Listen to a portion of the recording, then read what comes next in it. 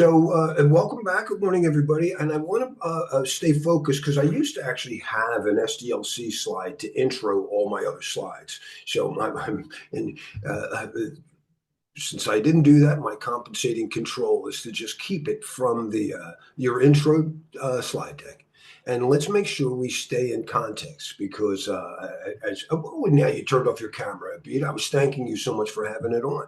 But one of the students had asked, how do I fit this together? And I was commenting during the break that most of it's self-included. Most of my students, we come up this way. We're really good at something.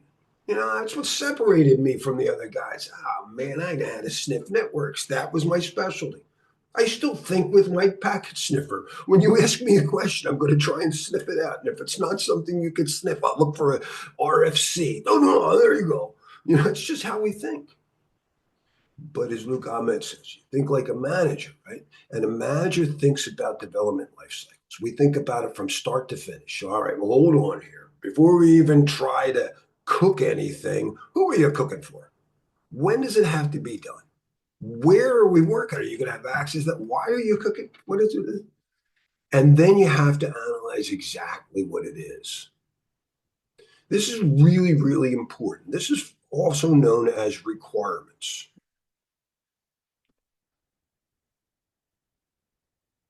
Requirements for what? I want food that tastes good. I don't want it to poison me just because it tastes good. I understand arsenic could taste good. Assurance. That's what assurance is. When you get, I want a vaccine, the functionality, they call it efficacy. It has to kill the virus, and it doesn't have to be that effective. It only has to be 5%. If you didn't know that, an FDA test, to get an FDA approval, it only has to modify it by 5%, and then they can approve that drug. Okay. So functionality, it does. But assurance, is it also going to kill me?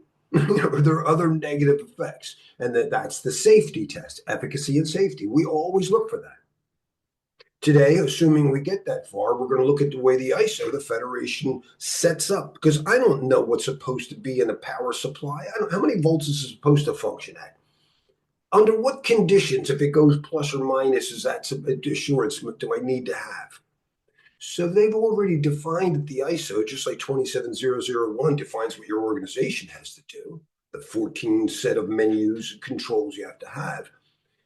The common criteria has a set of protection profiles that say this is the functionality that, say, an operating system, and traditionally on the exam, that's what they look for. The common criteria does all kinds of stuff, but they also do operating systems. So you look at this is the functionality the operating system must do. It must be able to separate whatever users from admins. It must be able to have access permissions that vary, and it must keep a record of what people do. I must be able to identify people. And then assurance, I must not be able to see what they're seeing, the data is encrypted, right? So those are the protection functionality assurance. We designed a system. All right, so the waiter writes it, the waiter listens to them. Remember your job as a CISSP. As an analyst, you have to listen to the user who doesn't know 853. The head of HR does not, they're like a person just walked into your restaurant. You don't say to them, it's clearly on page 14. 14 of what? They don't know that. They know how to do HR stuff. So you explain to them how the different controls, preventive, detective, and response controls. You explain to them data classification and stuff. We'll do more of that, and how that helps simplify your control and how to organize and classify based on the risk, impact, and likelihood or whatever of something happening, what you might try to prevent, and then how to detect and respond, right? And they say, okay, I'll take that. Remember, you don't decide. They do. The CISSP advises. We advise them, the architect advises them, and designs it. You write it down. That's the plan. This is the architecture. In the common criteria, when the protection profile says you must be able to do These functionality and assurance requirements you must provide at a base level: authentication, authorization, and account. Every operating system has to do that to be certified. But the how the plan for Microsoft is written down in a security target that they submit. Red Hat Linux from whatever they from IBM, they submitted a different plan. So that's their protection profile, or actually, their security target. So exactly what, in the context of the ISO of functionality and assurance testing, we're looking for protection profiles. And again, this is from ISO/IEC. That's how we know it's us, especially, in the, but it's 15408, commonly called the common criteria. The plan on how any operating system does that is the security target, written by the vendor.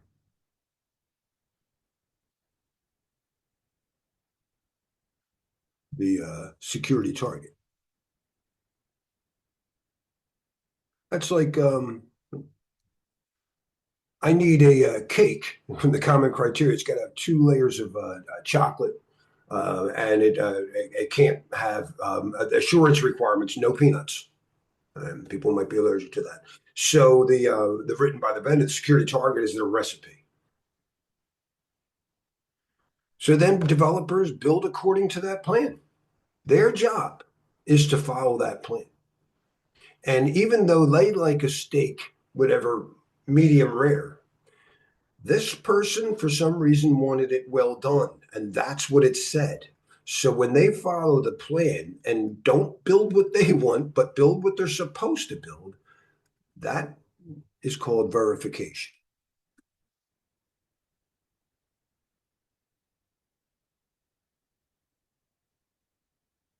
Sometimes I'm putting a thermometer in the steak, not the entire meal, unit testing.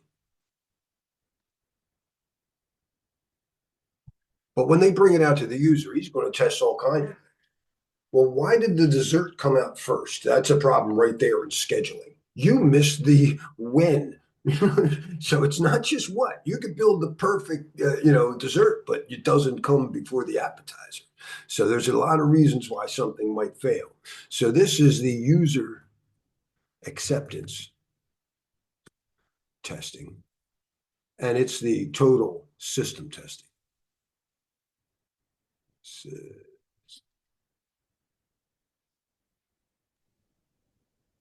Larry, is that also the area where they do validation verification? you are a great segue person. Thank you so much. I was about to put that in there. That is known as validation.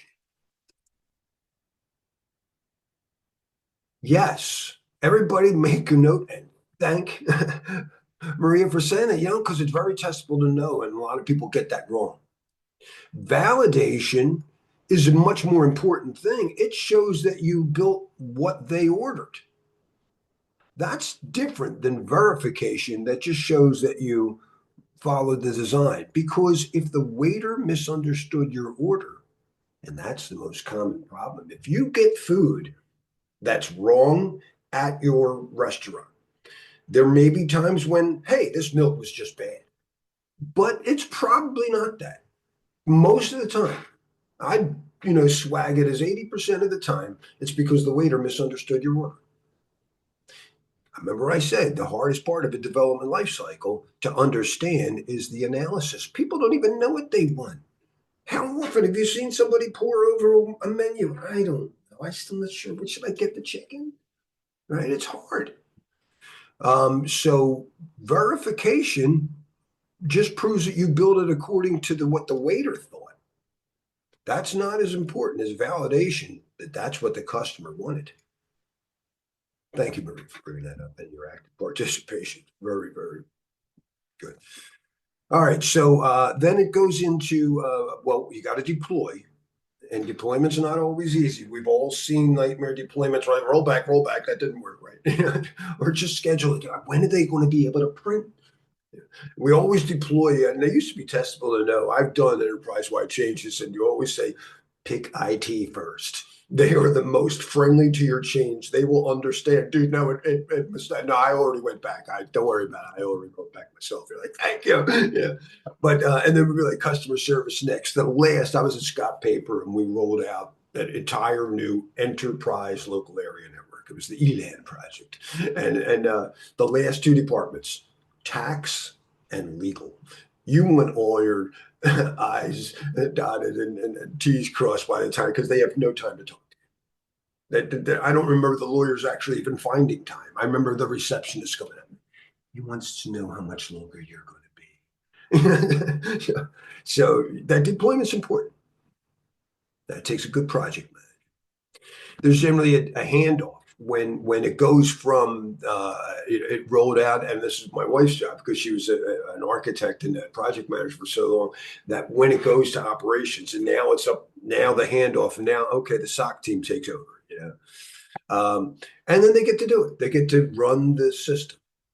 But again, if analysis is the hardest to understand, this is the hardest to get people to love doing. They just don't love patching. People don't love rebooting servers. Do you know how much most of my work was in actual routing. Do you know how much we love to reboot a router? Like never. We're the last guy to patch. You better prove to me in those days that my exact problem is addressed by this patch. Now with software-defined networking, it's a lot easier to get, agile with that. But tough. Maintenance very difficult, and so many of our problems, and absolutely reflected on the exam, is failure to patch or roll out patches properly. In a timely manner, they're some of the most important key risk indicators to monitor. Does this make sense to everybody? Albeit, I hope it really speaks to your question. It really would. No, yeah, it's pretty, no, it's pretty interesting. Yeah, this thanks for, uh, putting the focus on this one. Yeah, it's pretty interesting. Yeah, because I was just trying to, like last night, I was trying to review the topic and trying to understand further, like if there are scenario-based questions and, if they are asking governance or SDLC, how should we make our mind set on it, right? So one thing I'll add to that is don't try to decode what domain and what portion of the question Yeah. of the topic the question is about. It doesn't matter because the exam is not going to be domain specific, and it's not going to do you're not going to get 10 domain one questions and then 10. It doesn't really matter. It's all mushed together. You can barely tell which domain this particular question belongs unless it's an obvious networking question or a asset management question. It's all mixed in together. So that's really not what you want to focus on. You just Mm-hmm. want to, understand the concept, do the practice questions, and forget about the weightage and which domain weighs more. It's so subtle, the differences, that it really doesn't matter. And that's, I can't say that enough. The questions are arguably cross domains. How can you have a disaster recovery that doesn't touch physical, or which is part of architecture?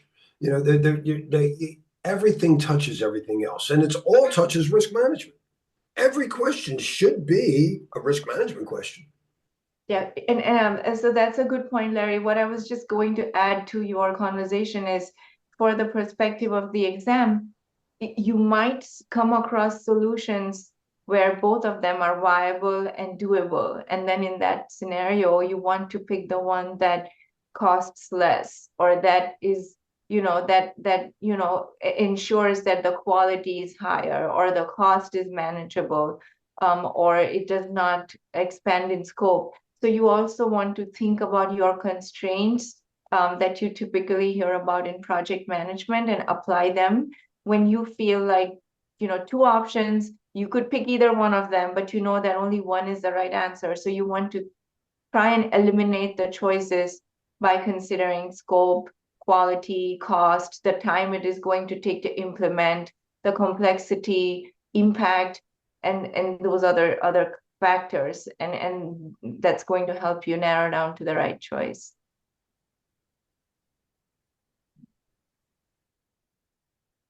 Arpita, you know, it's different in this thing. Normally, yesterday I would have covered CMMI. And because I'm following the aligning with theirs, I don't introduce it till later. Here's one that even has zero. Fantastic. All right, good, good, good, good. Most people leave out zero.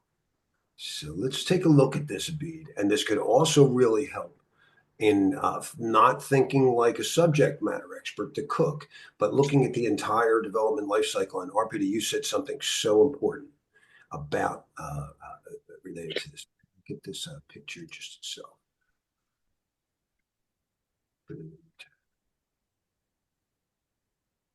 All right, great, great. All right, so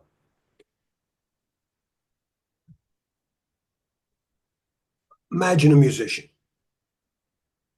Larry, can you play? And I have a new fascination. I love old music, so there's an Ella Fitzgerald song I love. It's a lovely day today. Can I play it? No, no, I can't.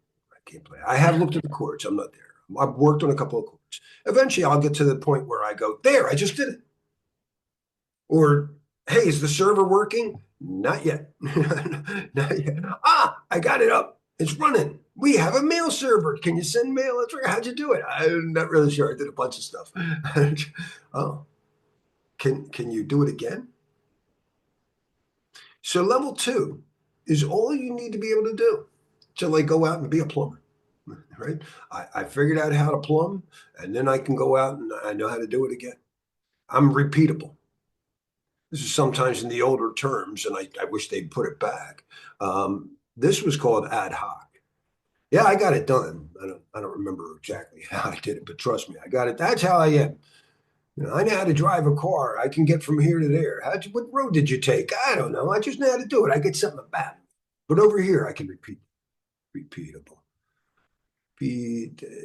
I don't know. Repeatable, able, right? Repeat. There we go. It's repeatable. I can manage it on my own. I can play that song by myself. Now, would you share it with the entire organization? Would you write down where those cliffs are? Would you document and define? And we like it in words and pictures, right? Maps. And you're going to do some maps on day 5. When you communicate to the C-level people, you're going to manage that in red, yellow, green stoplight charts. Keep it simple, right? And a couple of important metrics that matter, key risk indicators, right? So, but we're going to document them, and that's what that is. Not every job requires documentation. But here you go, documentation. Document, no, that's good enough. Document. You defined it in a document. Do you know how many developers? Forget musicians. They're just like musicians. They don't write their, just like most musicians don't write down their music. Most programmers don't document their work. No, that can't be true, Larry. Oh, it's true. And if you show proof to somebody that you did, and you get Carnegie now the ISACA, you can get a CMMI level 3 certification. No, I can prove to you we did it. We write down our steps. No way. Then how did I get this? That's a wonderful thing. You're head and shoulders above the world. But if I ask you then, great, we want to hire you. How much time will that take? Well, all right. Well, how much will it cost me then? Let me get on my wallet. I don't know. We got salespeople work that out. That's not really managed. I need to manage that. Maybe you can manage it, but I can't manage it without you writing down. Now, in music, we write down at least time and frequencies, right? You got to know the chords and the timing. You got to write. So you're going to write down at least time and costs. In order to quantify this, you have to write down metrics that matter. Now, some metrics that might matter is size. Say they like the component to be smaller and even smaller and even smaller. We can fit more on a chip. But everybody measures time and cost. You know what people don't always want to measure? My wife gets me, we almost get in arguments, we have. And I really should just be open about it. Maybe it's the way she's asking me. I don't know. But she goes over the receipt. Why did you buy this? Where is it? Why did you buy? You know what I get in trouble for? We have 3 or 4 bottles of paprika. It's only $1, for goodness sake. But it's always because I thought we didn't have it. I didn't check the inventory. I didn't review current controls before I went out and acquired a new one. And I wasted time and money running to the store. And that is known as scrap.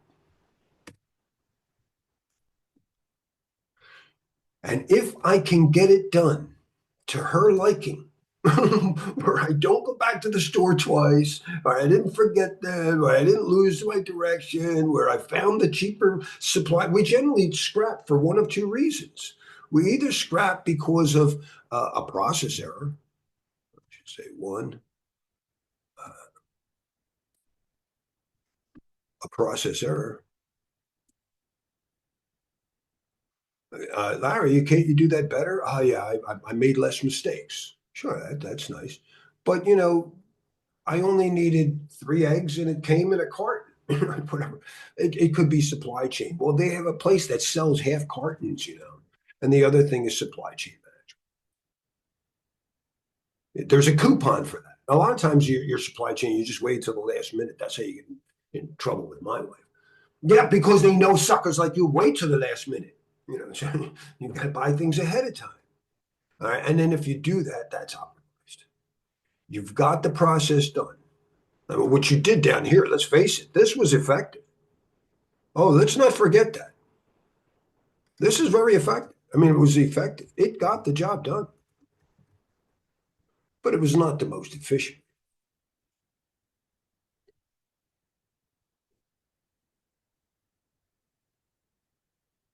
And make sure you aim for effective first.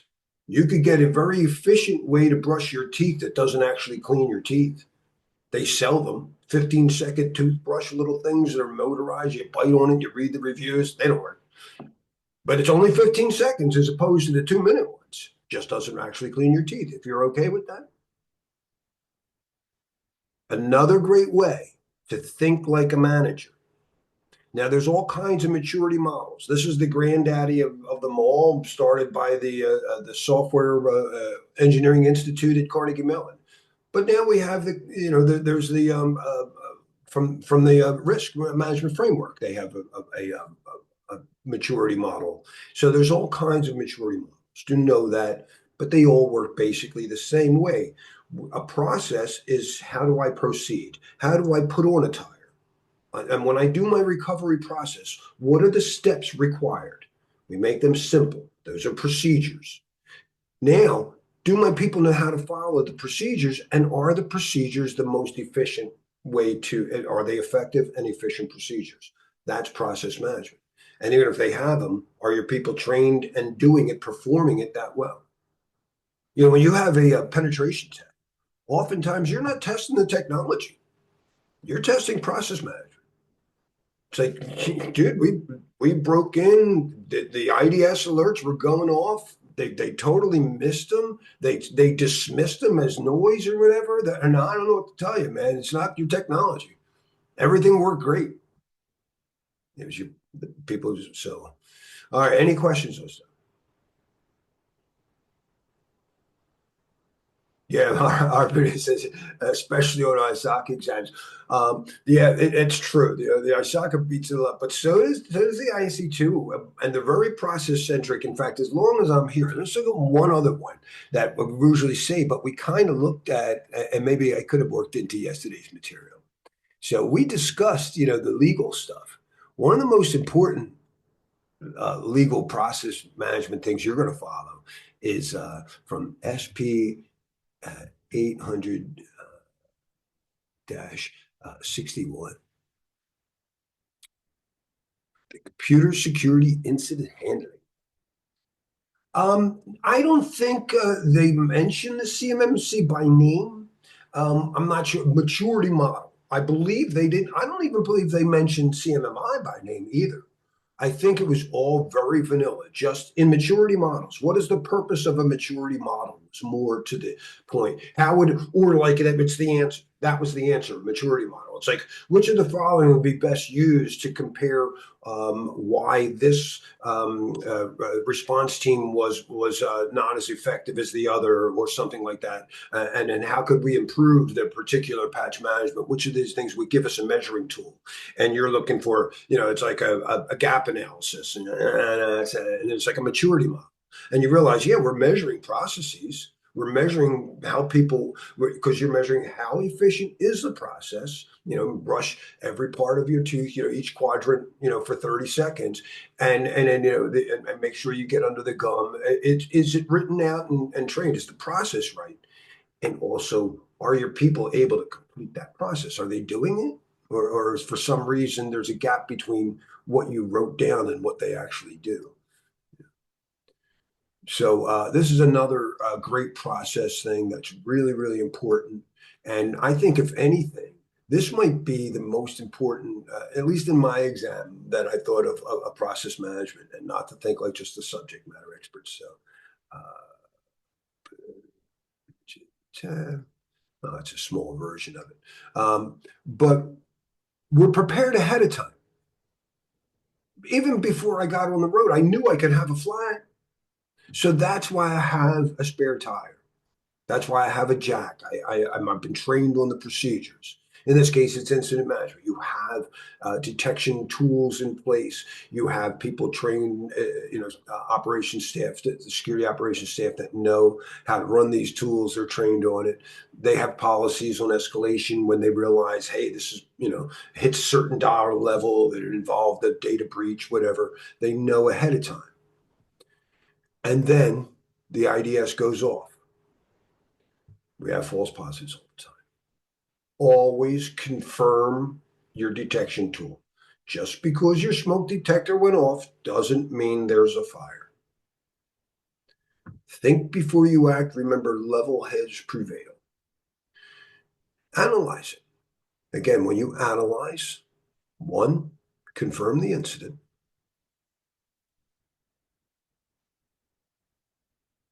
2, impact. How bad is it? Then you take your containment measures. Your containment measures are some way to limit the impact.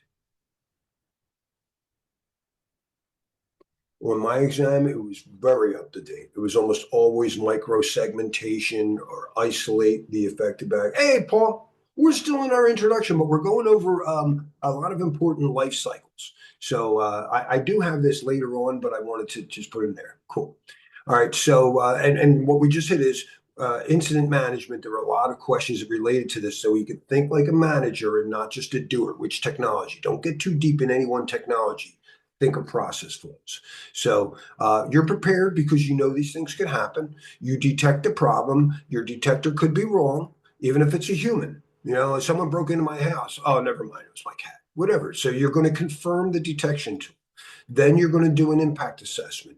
And a lot of times you're going to confirm the impact is like, it's either like an encrypted ransomware attack, or it was a breach of PII or something, sensitive data.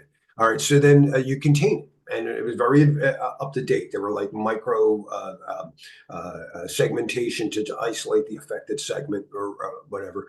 And then I eradicated. That means if I'm the salesperson trying to use that server and the server got infected, is the server back up in an uninfected format so I can use it again? Because I got mailed one. And so they get that server back up. They might have figured out why that server, the server's operating system is corrupted. We got to go back to the new, from an image. They understood why that happened. They don't know the root cause of how did they get in and do that, though. That's not taking place yet. We just know how to fix this server. Now we get people recovered. Now the salespeople can sell again.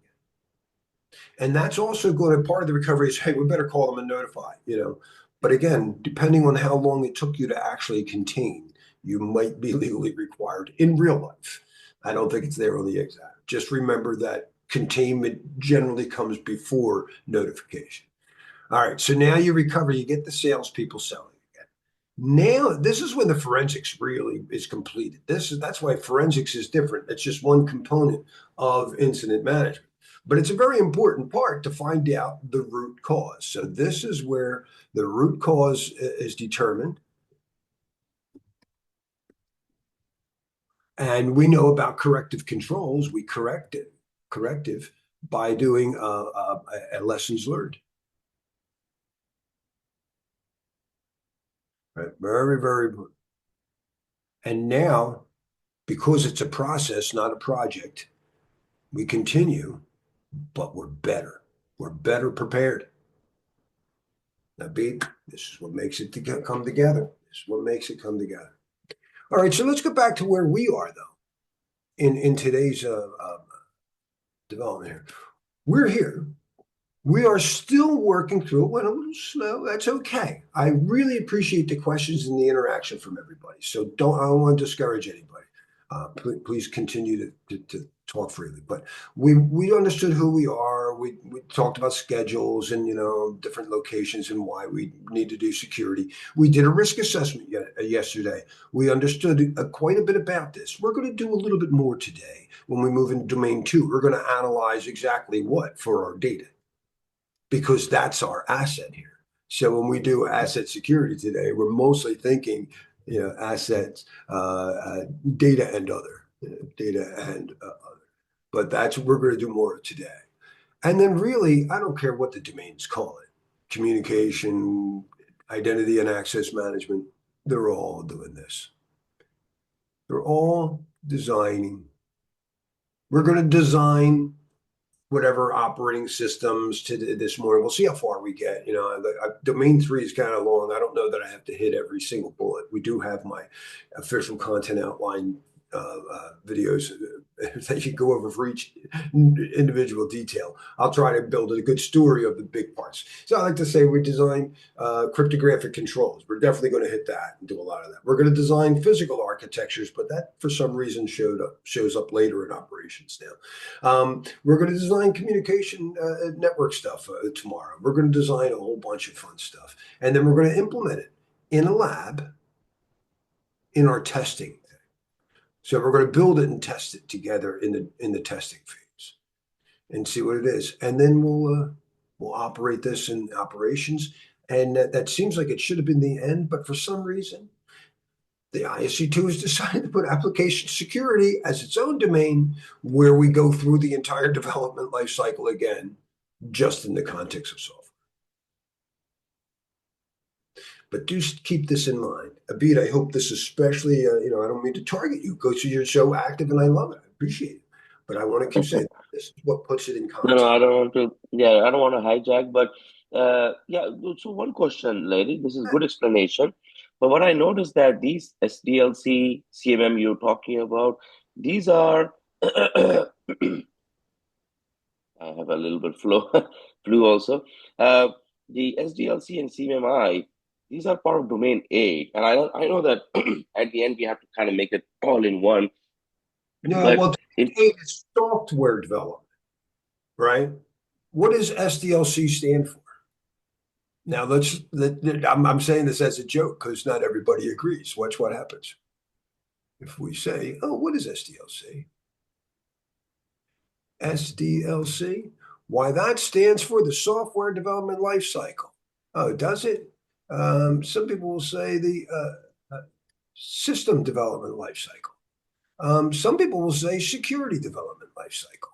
But Wikipedia, come on, they say it's system. Who can argue with Wikipedia? So domain 8 really focuses on software, but we focus on any system because we know we can apply that lesson to anything. I don't want to be limited to only using software to think out planfully a life cycle of anything. I think of this when I buy, my vegetables. I have to tell my wife why. She goes, "Why do you have to go back to the store? You just went shopping." I said, "Because we like fresh fruit, Char. You just don't stock up on fruit. Bananas only last so long. There's a life cycle there, and you have to respect it." That help? Okay, so so we are focusing on the System development life cycle. Okay, so that's the We're focusing on thinking logically that whenever logic. Okay. you want to do anything, and I like the word system because it's very generic. That system could be software. But when I want to do anything, don't just get up and start doing it. Hey, did you think before you act? Hmm. And the first thing you got to think about who you want. In fact, I love it. My subject matter experts, my friends are mostly musicians, and my wife loves to pick on them because they don't make any money. And she measures everybody by how much money they make. And musicians generally don't make well. So my brother and a friend who's one time said, my brother's a great cook. Like, hey, we should open up a restaurant. And my wife was just like, oh, come on, give me a break. Who was going to be like doing all your purchasing and negotiating with like insurance companies? You guys know how to cook. You don't know anything about that. Oh my God, you could never run a business because they don't think about that. And this is what I say, I am guilty of too. That's why one of the reasons I love to thank you, Arpita, for being here, because you are much more holistic in your experience. I was a subject matter expert. I'm a packet sniffer. Not going to lie to you. I do have a lot of subject matter expertise in crypto and stuff like that and other things, and I got to be able to excel in this field to some degree. But I'm not nearly as good as Arpita is in understanding how to manage an entire project like this. And that's the skills you sound like you need as well. So let's learn from everybody this week. We'll all collaborate and we'll all get better as a team. Hey, I think now as we're about to take a break, let me bring my assistant in here, if you don't mind. I save some battery. Good morning. We're just wrapping up our introduction. I thought maybe you might want to welcome the class and give them a little inspiration for today's wrap up of Domain 1 and hopefully get to Domain 3.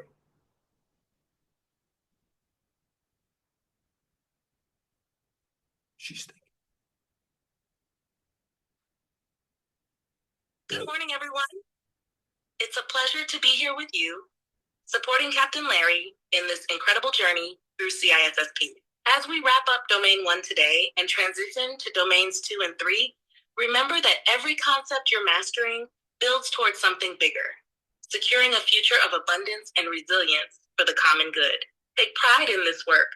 It's not just about passing an exam. It's about becoming stewards of trust in an increasingly complex digital world. Keep pushing, stay curious, and know that every small breakthrough today contributes to a much larger mission. Now, let's dive in and make the most of today. Awesome. Thank you so much. All right. Any other questions? I think we actually go a couple more minutes and then take our first break before we get back to where we were.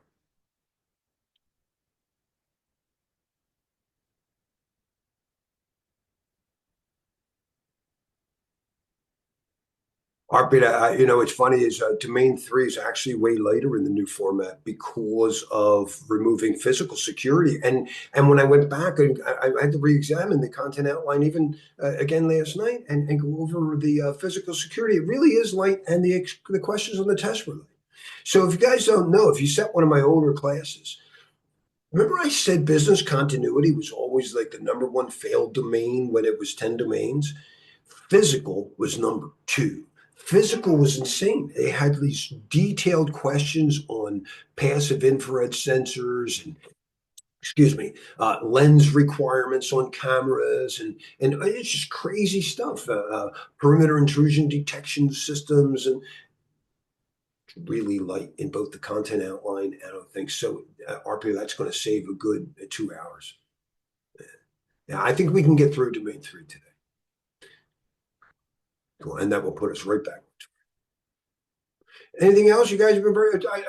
Everyone's waiting to get more coffee. Larry just. I'm pausing the recording. Oh, get your coffee. Stop the clock. Okay, so welcome back, everybody.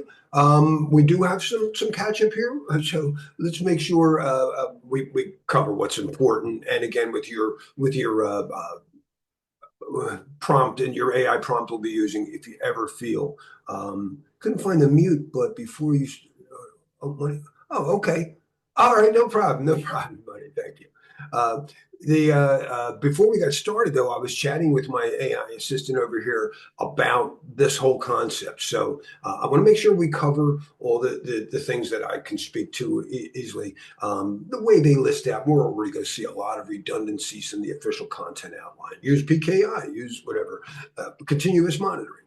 I will highlight some key things. And if you see something, and if I didn't cover, say in this case, 1.11.2 or any task, that's what the AI prompt is for, right? So you can always plug that in and get more on that. So in risk mitigations, they throw in a lot of stuff here. There's a lot of ways to mitigate risk. Whenever you transfer a risk, if I'm whatever going to use the cloud computing or hire an Uber, I would like to continuously assess where they're going. You go to a restaurant, I want to know, as opposed to cooking. So I like using the restaurant.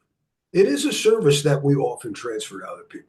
I'm going to transfer the risk of cooking a good meal for the family to the restaurant. Let's all just go out together rather than, of course, that's my wife's thing. I like to cook. She doesn't. She sees the mess in the house. Let's just all go to a restaurant. So that's a third part, but you want to continuously assess them. And even if it's not me, they go through a third party instead of getting a SOC report. They have the report from the Department of Health. It's a similar type kind of thing, a third party certification type kind of thing. Minimum security requirements, of course, we talked about in the policies that we developed that the organization is overall because we're a bank and that's just the inherent risks and policies of a bank, or this particular bank versus that bank, we understood organizational baselines, management's risk appetite. This is where we fit. We kind of accept this, but not that. But when we pick standards to implement them, we have to configure those minimum security requirements in our configuration baselines, right? So establishing baselines, that's in the policy. Enforcing the baselines, that's in configuring our standards. And then, of course, continuous monitoring. Service level requirements does a lot with business continuity when we determine what are our minimum, whatever upload times, our maximum. When I did a tire, the minimum service level requirements, I have optimal. I like my tires to last 70,000 miles, and they should be able to do at least 100 miles an hour.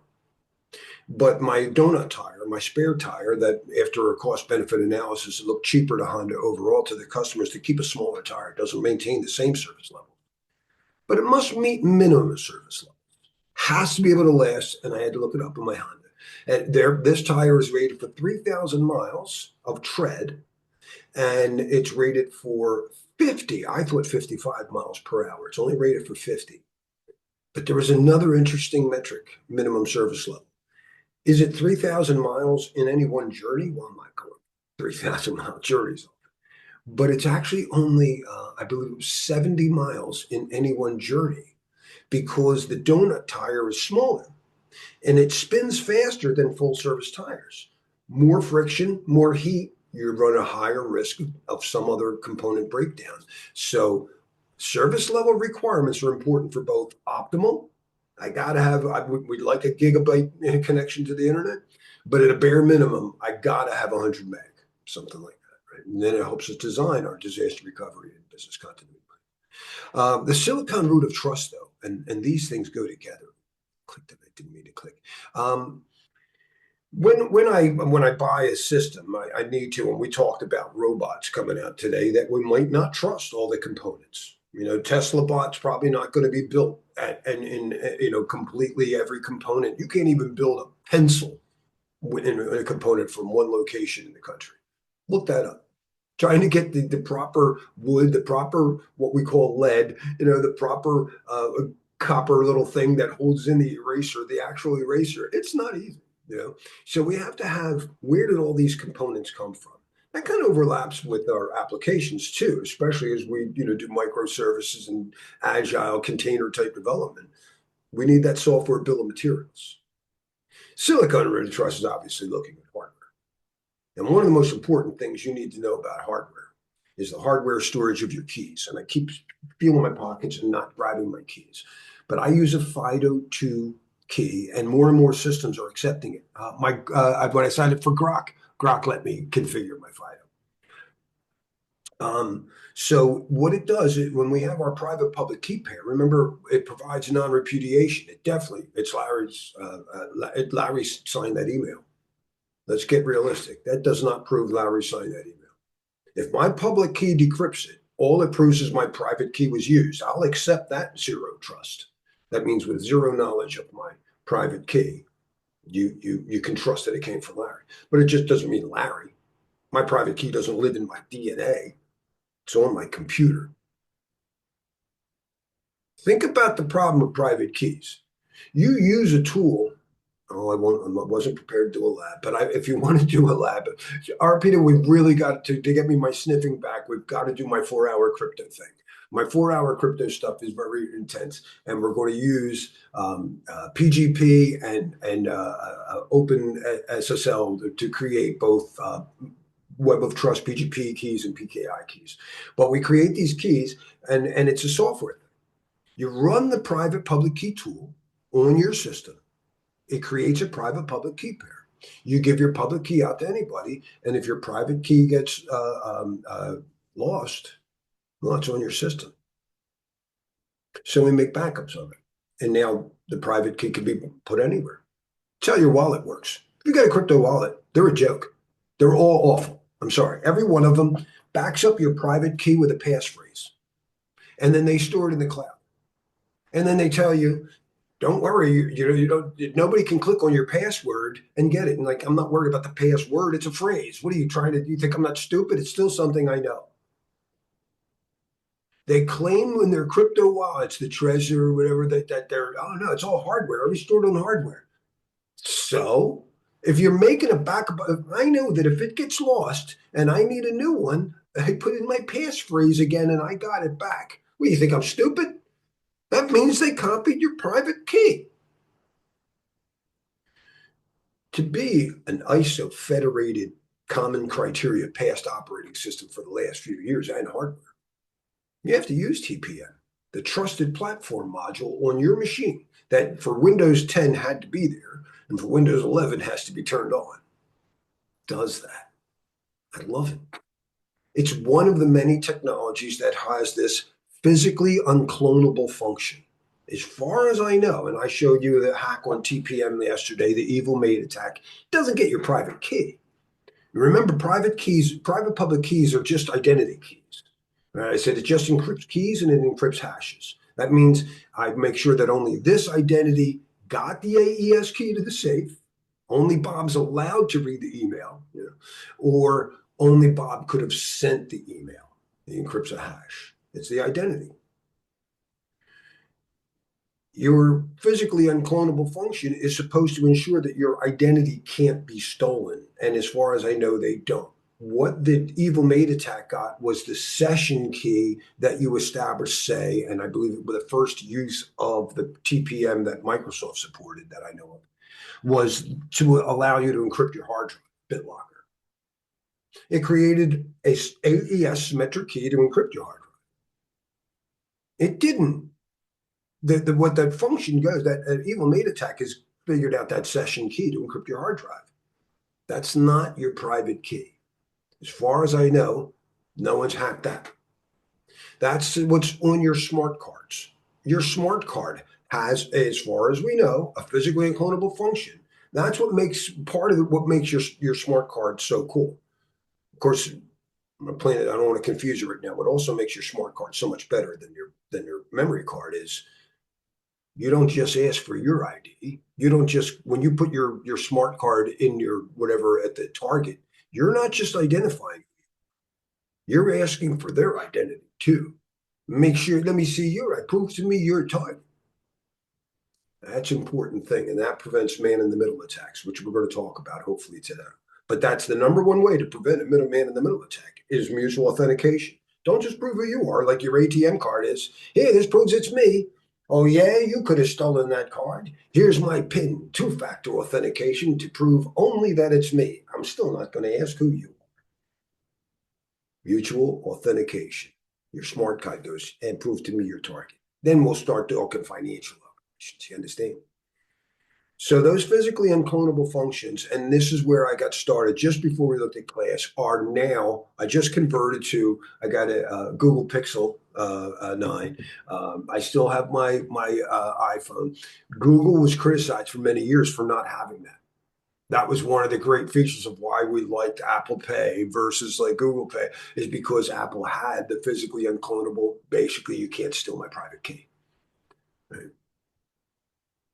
I see some comments over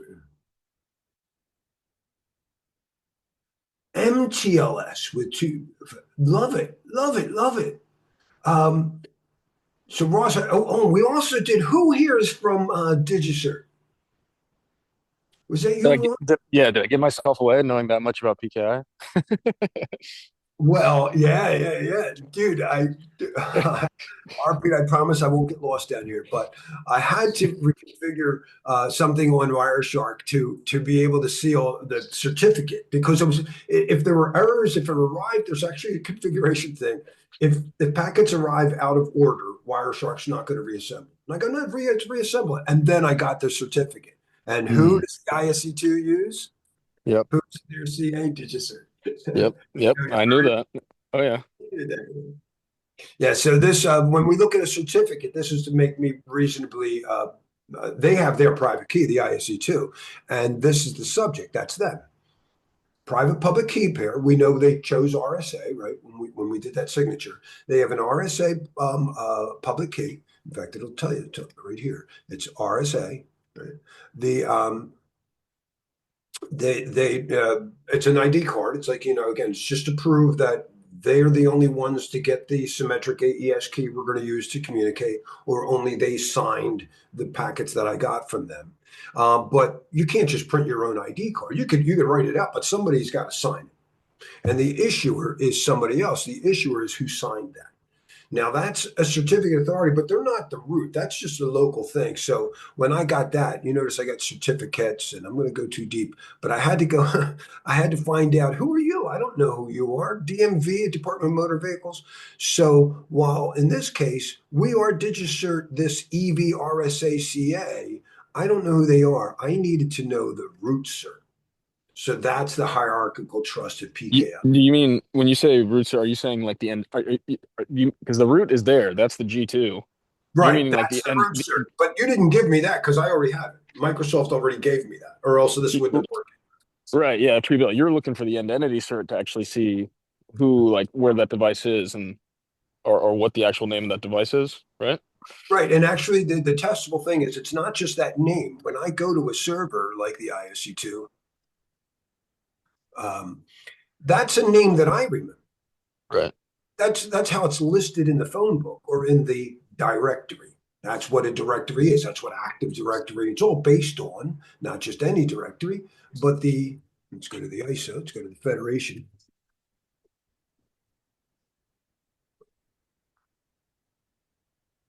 And there's actually a standard about that directory. That's X.500. Oh yeah, X509. Yeah. Well, X.500 is how the directory will be listed. But how am I to check his ID? Is there like an ID card I could use? Yes, and that's the X.509 ID card. And that's what you guys do. You make ID cards, right? So that's how that's what the map is. I know you by this name. DNS goes, you want this IP address, but I still need to be more certain. And that's why that thing is called, it's secure, because they have a certificate. The certificate is just, we just looked at this.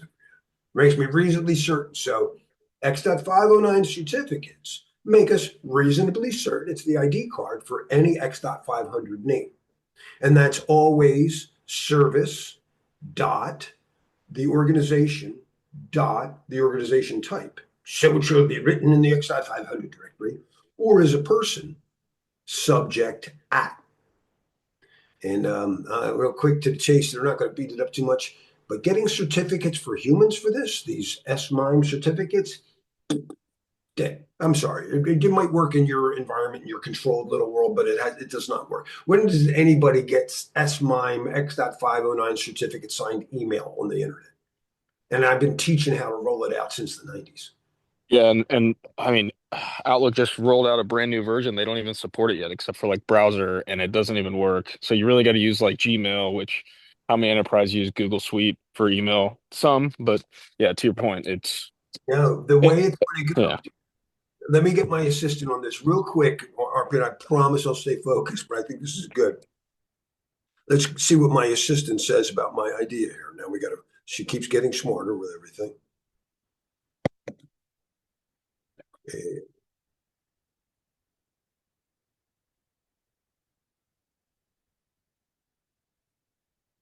Brother's asking me music questions. Background. Hey, we're talking about S-MIME rollouts and how incomplete they are and how hard it was actually to roll things out. And I have a theory that with decentralized PKI, starting with tools like Microsoft Entra, we can now make PGP solve all of the problems that PGP had and make something with a self-sovereign identity really work out. With decentralized PKI and PGP can really mature. Just Come on, man. That was a great question. It's because I blame my brother for sending me 6 different texts in a row that I listened to his new song. Why, what a musicians. Hey, can I ask a question real quick? So you're saying decentralized PKI, meaning like a single global root kind of thing? I can't remember what that project was called, but like getting This, away from multiple roots from multiple organizations to like basically one that like the world trusts and then running a bunch of tiers no, of PKI off of that. I don't think you could do that for the subject act. I think for the service dot, that should be centrally managed like that. But for the subject act, I think it should be self-sovereign identity, and they can correlate. And you could use, say, Ethereum name service. I'm a big Cardano fan. Cardano name service and whatever name coin and whatever ones you want to participate in. But I Yeah, don't yeah, participate in those chains if you don't need to. But I would always like to have three. I'm a three guy. yeah. Eliminate multiple points of failure. Got it. Cool. All right, let's get back and stay focused here. So the takeaway here, though, for me, my major point is we can't say privacy is dead. We have to protect private keys. The future is going to be wonderful if we have an immutable log that people can't scrub, and that requires protection of our private keys. That bullet second from the bottom, physically unclonable functions for me is very, very, very important. So for bill of materials, though, very important on the exam. Again, as we develop things in our DevOps and fashion, and we're just responsible for one microservice and using APIs and DLLs from our suppliers, we need to understand all the components that make up a given application. Arpita, that's really your domain. Am I saying it okay?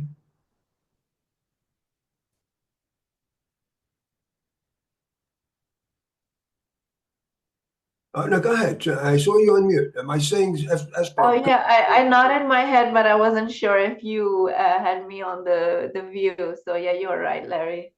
Good. Thank you. Because I honestly picked up a lot from the last class. Arpita taught the AppSec, or now teaches it, and I picked up quite a few things. I hope. All right. A critical hardware component, a company discovers that a critical hardware component in their infrastructure contains unauthorized chip, not the original design. Which supply chain risk does this best represent?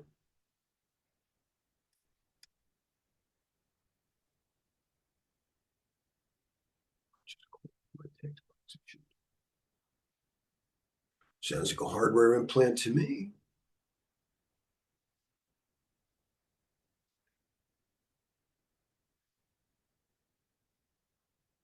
All right, if there's no question, I'll move on. If somebody needs me to stop and go, hey, could you go back to that? Please do. Again, if I don't see your face, I can't read the look on your face.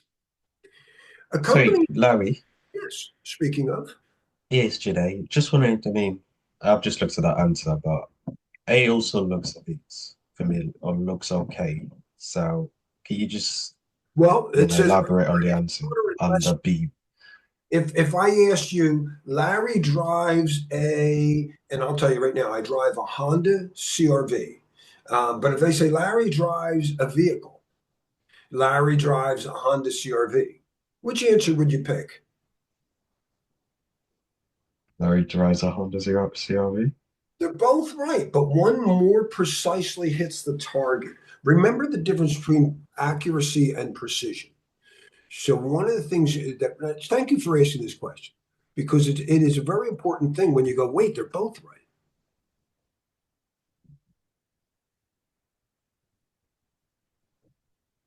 And if I hit the bullseye case in one of the, I'm accurate, you know. If I can hit the same, I don't care for that demonstration. If I can hit the same wrong spot, if I can hit the same spot, so this is accurate, it's hitting the bullseye. This is precise, I'm hitting the same spot. This is a little more accurate. Boy, I don't even care for that. Let's say accuracy is the ability to hit the bullseye.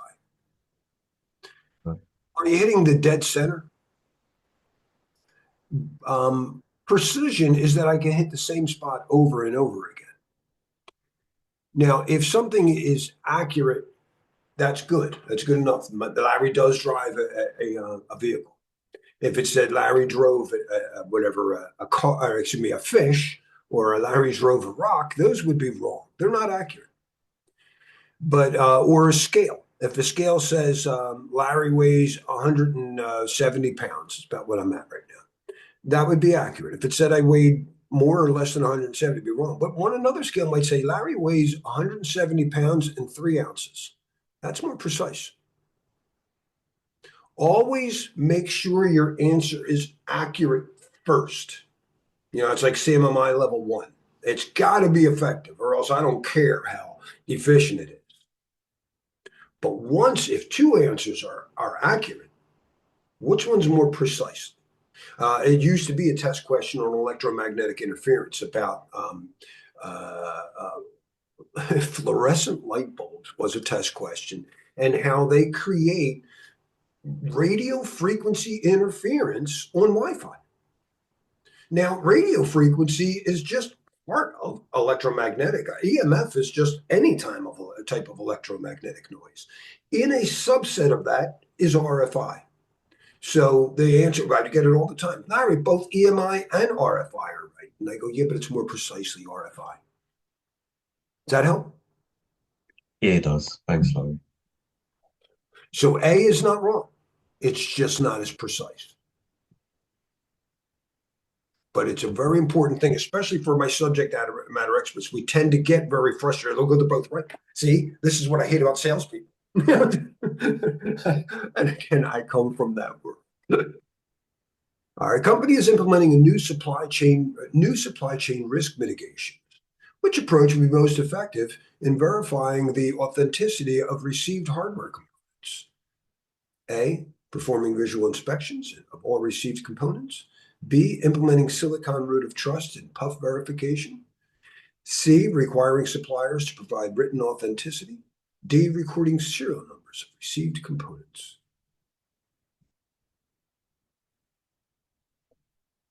Yeah. Silicon, absolutely. You know, well, just to plant a seed, and I know we have. I'm sorry, what's your name? Let me go back to the list. The gentleman who knows MTLS. Is Paul? Is that you? It's Ross. Yeah. Ross. I'm not a. I've already said my take on PKI and stuff. Yep. The protection of the private keys are so important in real life, you know. So I take it special to heart. Cool.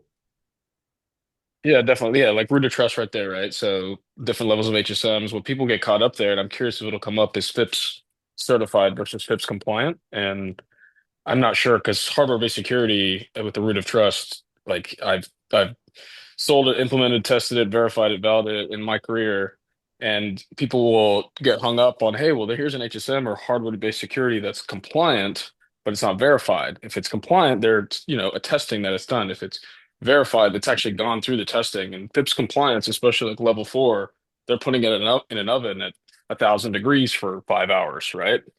And that's certified. So I don't know if that'll come up, compliance versus verified, but if it does, in one of my I'm going to act like I've known that for years, even though you just brought that up to me, sir. I love that. The difference Motion between detected at the Black Cave reading. Front door 1. Right, it's enough. What is the difference between FIPS compliant and FIPS certified slash verified? Is that what you just Yeah, said? certified is a better word for it. Correct. Yeah, and the biggest tell is money. What costs more? Because you're gonna know right away, right? Who actually sent it to the lab for third party testing to then be certified, right? If anyone thinks this is out of scope, I will tell you that FIPS shows up at least on a lot of practice exams. And I did get FIPS recently, though I think it was actually in the CC exam.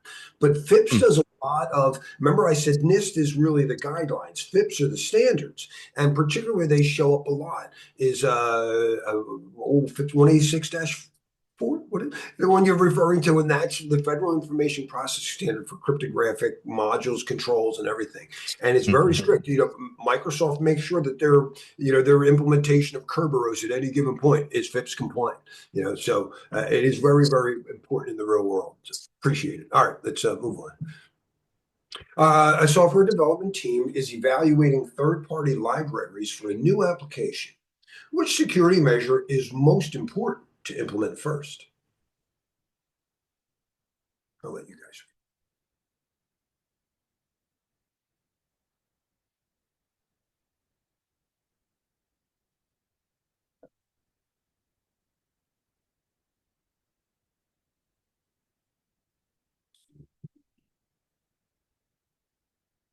Yeah, I saw a D in there. It's a little sketchy there. Yeah, I think at a higher level, we just want to see where everything. I need to know each component. And we got to decompose the system as we use. Remember, we used that term yesterday, system decomposition. This is really going to help us in our decomposition of how this thing works. Yeah. Make sure we some traceable.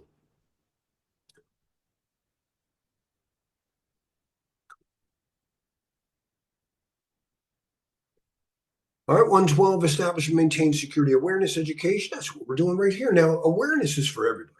This is an old NIST concept, 800-50, that everybody needs to know how to get out of the building in case there's a fire.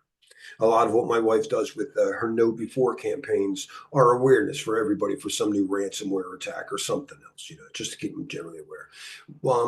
You're going through an education right now. This is a management class. We're going to go through a lot of different subjects. We're going to talk about whatever preventive controls, like whatever administrative preventive controls, some technical, some firewall stuff, a lot more than general awareness is. We're not going to learn how to configure anybody's firewall or anything else. That's training. Training is for your system administrators. This is why I said one great way to reduce the risk of driving a car, learn how to drive a car. Well, one way to reduce the risk of whatever running a SIM tool is to have your security analyst trained on SIM tools. That's going to really help mitigate a lot of problems. So again, awareness for everybody, education for management, training for our administrators, generally our risk owners, our control owners. Larry, if I can add in here, I want to just bring up your exercising analogy that you raised a few minutes ago. I really feel like this is exactly like having to exercise and work out, and especially organizations know that training and awareness is important, but yet they don't invest enough into it. And I was just recently reading an article from NIST that says that security programs are one of the most cost-effective preventive controls, but people still choose technical controls over, investing in these administrative controls. And it's really important that you pay attention to the importance of administering these setup programs, because it's a very huge part of the exam, and it reflects the current state where they play a really important role in reducing human risk associated with cybersecurity, data breaches and attacks and things like that. So just wanted to bring that exercise analogy. Like, everybody knows it's good for you, but not everybody does it. No, thank you. And I'm so sorry. I unplugged my Alexa over here. I can't believe she just started. I bumped into her and she played some, but no, it's absolutely true. The In fact, I think a great thing to do, the best takeaway, I think, is everybody here go back to your company and say, we need to spend money at internet defense. Larry and Arpita really deserve a lot of our attention and our resources. It'll help everyone. It's good for the common good. All right. No, I agree. You can't expect people to follow the rules if they don't know them. And I always say that I don't want to pontificate even more, but it reminds me of raising children. A lot of the problems of the world, I don't mean to blame other people, but I do blame on my sister because she raised her children in a different way than I do. And so I blame everything on my sister and her kids, most of it. No, I blame everything on me and then my sister. But her kids, I had her son over one time. He was like 14 years old. They lived in Wisconsin. And I was doing some work finishing my basement. And I asked him to help me. I thought it'd be nice the way I used to help my uncles and stuff. And I realized at 14, he had never used a hammer. And then I was like, wow, I can remember my dad giving me a drill, a hand drill at 4 years old, 3 or 4. I've been working with tools since I was a little kid. All my uncles and my family did, and it was something. It meant something. And then I looked at the tools on the that we use, and how hard it is for children today. When I was a kid, my dad gave me a tool, and he said, "This was your grandfather's. Now it's yours, and here's how to use it." Who today says, and this antivirus was your Pop-Pop's antivirus? It's just how it. Now, remember what Pop-Pop always said. You got to check for updates every day and verify the signature. Pop-Pop was always about that. It's hard for children today. It's really hard. And a lot of it's training, and we need to be patient. Anyway.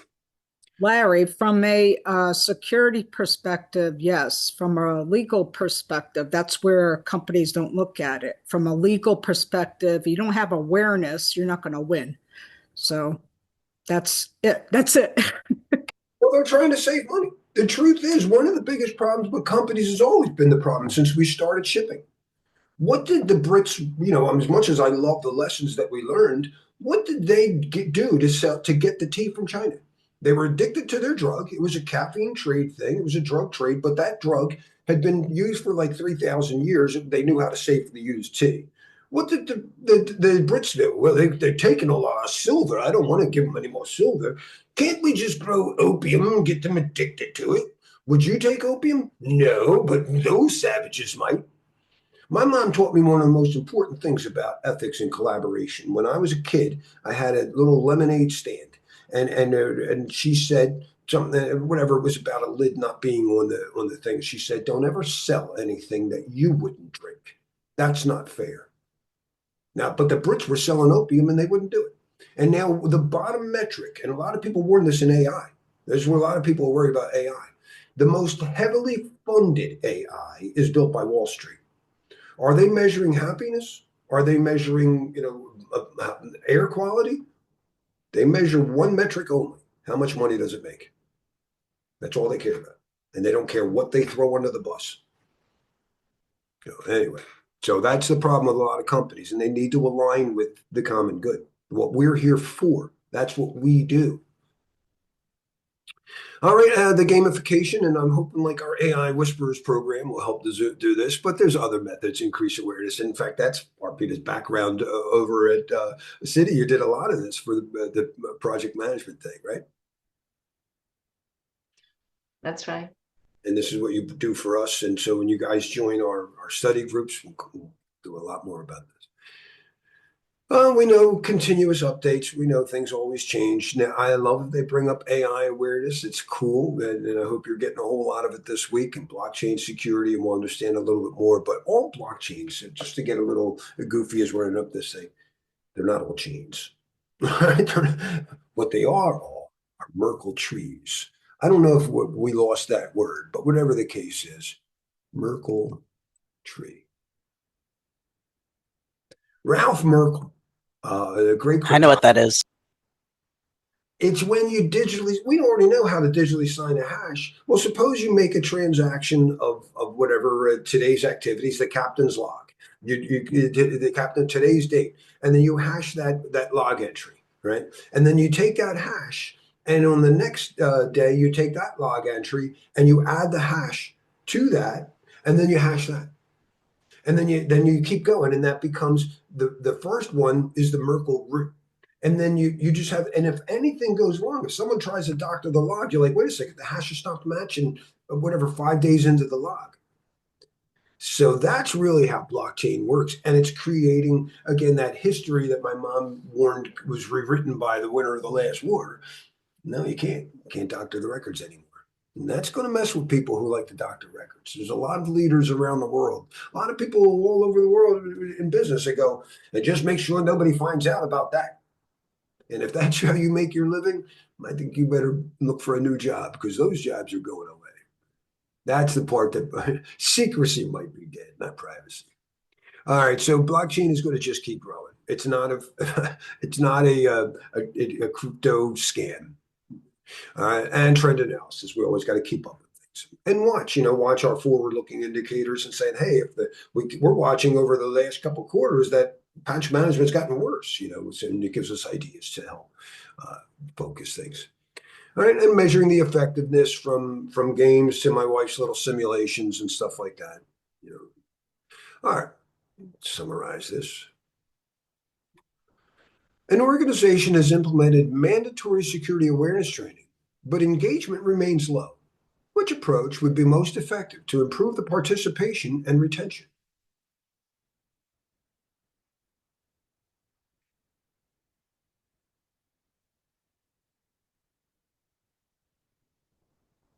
Look what I just got. I got my certification, my ISC2 certificate. I just got it in the mail.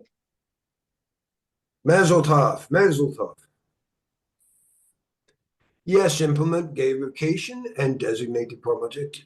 Bring in Larry and Arpita's AI Whispers program. Come on, there's nothing more relevant today. Sure. I'm sorry, Arpita and Larry. My mother just smacked me in the back of the head. Ladies first, you ask. Even though she's gone, I feel it all the time. Which aspect is most important when reviewing security awareness training content for currency and relevance? Well, watch that word relevance. It's very important.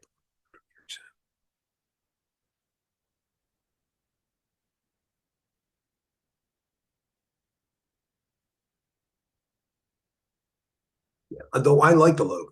I want it to be 3D, but yeah, probably not.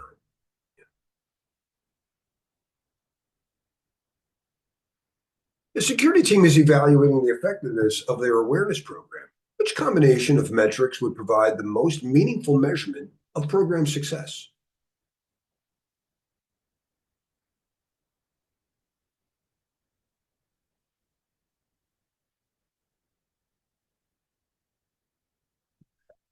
Yeah, that's what I'm going with. Actual results, relevant results, right?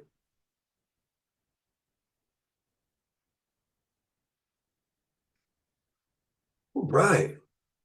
So there's our summary. We went through a lot of basic stuff. Again, you can always go to the prompt at the end and highlight any one of these things and just say, focus on that.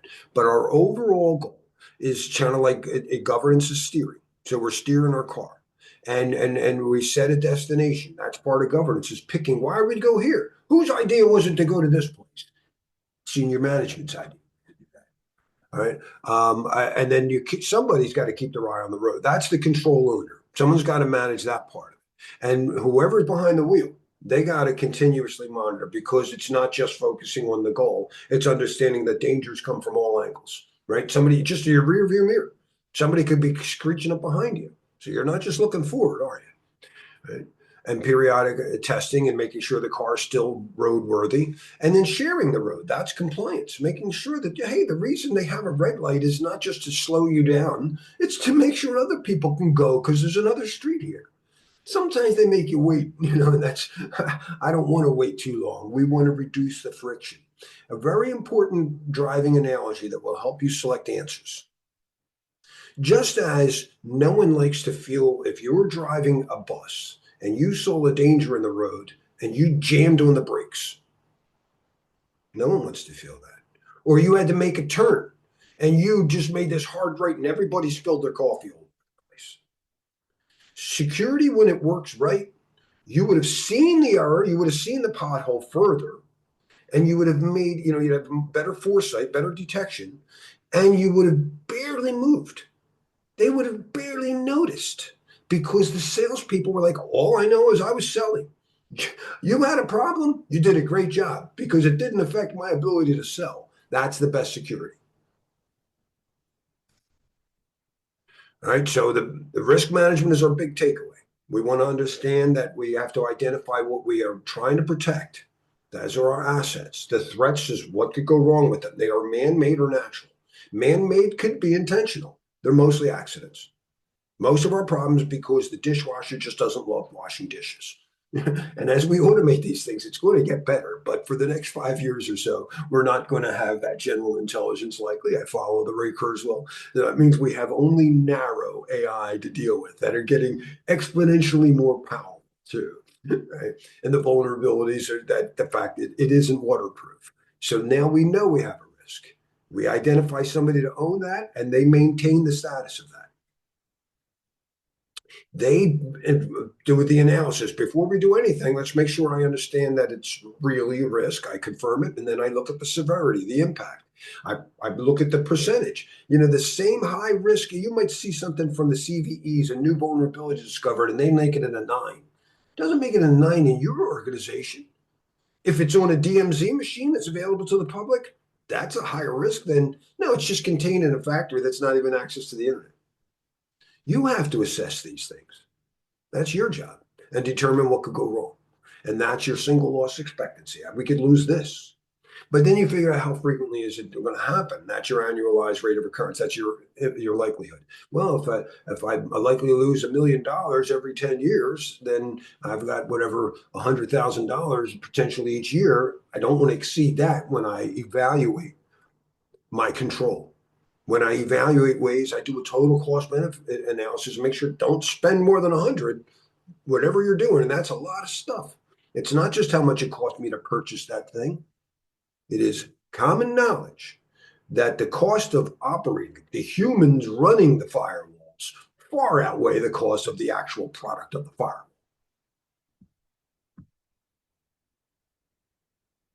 Right? And then we're advisors, we tell the customer at the table, this is how what we suggest, and then they select, I'll have the steak. They select first, I won't do it. If a risk is very high and there's no reason for it, don't do it. If you're already doing it, stop doing that. But you may say, no, I want to go, and a lot of it is you want to roll an application to the cloud. But you'll do it. You'll mitigate that risk by implementing things like whatever CASB, and you'll assign a cloud administrator and all that stuff. You'll make sure that you're encrypting your data, that you're doing design, that is data minimization. Don't collect data you don't need, right? All that stuff. And then, the reason we went to the cloud was to transfer the risk of at least running the physical machines. And then we accept. But in order to accept it, we have to have plans on maintaining business, whether it's a disaster, equipment is unavailable, or an incident, we have some man-made intentional threat, and they may overlap. A ransomware attack is intentional, that could cause a disaster, but you still need to maintain business. Never reject or neglect. That means I have no way there's no smoke detectors or emergency doors. There's nothing. We just accepted we could have a fire. Happens. Right? So we set these controls. We make sure that we have the appropriate level. I don't just get pants. I get pants that fit me. I have to prevent, detect, and respond to things. And we know that that's administrative, technical, and physical. Right? Preventive controls, stop it from happening. But again, that's when we accept the risk, we're saying, I accept I can't prevent it. Everything else comes down to detection and response. And this is where it's really hard. Again, the average time to detect an attack, a malware attack, last year or 2 years ago was 204 days. And the average time to just contain the damages, another 70 some days to respond appropriately. Now, when we respond, we recover to get the asset, or we correct the control.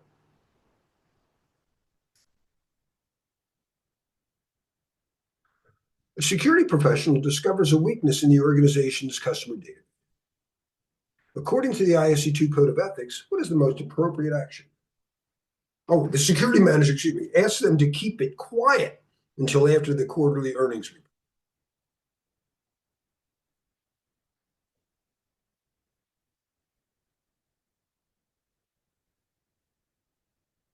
I hope that's the last one. I close my thing. We don't think it's the answer is to quietly fix it without telling you. Yeah, we got to, of course. Yeah. Not about being transparent. No. How many people have you worked for, Maria, and said that's not how it happens in the real world, right? There's an example. It doesn't always happen that way in the real world, does it? Oh, when Equifax got hacked, what a horrible response. That's the real world, unfortunately. Yeah. Which sequence represents the correct order of the risk assessment process?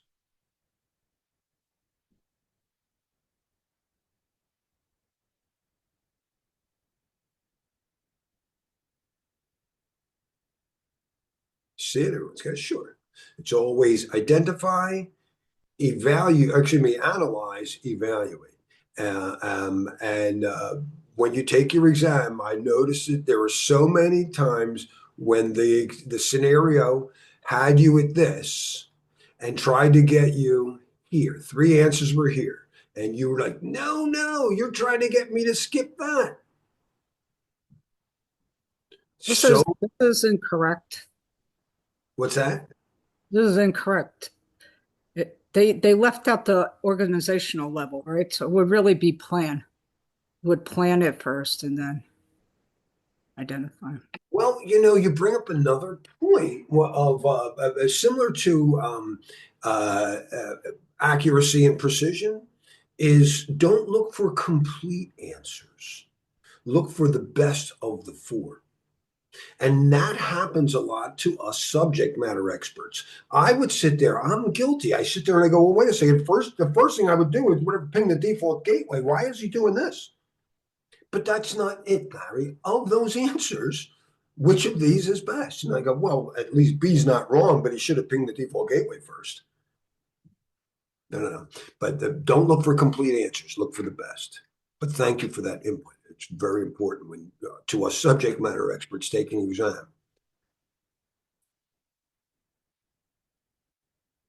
Oh, sorry.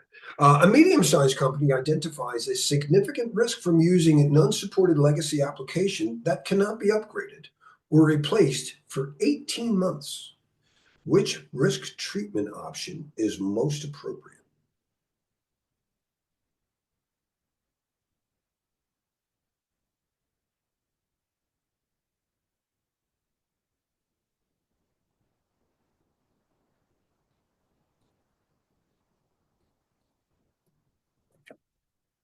I like alpha as well. Yeah. And you do have to have that written. Arpita is caught a couple of times when people have missed an answer because when you have exceptions to any security policy, and they happen all the time, other people are going to notice, if only in some yearly audit. And if you don't have documentation ready, oh, no, we have an exception report for that, and here's the current status, then you look negligent. But if you have that defined, and there's a risk owner for that thing, that's acceptable. And we all have things like that. Even if you accept it, you still have to have a mitigated strategy. So it doesn't really mean that because you accept it, you can't do anything. You still have to do something. Exactly. And you monitor that on the exam. It's always and continuous monitor to look for any problem there. Oh, and it says it right there. Monitor closely. Yep, absolutely. And it's a temporary acceptance or exception that you're making. It's not a permanent. There's a date. I wish that was true, but not for all companies. That's true, but again, you are 100% right. It doesn't happen because they probably don't put enough priority on the stuff that they have already accepted and taken off their minds. But in reality, the risk has not disappeared. It's just No, I that know. I worked for a lot of government companies. Right. It doesn't mean anything. Unless they have funding, they won't do it. And I know that for a fact. Yeah, no, a lot of government employees are like the dishwasher. I'm here because I get paid for doing this. I'm going to do what it says. I don't care about the end process at the end. I just want to get home and after 20, 30 years, get my retirement. All right, leave me alone. I understand. During a business impact analysis, which metrics should be established first? I saw your comment. It's going to be an exciting 4 years, no matter what. Buckle in.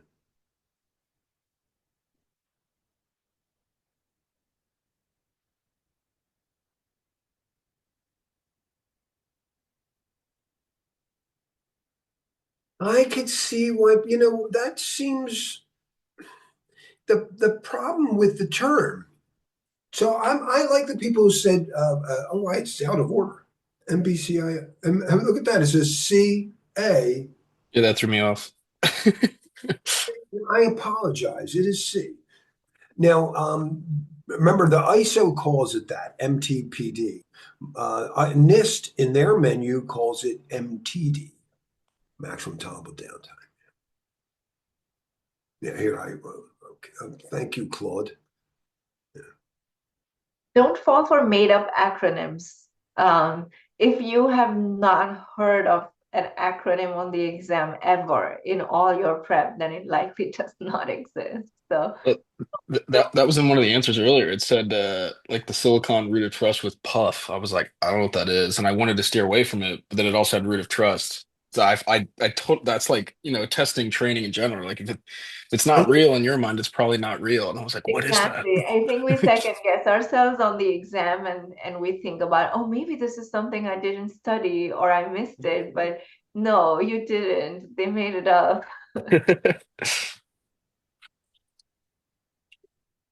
A security team implements multiple security controls across their organization. Which combination of monitoring activities provides the most effective ongoing assurance?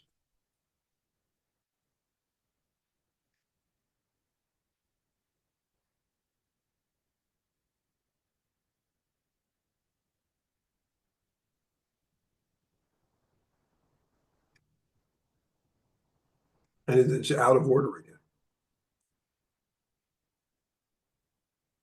Yeah, I would go with the first one, D. Yes, yeah, and we know monitoring in general. When people say monitoring, it's very important at NIST that you say that means ongoing.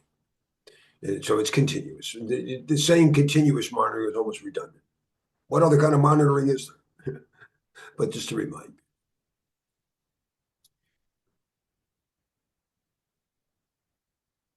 Everything looks good on paper, but there's no replacement for keeping your eyes on the road. Keep paying attention.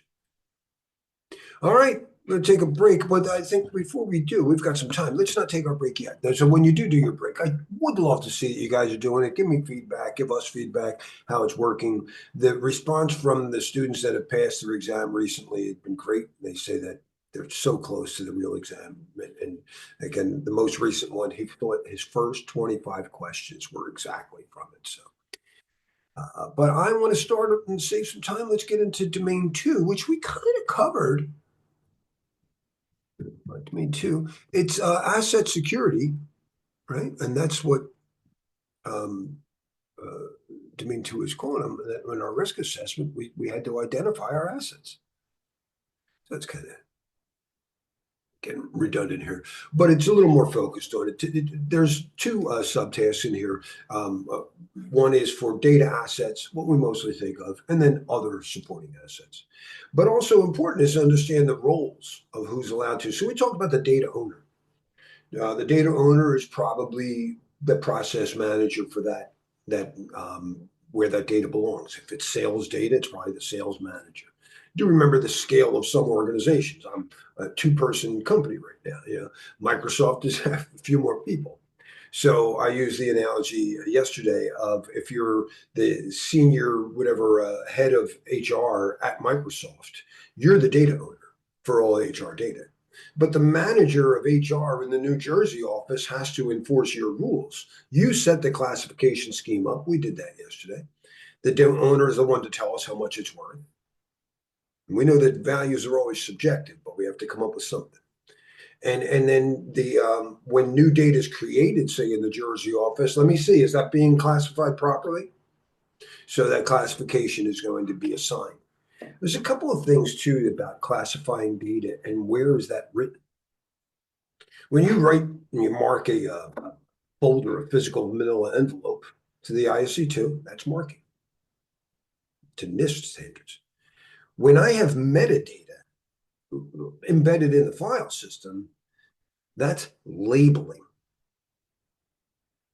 So it's common knowledge. Marking is for human input, for human decision making.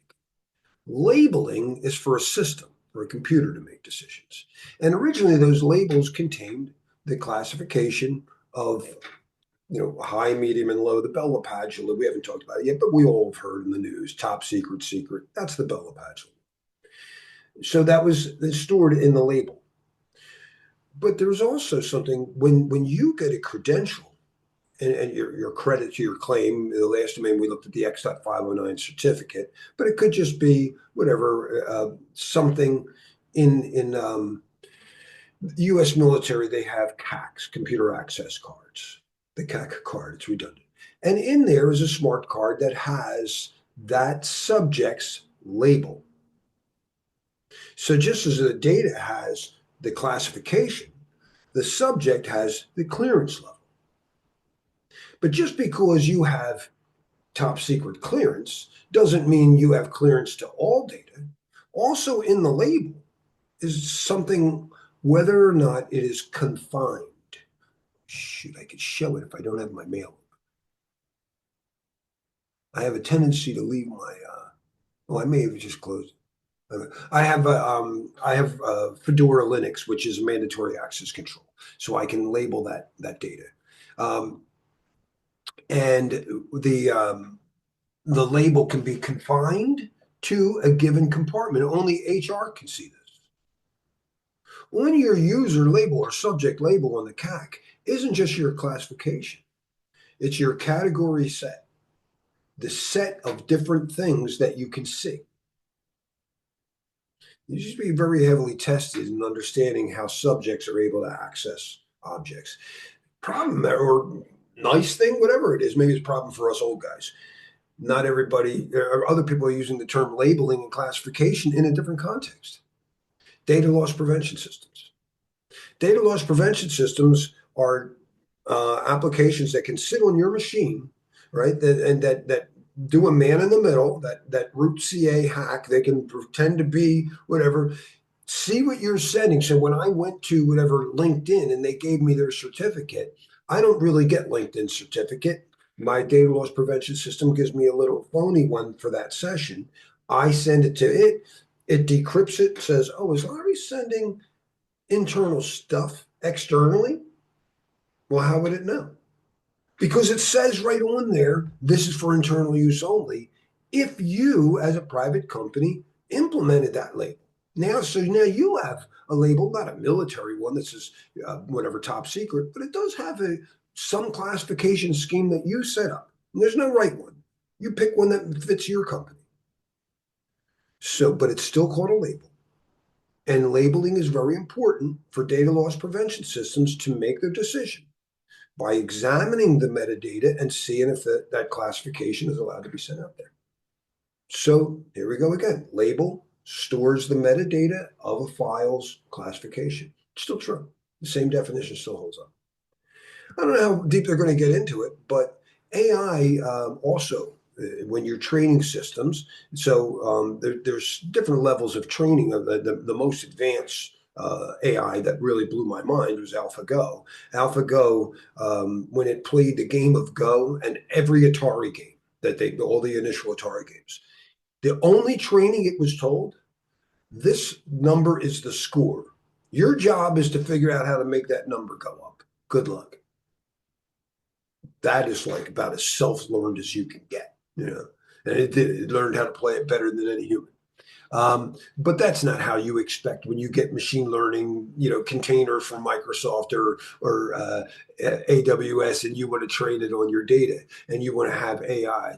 You're going to do some more guided learning. You're going to label the data with other metadata, so you're helping to train your AI. And now, oh, these are social security numbers. Well, that's going to make things a lot easier for me. I don't have to find that out on my own.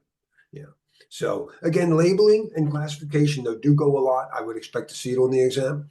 The owner is the person who sets the value and assigns the classification.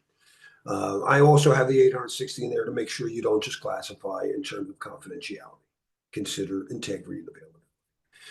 Ensure that it's handled properly, whether it's coming inside or outside your organization, and that you're retaining them as per business requirements, which includes laws. So remember, laws like HIPAA, confidentiality protection, you better not share that with unauthorized people. Sarbanes-Oxley, I hope you're maintaining records. So that's important that we handle it properly. And more on crypto today. So this is my favorite debate here. All right, so our official tasks. Just happened there. But anyway, identify and classify our information assets. That's what we're going to do. We're going to find where they are. Establish information and asset handling requirements per the data owner's requirements. And remember, in PII, the data owner is a person. So all you have are stewards. You have no owners in your company when you handle PII. Provisioning information and asset security. We talked about the challenges of deprovisioning things, making sure that people have what they need, but we always try to follow least privilege and need to know. If they don't need it, don't give it to them. And if they only need to read, not write, just make sure that happens. But they might not even need to read it every while, right? And manage the data throughout its life cycle. From the first, when you first create data, consider what happens here.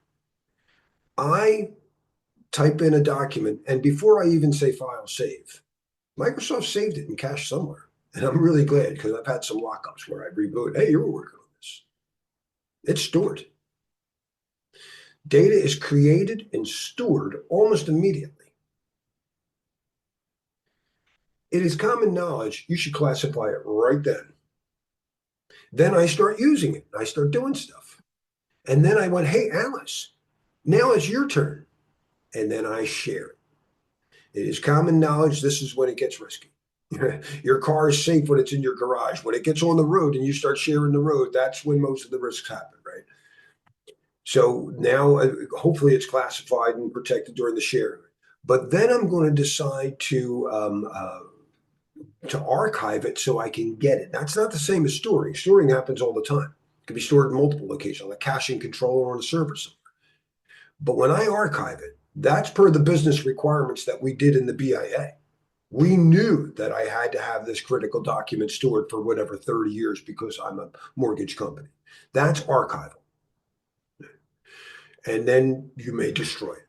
And there are test questions on destroying it. And you could take a hard drive and burn it, and it would probably destroy it. I don't know that that's legal everywhere. I had those questions, and I never selected it. I never select burning. It was always the ways you secure data, secure delete is generally, I could overwrite it once to the DoD, that was clearing. I could overwrite it multiple times, that's a purge. And then I could reuse that disk. If I'm not interested in reusing it, I will electromagnetically degauss it. That'll destroy the electronics. You can't use it. And if it's top secret and you've ever worked with it, you know that that has to happen, and it has to be put in a shredder, a metal shredder. So depending on the classification, we have different controls, and that includes all the way through the life cycle, right down to data destruction. I destroy the data in different ways. Of course, when it's in the cloud, I don't have any of those options. It is common knowledge we use crypto.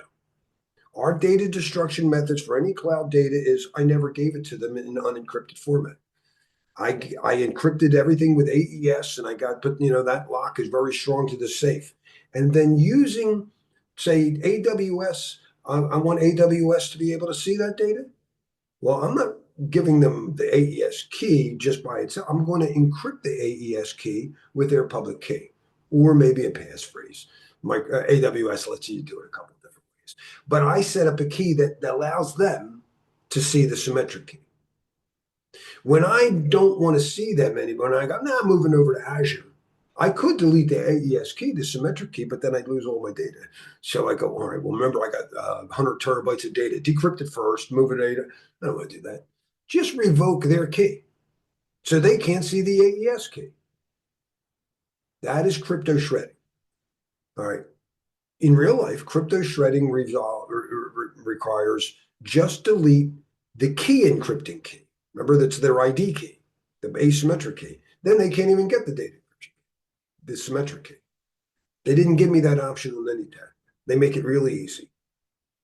Just delete the encryption key. Okay. And Maria, there's where you and I would go, but that's not exactly right. They should say the control key, the key encrypting key, not the, but they don't ask that.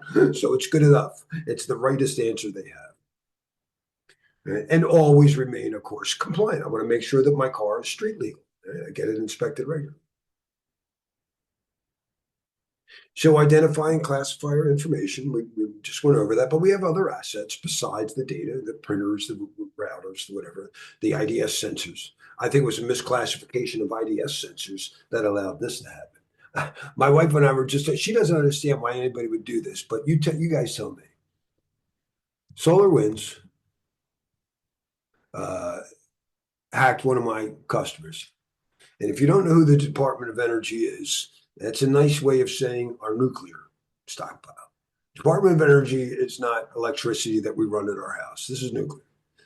And they said grave danger. Grave means top secret data, but this was on the internet. How did the SolarWinds hack get stuff that was on SIPRnet? That's supposed to be a different network.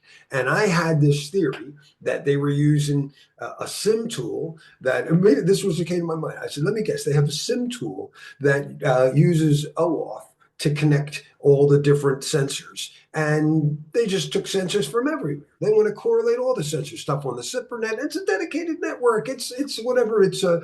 It shouldn't matter. It's supposed to be tested before you push it. That's what release management is for. So but you see it. Anything you download or anything that there should have been a policy. That's why I get pissed off when I hear these hacks or whatever. I'm like, but there should be a policy before you integrate or update anything into your network. Got to go through release management, and it's got to get tested before it even goes out into the environment. Cases, let's not get into the politics and drama of what happened behind the scenes. I want to just look at the technology that could have happened. I want to say that they probably simplified the who part of it.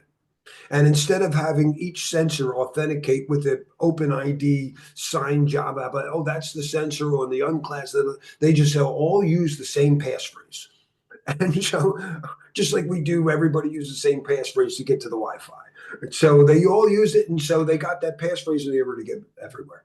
That's the way I look at it. I mean, most of our hacks are not knowing who we're talking to, and it's not the people. When you and I are having this conversation, I'm talking to the Zoom, this microphone, and then the microphone, it's all APIs from there. There's an API, the Zoom client talks to my network stack, which talks to the Zoom server, which talks to AWS's infrastructure, and so it's all APIs. And if any one of them is unauthenticated, and they are all the time, you know how hard it is to get people passwords right. Do you think developers are getting APIs authenticated properly?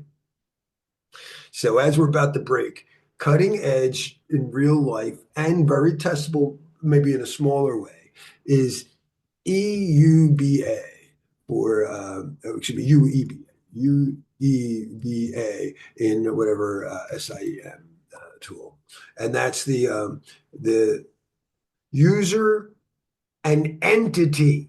It's the entities. It's all these APIs. Everybody is throwing out the OpenAI's API everywhere. We're putting these agents everywhere. If you hear all this stuff about AI agents, they're entities, and they need to be properly authenticated. And I doubt that we are doing that right. So we're doing our best. I'm very hopeful for the future. Very hopeful. I just want to echo Maria's point that that's not exactly how the real world is following these important best practices, but we do. That's why we're going to survive this upheaval. Right? Data classification, we have to identify the types of data and at least think of criticality and confidentiality. criticality or availability, and confidentiality, also known as sensitivity. Do remember those two terms. A lot of NIST documents don't seem to focus enough on the integrity, and I see it also reflected in tests. They don't seem to talk too much about here, but you'll see it's considered a sensitive document, or it's considered a critical document. You make sure you understand that. Set what makes it confidential or internal use or whatever your thing. Label. Generally, we think of technical, right? Metadata associated with it. Access and protection controls. These are our security implementation things that make sure that this actually happens. Right? And then continuously monitor. The only thing you can count on is change. My mother taught me that.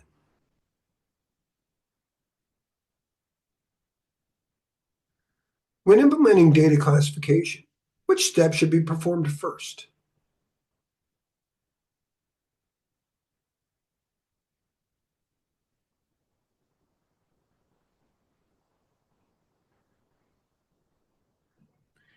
Yes, and notice it didn't say classify. Some books will, some exams just use the term classify, like the old Bell LaPage one. But we know, those of you who work with the risk management framework, categorize is a better word. Because categorize includes not just those hierarchical classifications, but those vertical compartments. Yeah. Not just that it's top secret, but that it's top secret engineering. Yeah. Very important to categorize things.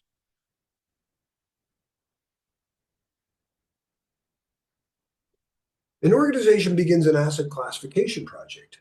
After creating an inventory, what should be the next step in the classification process?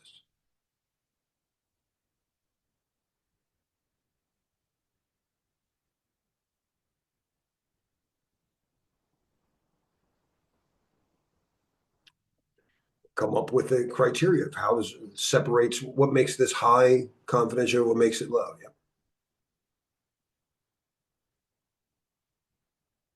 Very good.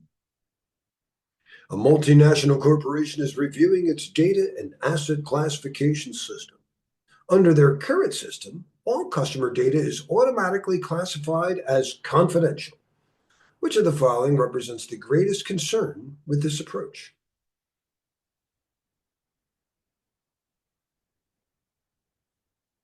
Some people are very quick there. Yeah, exactly. We need to right size it. Everybody does not wear the same size pants. We got to make sure that everybody's got it's tailored to meet the individual process areas needs. Yes.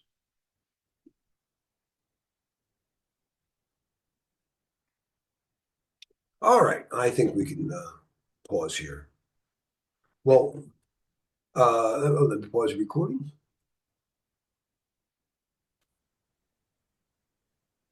Welcome back, everybody. Day 2, afternoon. Take a breather. Anybody have any questions?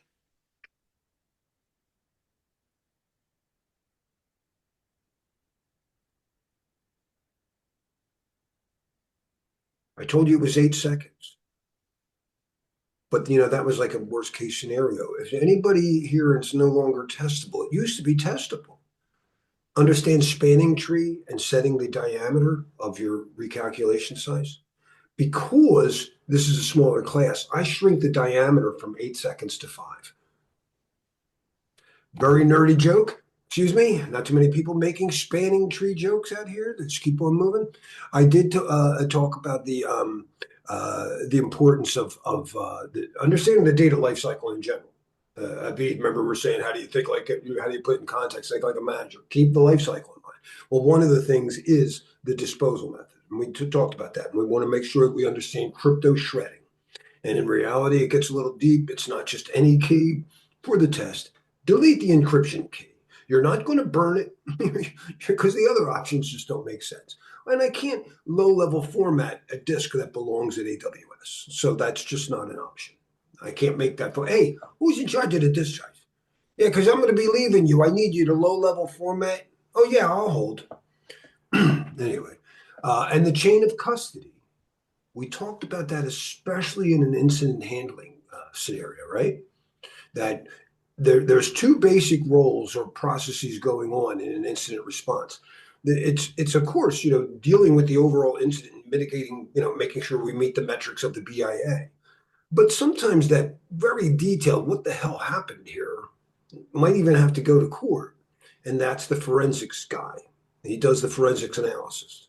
That has to be very carefully handled if you're going to go to court. We know, let me explain this evidence. How do I know it's competent? So when the evidence goes to court, first of all, before it goes to court, in the discovery phase, it has to be deemed material. It matters to this case, right?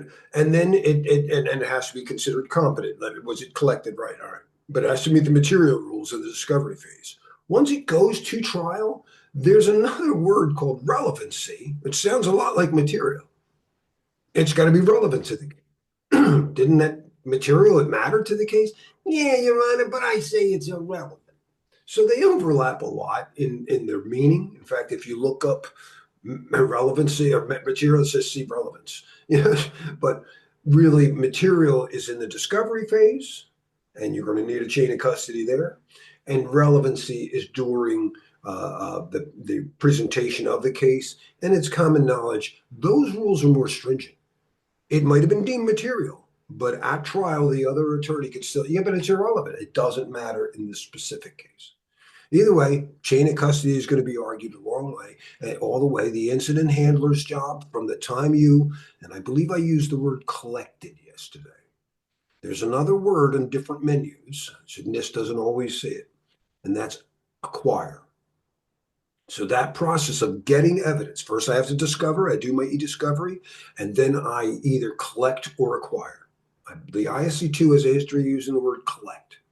But acquisitions, collections, whatever. I collect the evidence, and then I used identification, but you may say authenticate. And it's just a stronger word. It came from this machine. I documented the serial number of where this disk came from. And then you analyze it. And again, we don't want the forensics analyst to have the original. They're not really chain of custody experts. So that's why the incident handler makes an image copy and gives the analyst the copy. Go ahead, go at it, and see what it proves. Right? But always maintain the chain of custody throughout its life cycle. And we talked about the different disposal methods. Again, destruction, I could put it in a shredder, but watch out for those answers that have you burn it. While technically feasible, it's not usually legal. Degaussing electromagnetically destroys it. Not only is the data unretrievable, it's not like I can degauss and reuse. Overwriting allows me to reuse it. If I overwrite once, it's clear. To be compliant to a lot of DoD 5222-22M, 5220-22M, Maria probably has experience with that. You have to understand that if it's a higher clearance, if it's going to be top secret, I can't just do one overwrite. I had to purge, and the tools might require up to like 7, I think is the worst case scenario. But that still allows you to reuse the media. The degaussing or physical destruction does not. But again, in a cloud scenario, in our modern world, crypto shredding is our only reasonable solution. A company is implementing new security controls for sensitive data. Which sequence of protection measures would be most comprehensive?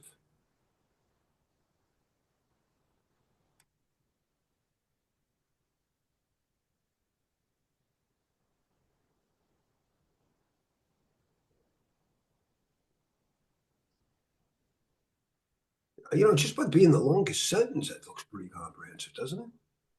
A lot of tests are vulnerable to that. Remember I said Spock part of your brain, the logical part of your brain rules out wrong answers. Remember, that's how you take an exam. Rule out the wrong answers. You don't prove things true in reality, or maybe in math you can. But every time I throw this up in the air, I'm going to catch it. It would take forever to prove that true.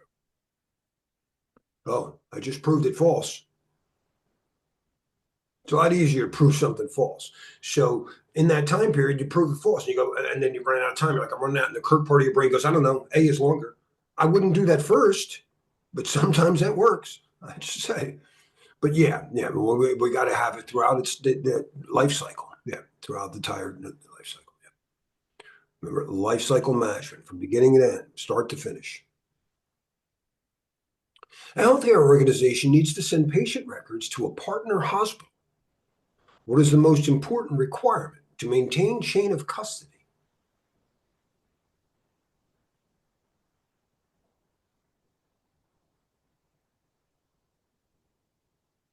Very good. A is not maintaining chain of custody. It would maintain confidentiality. You'd probably have to do that, right? But that's not what the question asks for. Get the order right. When you're taking a test, you're a waiter. You have somebody asking you for something, and the answer is one of those 4 items on your menu.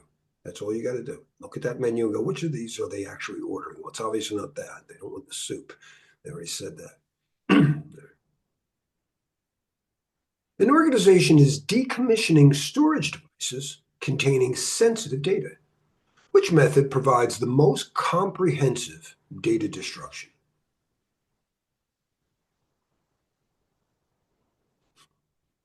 I think when you say physical destruction, well, that's pretty darn comprehensive. As long as it's not cloud, where I don't have that ability, right? That's not an option when I'm taking it from some other vendor. But yeah, if I have it, I have the option. And again, when you take your exam, you're not necessarily a cloud customer.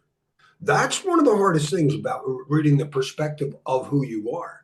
You might be a disk operator, whatever, a security operations staff who works for the cloud provider too. So again, read carefully is your best countermeasure to pass this exam. Read the question, read every answer.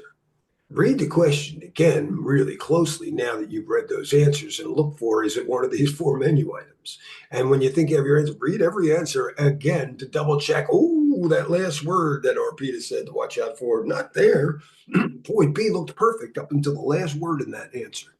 So read. It's your countermeasure. All right, Larry, yeah. sorry to interrupt. They won the question before this one. Can we revisit that one, please? I just wanted to check what the answer. So the B was maintain detailed records. So remember the Okay, operative term here was, yeah, so we knew, oh, sensitive records, what do we see? It said patient records. We knew, oh, you got to encrypt that. And if you were the cook and not the manager, you might have immediately, patient records, look for encryption. But that's not what the question asked. It asked you chain of custody and detailed records of how the information was handled. makes sense. Yeah, that's what I wanted to clarify. Thanks for that. Cheers. One other thing about asking questions, guys, and remember when I said that, oh, I don't want to ask that, it sounds stupid.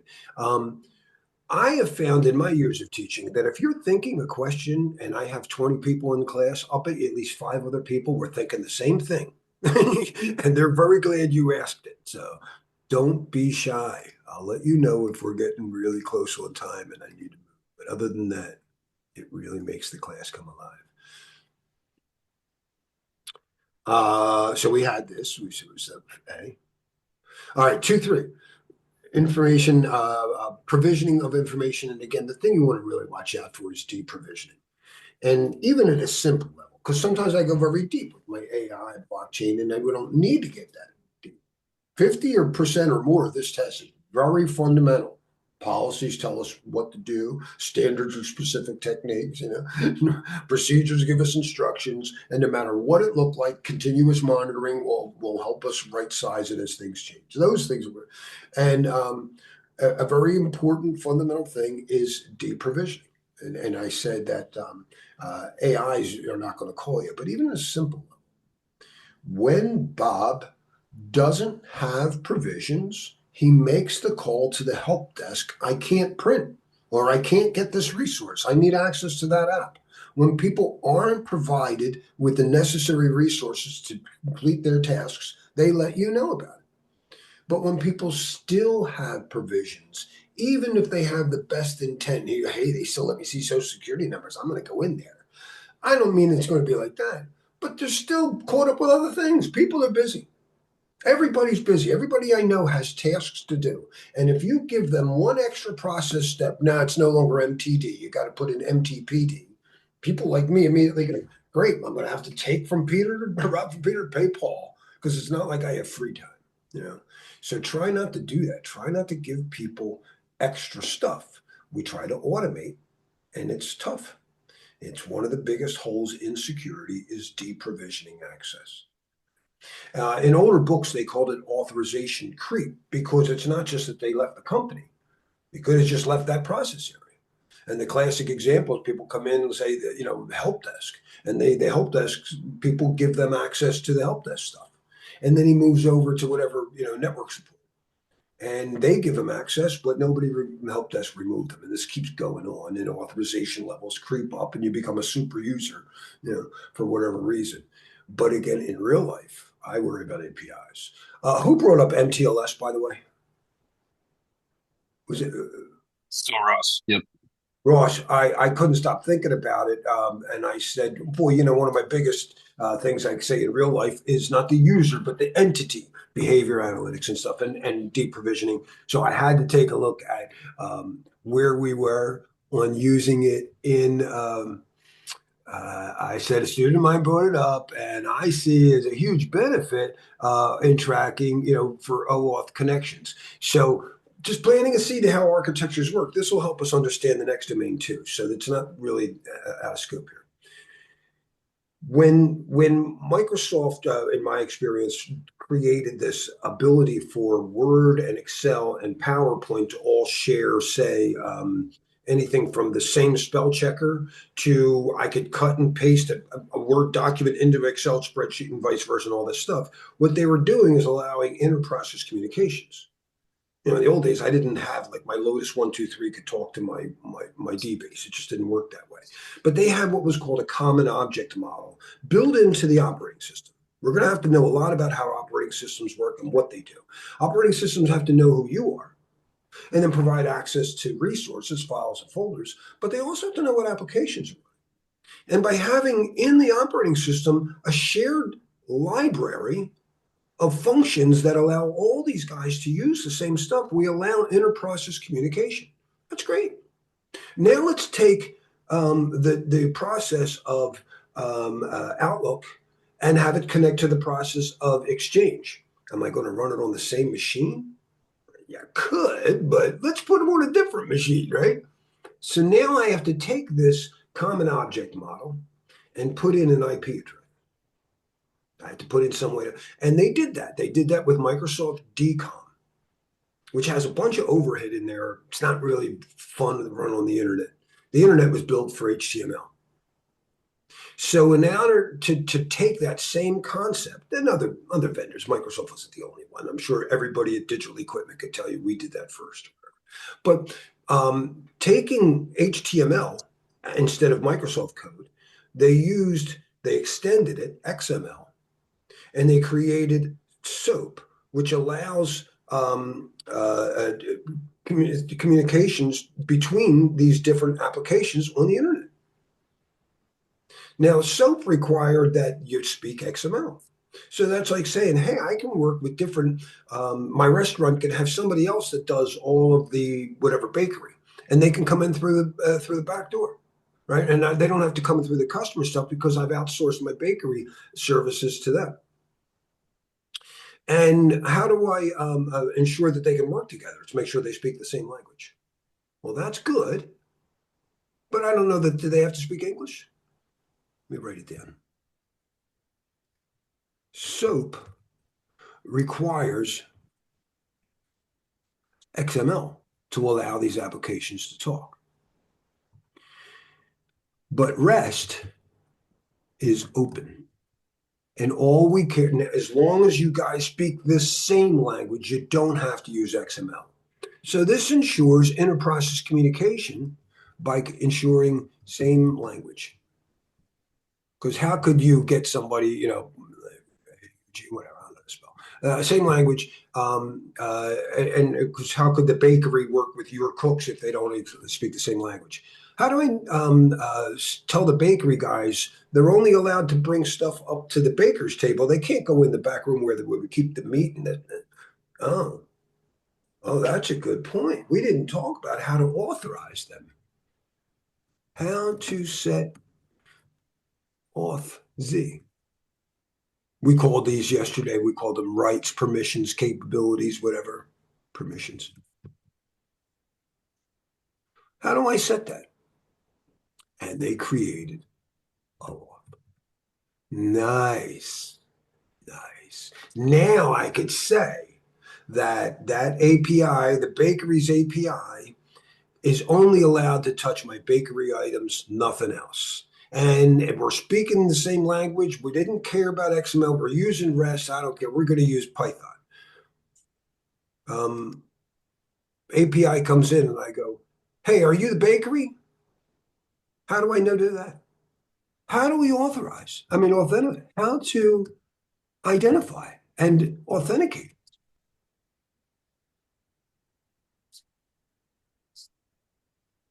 And that was usually put in by somebody at a programmer that goes, I don't know, why don't we put in a username and password? That's the way I do it. And they make up their own password system.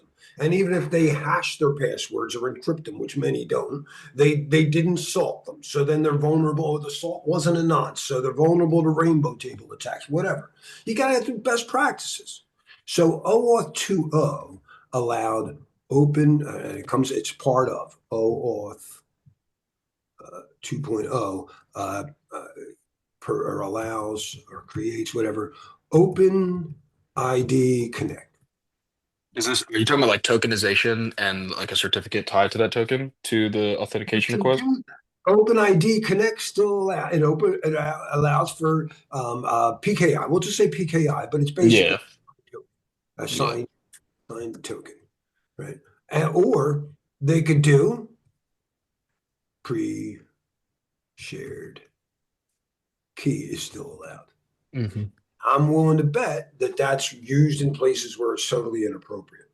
Now, if we are using PKI, are they proving who they are, but not asking who the other end is? So you who brought that up, MN, that question, that's exactly what I asked. I said, now that you brought that up, it had me thinking about, he brought up TLS. It is common knowledge, by the way, guys, that normal TLS, when I go to the server, we saw that the ISC2 gave me their certificate. They use some federated, passport to validate their claimed X.500 name. How'd they know it was Larry? They didn't.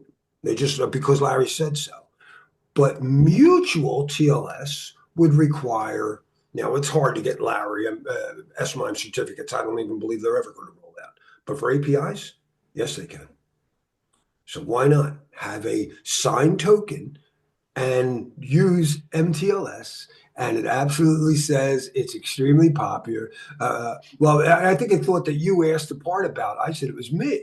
I said, in today's world, I often point out how API security is the hardest to lock out. In today's world, how popular MTLS is right now, I could see it being a huge benefit and probably very lacking. Popularity, you're actually astute. MTLS is indeed a critical mechanism, can significantly enhance API security when applied to these. Let's dive in. And it's growing, but unfortunately, despite it's still hard. But we're getting there. That's the answer. Thank you so much for bringing it up. I hope everybody gets a question on M. The M stands for mutual. Yep. And that would mitigate the man in the middle attack, which we're going to see today if all goes well, if Larry stops talking about it and just goes back to the presentation. All right, so that's great stuff. So the information, okay, asset security, tangible and intangible information. We talked about the importance of ownership. A lot of redundancies in here. It's okay. It should just reinforce what we know, but we need to know who owns this. It's probably a data owner in that process area, manager or process manager. That's not the same as a control owner. That could be a custodian, right? Firewall admin is a control owner, but these are data ownerships, and that's the customer sitting at the restaurant. That's who we got to. The control owner is the guy who runs the dishwasher, in the back.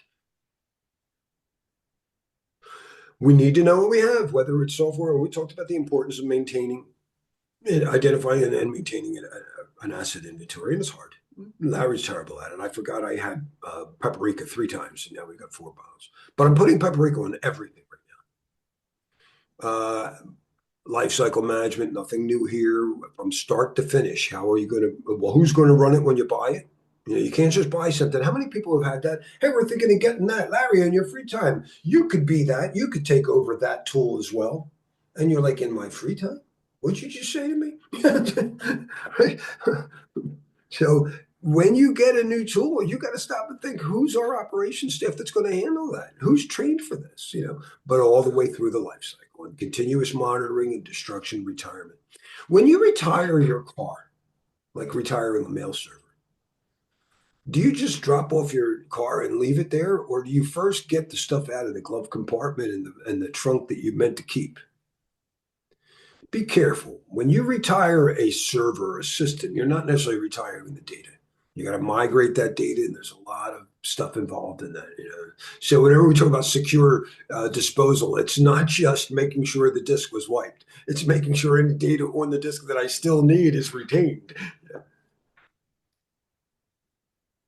As part of improving asset management, an organization assigns ownership of critical systems.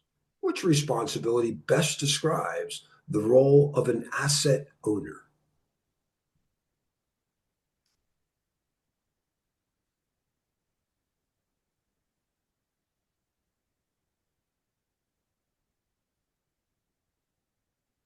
Oversee the entire life cycle. Where are we on that?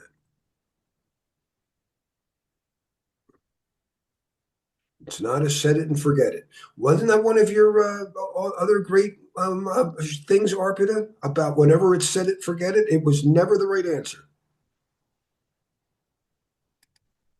Yeah, Larry, that's right. I remember you saying that in one of our classes. When creating an asset inventory, which elements should be included to ensure completeness?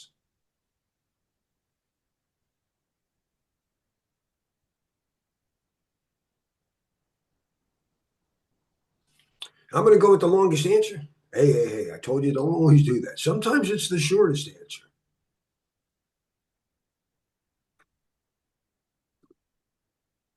But comprehensive certainly helps. A company implements a new asset management system. Which aspect requires the most frequent monitoring and updates?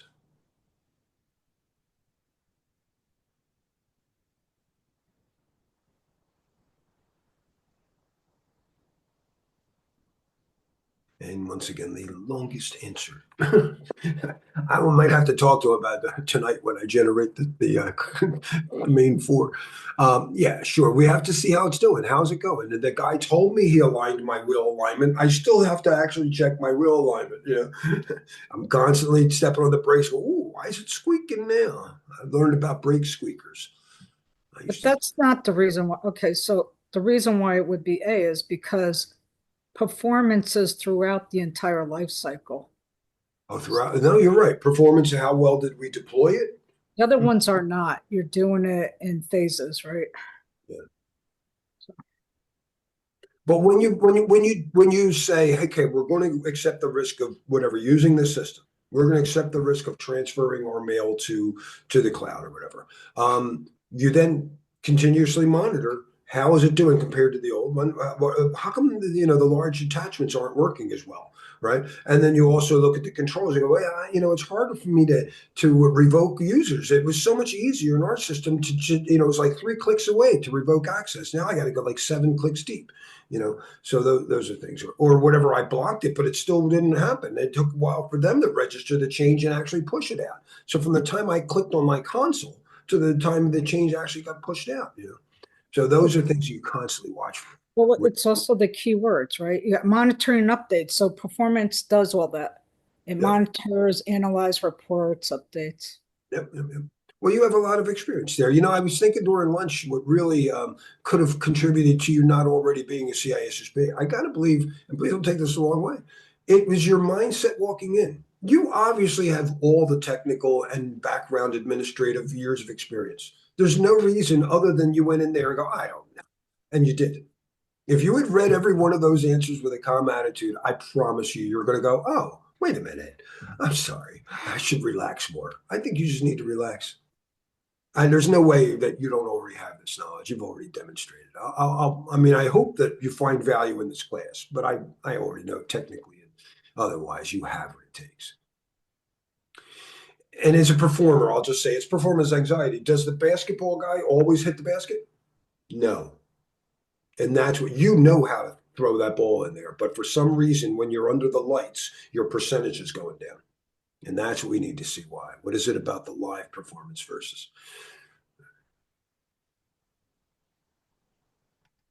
All right, 2-4, the data roles. We talked a little bit about the roles. One thing I really want to make sure that we drive home too, especially with like GDPR type kind of rules, is that the difference between a data owner and a steward. Now, I keep using that analogy. If you're the head of HR at Microsoft, you are the data owner for the HR data. You set the classification scheme. You're the one that says this type of data will be classified thusly. And it show whatever, and each classification will be controlled this way. And then if you have departmental offices, you will have a data steward. The data steward does not do any of the policy requirements that what makes the classification scheme work that way, but they make sure when they're handling that data that they ensure that it's handled that way. When you're dealing with PII, my doctor doesn't have anything but stewards there. When you're the controller of PII, all you are is a steward. All right, so if you need to understand what's the difference between a steward and an owner, the owner is the ultimate, decides what you can do with their data. Now, if my doctor says, "Oh, but we want to share it with the insurance company," I go, "No, I'm not going to let you." But that's how the process works. I get to opt out. Well, then you're not stewarding. That's about all I can say. I'm not going to tell them that you got to change your process, But if we all agree, they're the stewards and have to make sure that it happens. So remember those roles. And then everybody else could be a user, right? So the other customer service people are users in that thing. And of course, me and my background support, making sure that it's backed up or whatever traveled through the network. And while it was in my custody, we are custodians. So owners, stewards, users, custodians. I think everything else we pretty much touched on and other things. If you see a bullet, we do want to understand, just in case if you're not familiar with the term, data that remained. Well, that's because I didn't delete it. No, I didn't mean that. I meant you thought you deleted it. That's data remnants. So when I deleted a file on a disk, all you do is typically tell the file allocation table, "Hey, you can write over there." Right? That's like saying if anybody remembers VHS tapes, it's like saying, "Hey, you can overwrite this one." But if you don't overwrite it, and if we store things in blocks at a time, Microsoft stores whatever, a 10 meg file, but it'll be broken down by default in 512 byte chunks or blocks. And if I write a 2 byte file and it fills up a block, right, there's still left over 510 bytes. That's known as slack space. Slack space shows up in CISSP and information security in two different ways. One way is people found tools to write data there. I'm going to hide this file behind a 2 byte file. I don't know, and you didn't know it was there unless you have some admin tool that knows how to look at raw disks instead of the file allocation table, because Windows File Manager wouldn't show that. So that's using Slackbase as a covert channel, and they've done that before. But we have other issues with Slackbase. I wrote a 10 meg file, and then I deleted it. Well, that's a whole bunch of 512 byte files, right? And I say delete it. It just says they're all available. And then somebody overwrites 1 byte of it. I've got all the 10 megs minus 1 byte of residual slack. And I don't know about today, especially with SSD drives or everything, but there was a time around 2001 where I worked with some very good top-level 3-letter agency guys that said about 20% of any disk, this was the average disk, was like 100 megabits. So 20 megs was dedicated to residual slack. Data you thought you deleted, still there. So data remnants happens a lot of ways. You find it in caching controllers. It's still in cache. Oh my gosh, you got to flush that. You know, a lot of times we cache our reads, but not our writes or something like that. You got to figure out what works for you. Anyway, it is an important security control to understand. That's why an image tool is better than like a DOS or Windows copy, because if you just copy, they just copy the meaningful data. If you do like an in-case enterprise image tool, it's going to copy the residual Slack data and any other data remnants. All right, so we went through these terms. You can, oh, I left out processor. So if I give my data to my doctor, and they process it in-house because they're not just good at doctoring stuff, they tend to be good at managing computers, then they would process it themselves. But today that's not usually true. Almost everybody's going to the cloud. They're putting it at AWS, they're putting it at Azure. And so they become the processors of that data. But remember, as far as I'm concerned, it was under your control. You were supposed to work closely with me, since it's PII, to oversee and see that things were done right. So I'm blaming you. You lost control, and you were supposed to be in control. But it was our processor. You bring it up with them. That's not my problem. And the user of the data, if I'm in HR, and if your HR is looking up Larry's PII, I'm the subject.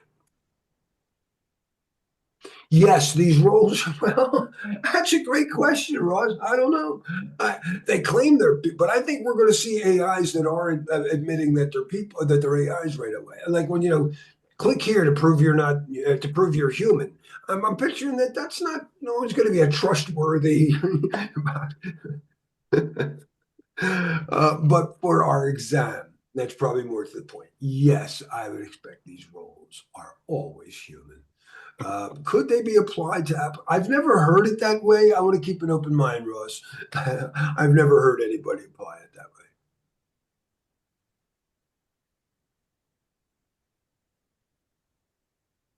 Thank you. Thank you for constantly participating. Really, really helps. Again, I keep saying it, but it's not untrue. All right, so data collection, when you're going to collect PII, my doctor, you have to tell me why. You have to find the purpose. Well, we do this. You got to give me a chance to consent to that. You have to minimize what you collect. Why do you need to know that? I always get that problem when they want social security numbers, and it's not just me. Bruce Schneier, if you don't know who he is, look him up. He's a great cryptographer. He said that I know whenever people ask me for that, and I go, there's no way you actually need to know my social security number. He said, rather than argue with him, I would just make one up, and the function always works. So if it's not your employer, they don't need it. Yeah. Larry, what happens to data to be forgotten? Is it really forgotten, or do they pretend they do it? Is it still there? Maria, let me address your point, and I think we're totally on the same page here. So imagine I say to my doctor, I'm no longer coming here because I moved, all right? And I have the right to be forgotten. Do I watch them take note? First of all, I find it so crazy that when I go to the doctor who knows me, I've been there before, I fill out my name and other stuff on 3 different things. This is for the such and such company. This is for that company. I'm like, well, why do I have to sign 3 times? So that's already crazy. It's in pen. And then they have to transcribe it. And I don't know, where did they put that? On a yellow sticky stuck to the side of the filing cabinet? So when I say right to be forgotten, where does Facebook put all my photographs? If I tell Facebook I don't want to be part of Facebook, do I really feel that Facebook got rid of everything? I know. I don't think for a second that they know how to do that. Even if they wanted to do that, I don't think they know how to do that. So no, Maria, I don't know what happens. I hope people are learning to implement what we do here, what we talk about here, and we implement, minimize, and we're going to see the next thing, minimizing our data collection, and that we use things like crypto shredding, and we respect that in the future, because that's the only way the future is going to work right, and that's our job. Right now, it's a mess out there. All right. Also respect where your data is located. So somebody had brought up yesterday, it doesn't matter if you're in the United States, if you're processing a European subject's data, then you fall under GDPR because that's where the data is living.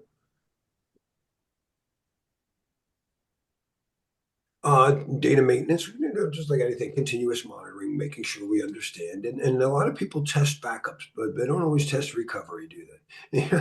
You got to periodically restore files and make sure you can. And I believe it's reflected on the exam. That's when you find out, oh, it doesn't really work the way it says so in the book. There's a step missing. And we talked about retention. Now, there's an important concept of retention. You may, like Google, think that that data is very useful. Data is power. Let's save all the data on what people search for. So when Google came out, they and other search engines were doing it too. They take the IP address of where the search is and the search criteria.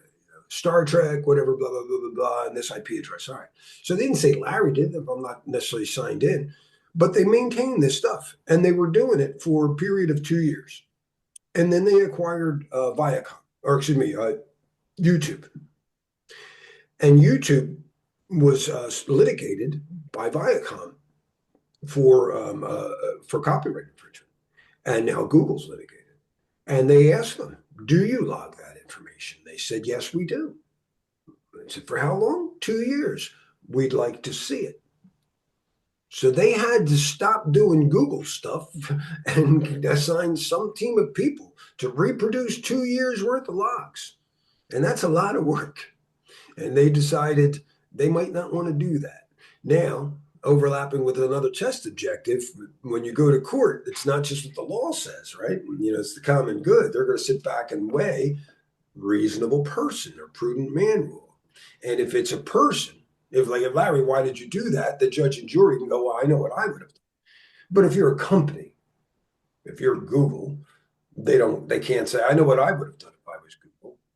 Prudent man or reasonable person works this way. They compare you to similar organizations. The top two search engines at the time, I believe, were Yahoo and MSN, I think it was. And those two had also maintained logs, but only 18 months. Google decided to shorten theirs down, not to nothing, because the data is useful, but they went to 18 months. You have to come up with retention policies that make sense for your business need. They cannot break the laws. If Sarbanes-Oxley says you have to hold that law for whatever 7 years, you're going to hold it for 7 years. But you do want to be careful of the more you store, the more controls and overhead it's going to take to maintain that storage. Whatever you store. When humans started storing grain, we had to protect the store from whether it was malicious attackers, rats, or just it went bad. Whatever. It's a lot of overhead. All right, we talked about data remnants, that when you erase a file, it's not necessarily gone. You have to come up with it's a dangerous shortcut.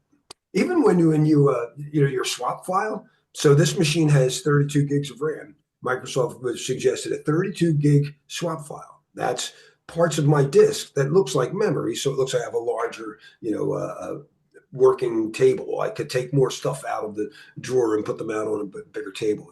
That's what RAM is. And when I shut down my machine, everything in RAM in the chips, they're volatile memory. No electricity, no retention of the data. But the 32 gig swap file still remained. Oh, I've had a lot of phrases, guys tell me. And up until maybe 2008-ish, all the hard disk things hard disk encryption in those days didn't know how to encrypt the swap file. That was a big step in disk encryption. Now you can. And we talked about destruction and the different methods, so nothing new here. Which of the following best describes the difference between the data custodian and the data owner?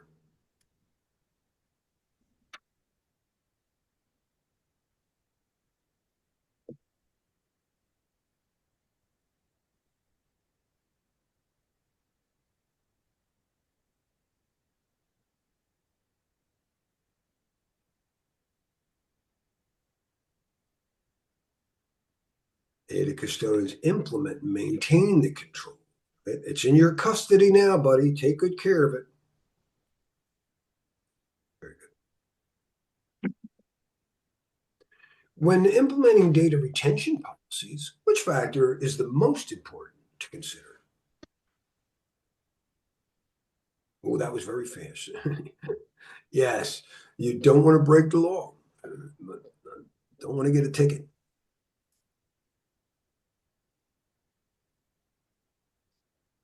A company is retiring old hard drives containing sensitive customer data. Which combination of data destruction methods provides the most secure approach?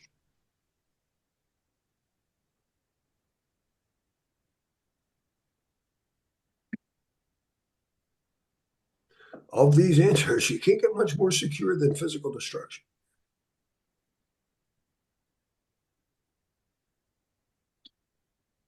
All right. 2.5, appropriate asset retention, really covered a lot of this. There are a couple of things on end of life versus end of support. So, they end of life is when we're not selling Windows 10 anymore. That doesn't mean they don't support it.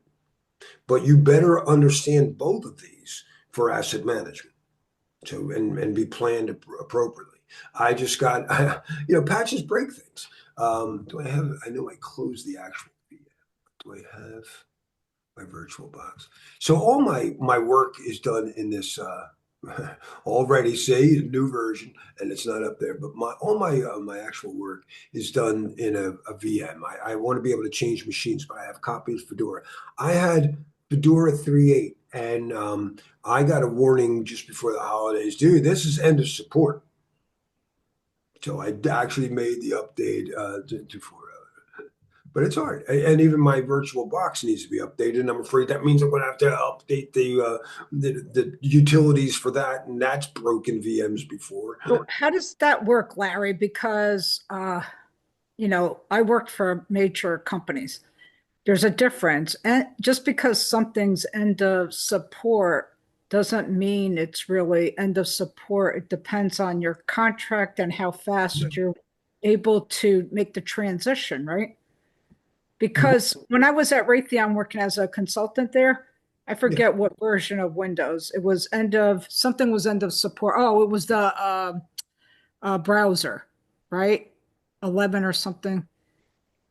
But they gave leeway to major companies that needed that extra time. So just because in public it's end of support or end of service, not necessarily for major companies, right?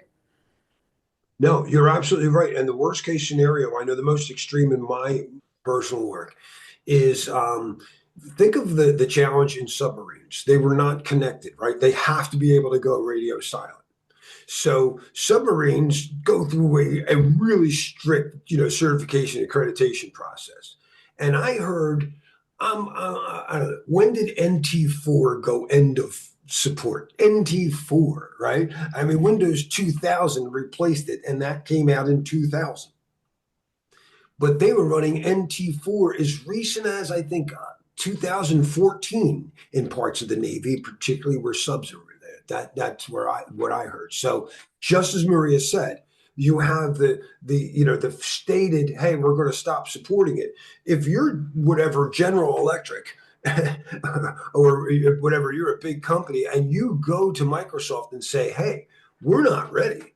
And they'll negotiate a price with you. I'm sure they'll come up with something. So yes, there are definitely exceptions. Somebody has to accept the risk, Kim says. Thank you, Kim.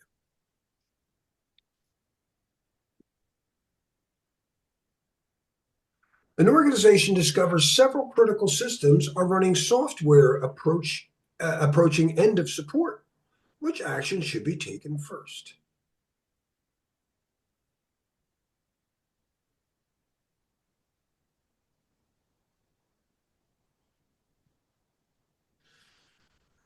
You get think before you act. That's not what I thought, Larry. I just looked for the longest answer. I'm hoping you got it because it says think before you act.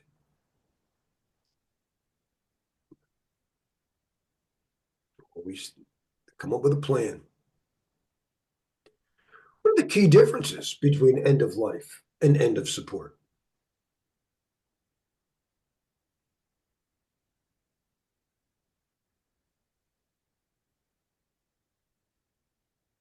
We don't make it anymore, but we'll still support it for another 2-3 years. Your answers are biased towards speed, Larry. Yeah. No, I said your answers. It You was know, when you do the document ended life, end of support dates and develop, right? Think before you act. It was Bravo.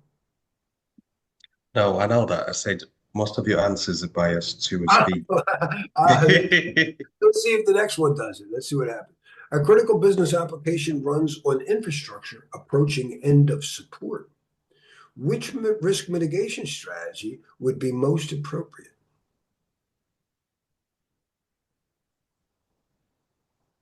Oh, I think you found, yeah, it looks like it really was biased toward B this time. It's hard to get rid of bias, isn't it? And it always seems to be B when it's Claude. And I'll confess this was Claude. And I told you I use Claude when I'm doing stuff like this because I find it hallucinates the least. It's not my most fun. ChatGPT is the most fun.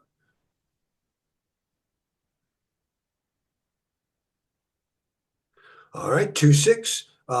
Determine security controls and compliance requirements. And we talked a lot about this. Now, the data states was throughout its life cycle. I can create data. It is stored.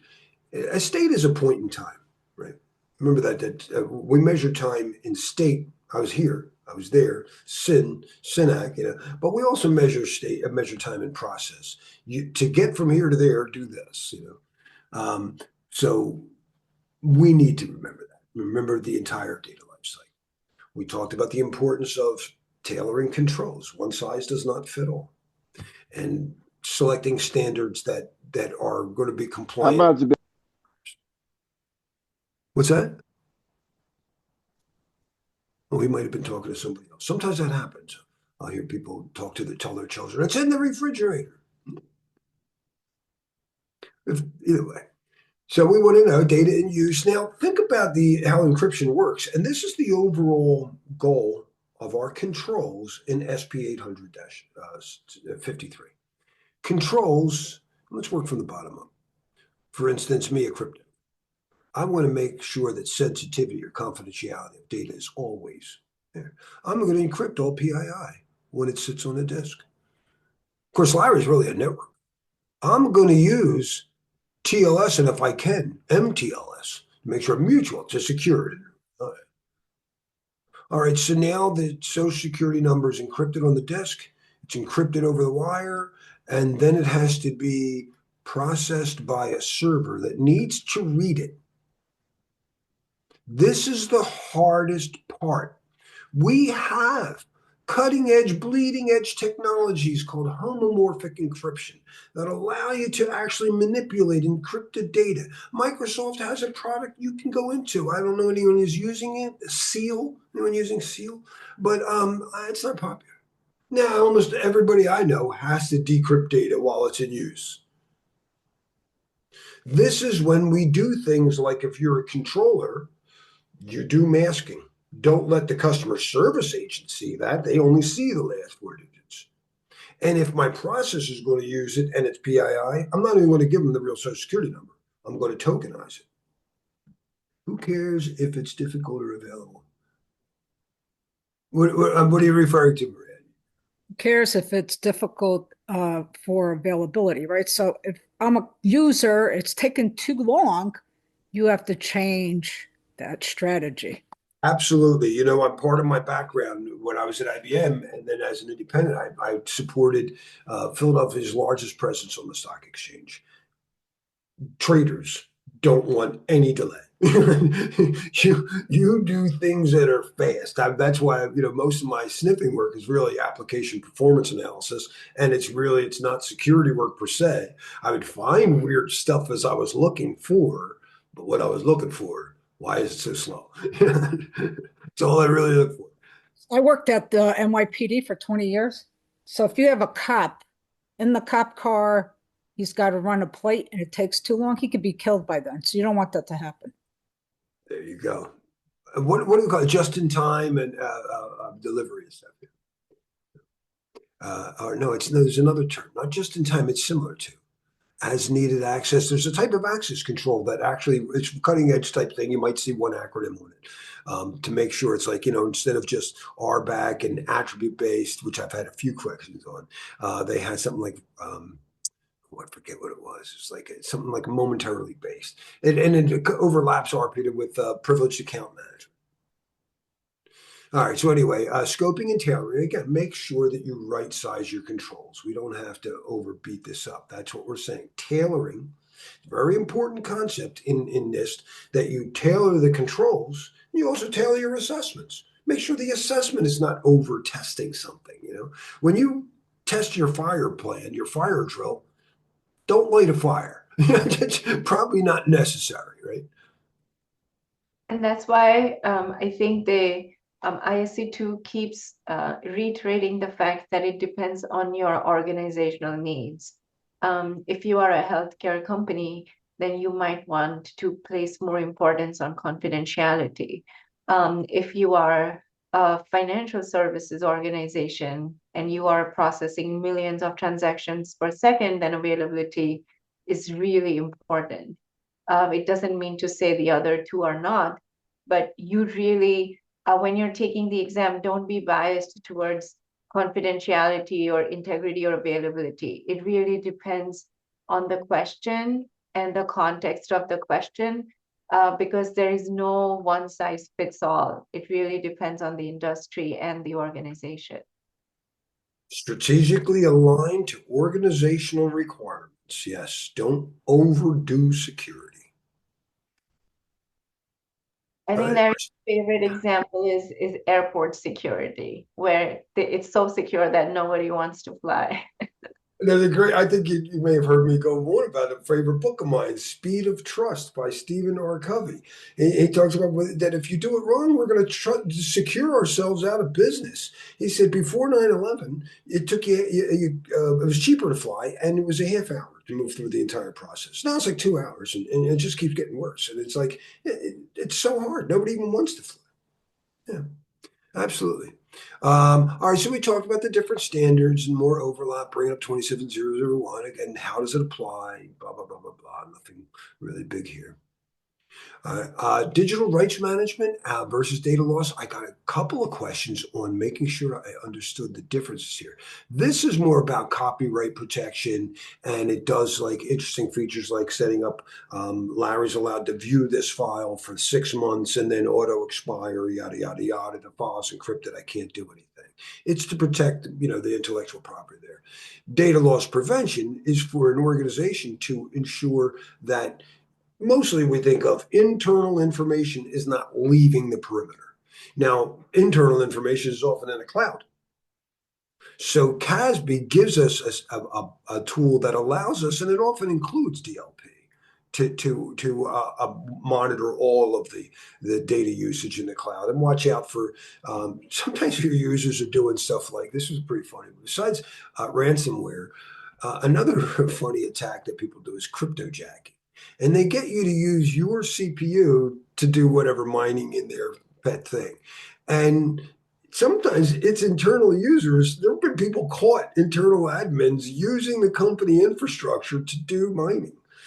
It's a form of shadow IT. Shadow IT is stuff that's not being used, it's not supposed to. And CASB can help you mitigate that as well. So, if you stop me if you have questions on this.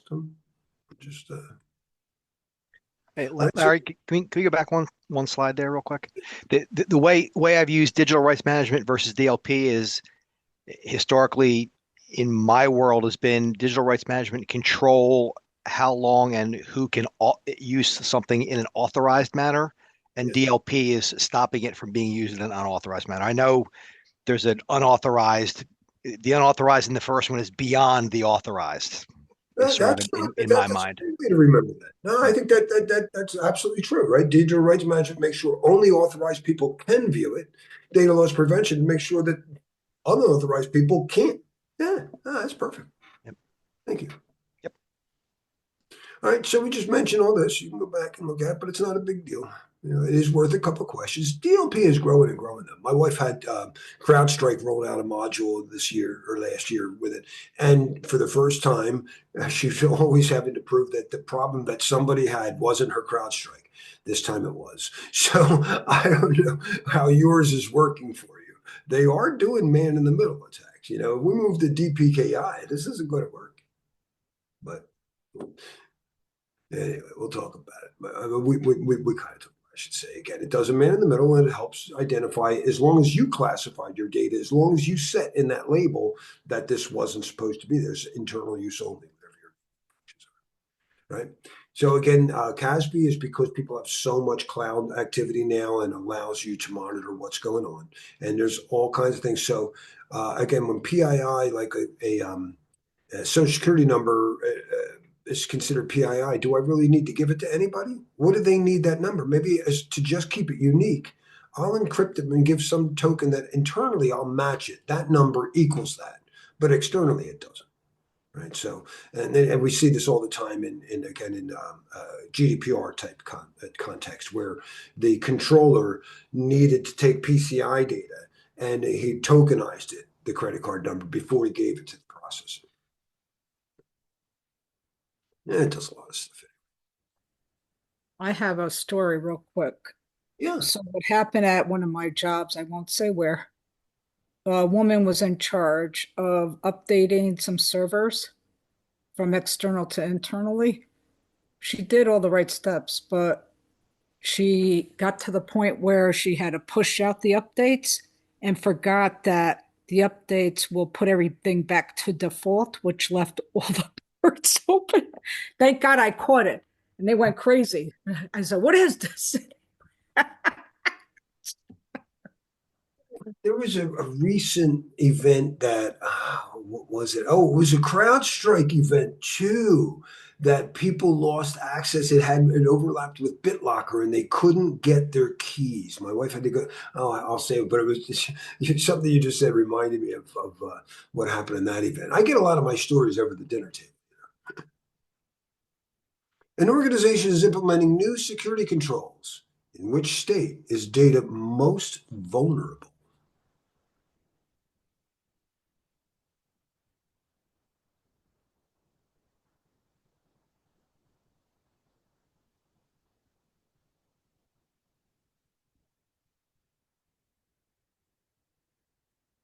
Yeah, when it's actively being processed, this is when it's decrypted. I know I can encrypt it on the disk. I can encrypt it over a TLS or IPsec or whatever. It's very hard to encrypt stuff. Mississippi. I'm just curious. That was one of the first words I learned to spell, by the way, Kim, but it has nothing to do with this question. I don't know why. I think my sister taught me MASSISSIPPI. I don't know why I learned that, but I did. Anyway, I'm not sure what you're saying there. But you are bringing back irrelevant things. So I hope you're proud, distracting everybody. You said which state was it most vulnerable? It's most vulnerable in Mississippi. All right, now I got it. And we did that. I'm sorry, you had to go one Mississippi, two. That's another time we did it. We play football, touch anyway. Yes, when it has to be decrypted in most cases, and that's a company implements a CASB. Which security concern does this best address? Of these answers.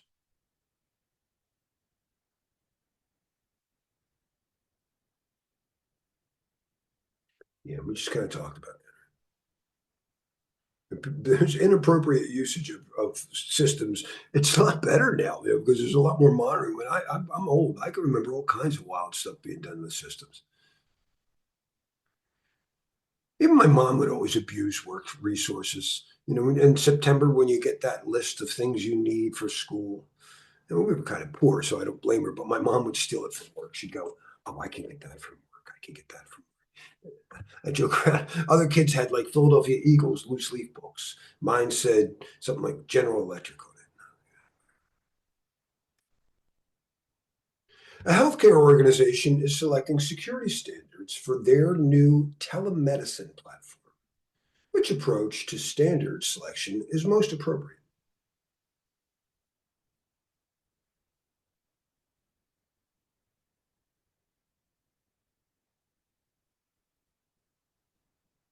You don't like A? Yeah, on the appropriate, right? We want relevant stuff. Our security can't just be whatever efficient. It's got to be relevant based on our needs. Yeah, it's got to be tailored.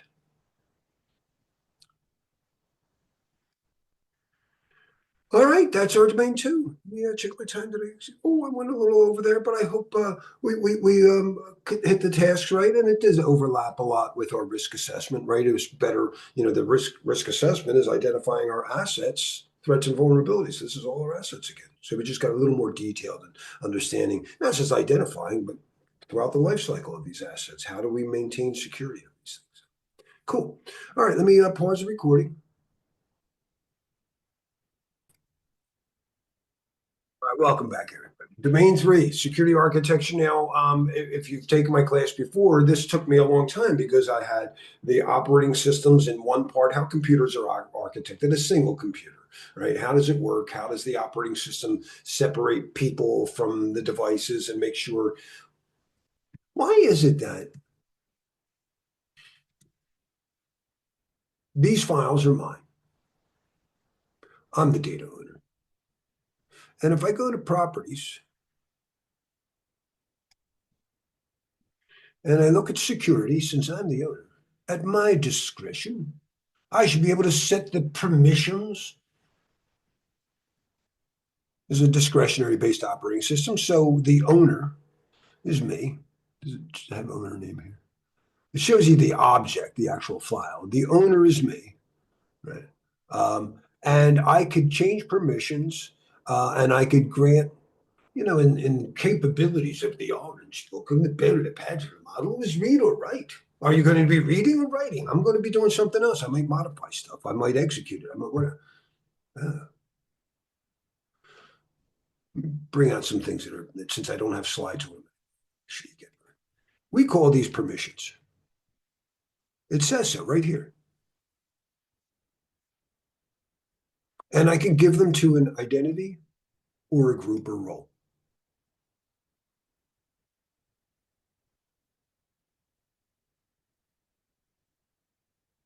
All right, so I could assign them to. In the Orange book, they called them capabilities. And all they thought about was read and write. But people do more than that.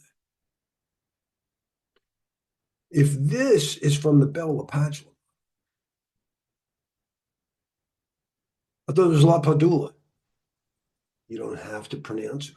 It doesn't matter how. All right, then we had this. But Microsoft did more. Microsoft implemented the Graham-Denning model.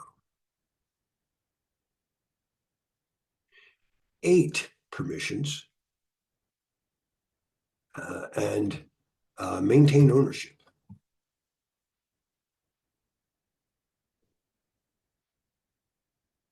Pretty cool. So Microsoft actually implemented more than just basic discretionary access control. My Red Hat Linux, my Fedora Linux only lets me go read, write, execute. So that used to be very testable. What is the Graham-Denning model? Bell LaPadula, we're just worried about confidentiality. No read up, no write down, whatever. We'll see that in the slides here. We know that in ISO terminologies, in the ISO, if you're going through like an ISO audit, it might call it entitlements. I'm a member of sales. I should be entitled to read the sales folder. Good. So there's other terms. Now, in my computer, I've got a disk drive, we'll say. Draw it that way, even though it's solid state. And I give permissions to either an identity or a group. So they can read a file like this PDF file. And that's silly because no human can read a PDF file. In order for the operating system to expect that Bob can really do this, he's going to need an application that knows how to read PDF files. So now I have subject. I have the object he's trying to see, the file. And there's no way he can see that without an application.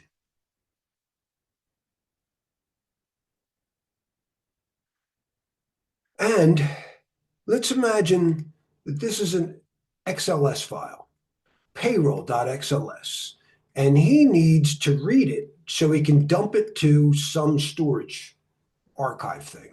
Does he need to read the content of the file? No. He could run the application called the backup utility. I'm going to say that the role of operators can't use Excel to read that file.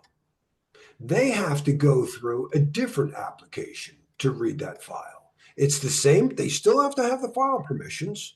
They still have to, but they must go through an application. And that is Red Hat Linux by default in a very similar version of the Clark-Wilson model. It's actually a light version of it. It's called targeted if you actually have to work with it. Targeted. Where Bell LaPadula, it can also do that, but that's called multi-level security mode. So that's what Red Hat Linux can do. That's what my Fedora can do. It can either do, and this is cumbersome. I don't like to classify all of my data, so I leave the default, but that's pretty cool. So you can only access this object if you go through the authorized program.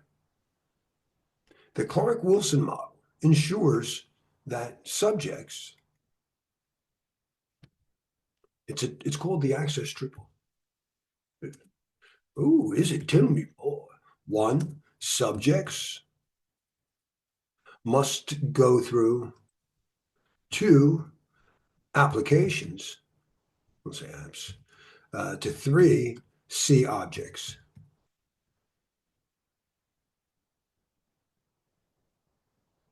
iPhone does that? Cool. So that makes sense, doesn't it? A lot more granularity of control. Wang Laboratories did that. When I worked at Wang Laboratories in the 1991 through 93, something like that. And they did the same thing. And I'm so thick-headed, so that's why I use the tape backup scenario, because I was the dope that held up class because I tried to tell them that their backups wouldn't work. I played with every tape backup, and in order to get people to do backups of Microsoft and Novell networks, I had to give the backup operators group full control over the system. That just wasn't allowed. Otherwise, they couldn't create directories for restores and stuff like that. And I was like, and they're like, no, you'd never want to do that. And I'm like, well, then it's not going to work. And they're like, must we hold up the class for this idiot? But in Wang Laboratories, you didn't give the rights to the person. You gave it to the backup program. And then I fought her on that. I go, well, once he's in the backup program, won't he just open up a command shell? No, that's a separate program. When I go, whatever, where's my CMD? That's a different program. This is a different program that just didn't come out. Where it is? That's not, I'm going to have Larry rights. I'm not going to have the same. And that took a while to sink in.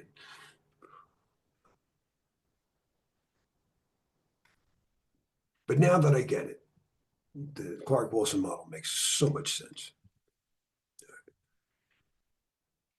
So these are the kind of things we want to cover there. Now, again, the operating system has to know what applications are there and those shared libraries and stuff too. Right? We also want to understand how a machine is architected, in that I have a machine. Now, in reality, the memory counts like this. I'm going to say 0, 0, 0, and you'd count up. But for some reason, people don't write it like that.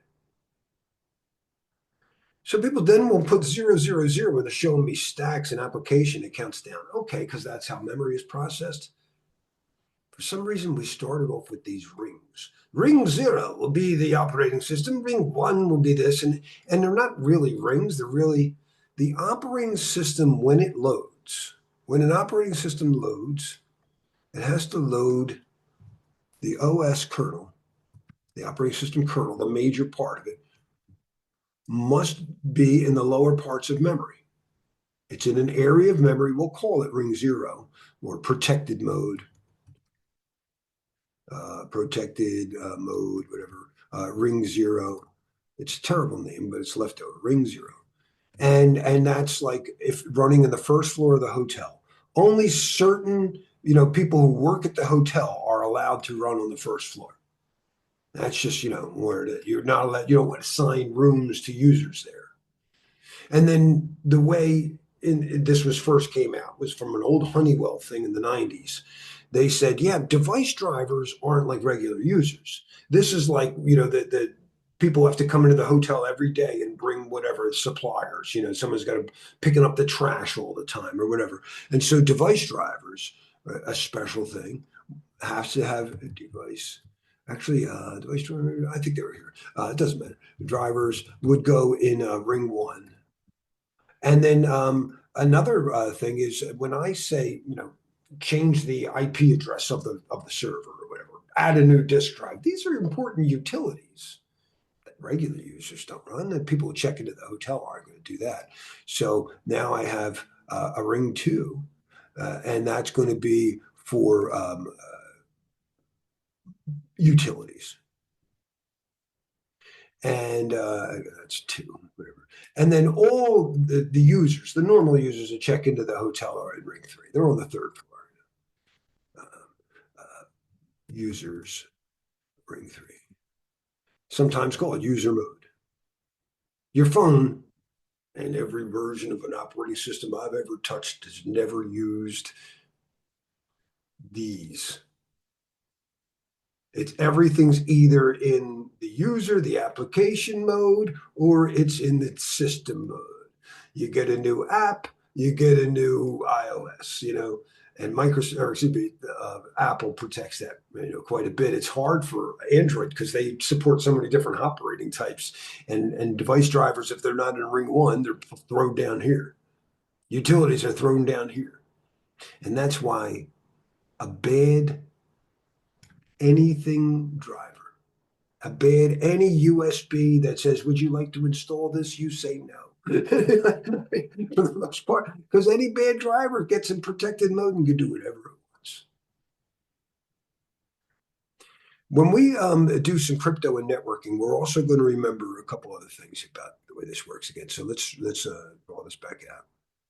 I have a computer, and it has hardware.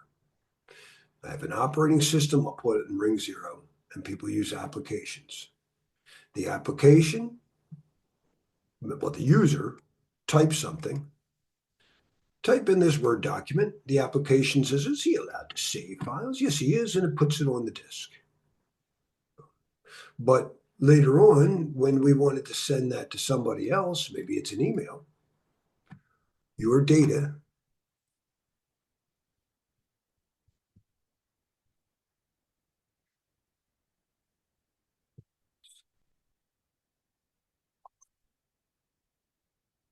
now has to have addresses put on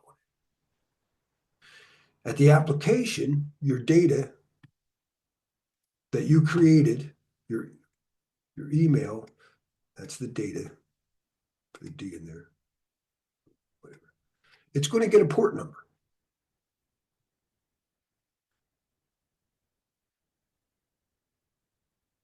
Your operating system is going to get an IP address. And the hardware is going to have a MAC address.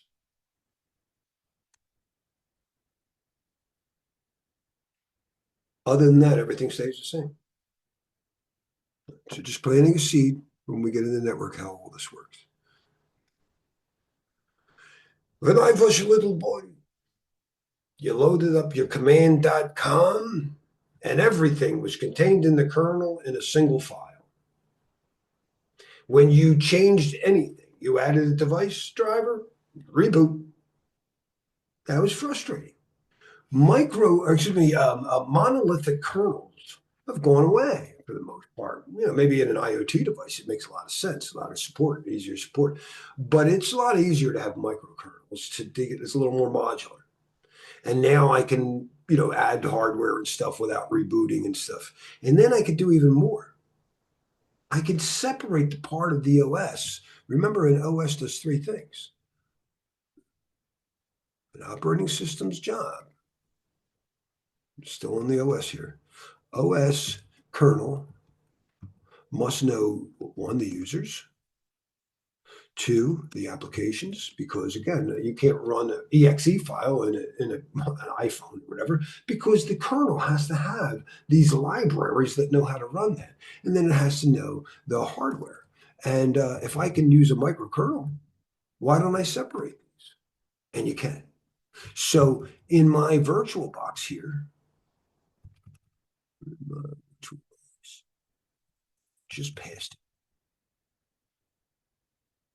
I have separated the hardware, abstracted this with this VirtualBox manager, and these guest OSs don't care about that. They're virtual machines. These are guest operating systems. And underneath, what VirtualBox is, a hypervisor provides it. Now, this particular one is type 2. And it's Roman numeral. Don't get that wrong. This requires a host OS. Host. My Windows 11 machine here. A type 1, self-contained. SLEF. Easier to support, isn't it? I just got to go one place for patch management stuff, right? Oh. So this allows virtual machines. That's really nice. I can make a lot of changes without having to build the hardware. I'm kind of like an infrastructure as a service provider. But a lot of times, like if I'm Dropbox and all I want to do is we're really good at writing applications. All they want to do is write the app. They're going to advertise it to the users, but they don't want to even maintain a guest OS. So they actually use AWS's OS. They use their OS as a host, and all they do is write the application. That's platform as a service. But suppose a bunch of people are using Dropbox that day, and they need to scale up. It's a weird marketing term. Serverless. It makes it a lot easier. Platform actually comes in a lot of flavors. I don't want to get too far down that road yet. But there's a lot of different variants. All this is what enables the cloud. Now, sometimes you want to stay in the same OS, but Dropbox is running in the same OS at Azure as perhaps other clients. How do I make sure their applications, their shared DLLs that are supposed to be in the OS? Is there any way to contain? And that's what containers are for. And that's a lot less overhead. I don't have to do, again, even these guest OSs, they have an IP address. There's a lot of overhead here. If I just contain the application, the required libraries to a nice, neat little memory address space, that's the easiest way to roll out applications. So Docker allows me to contain applications,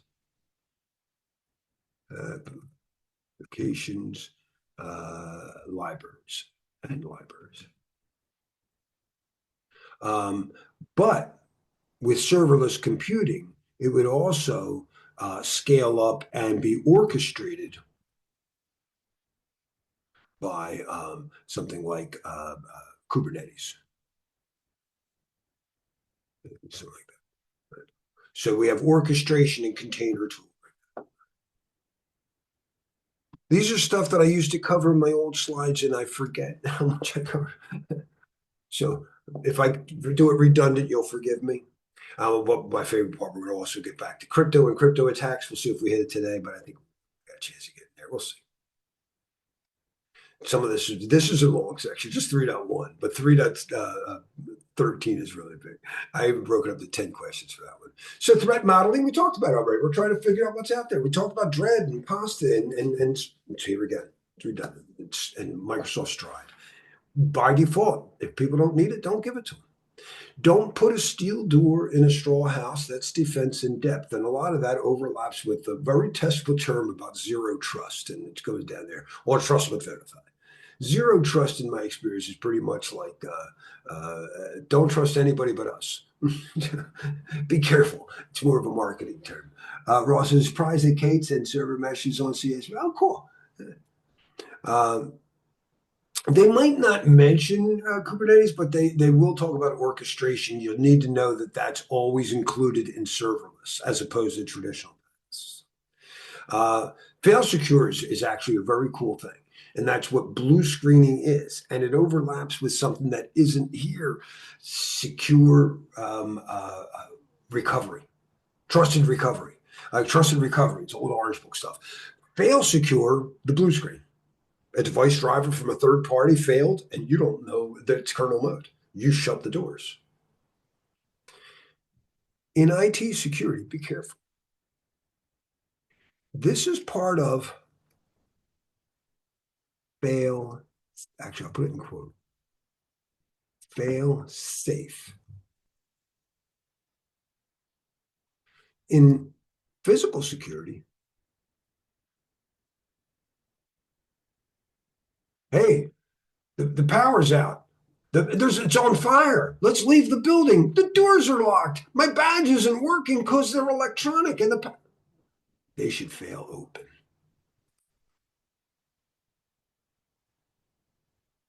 But this is IT security.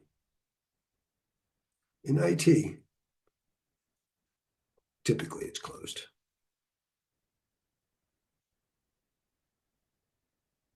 When you fail closed, it's called fail secure. What's it called when you fail insecure? No, they call it fail soft. Well, why isn't the other one fail hard? Do you guys even sit in the same office? Whatever. Actually, it's fail secure, I should say. Fail secure. If you see it, they're both part of, and you have to define a control failure policy. Nothing's perfect. When you make controls, don't expect them to always work. Right? What am I going to do if the firewall goes down? Yeah. What if the roof crashes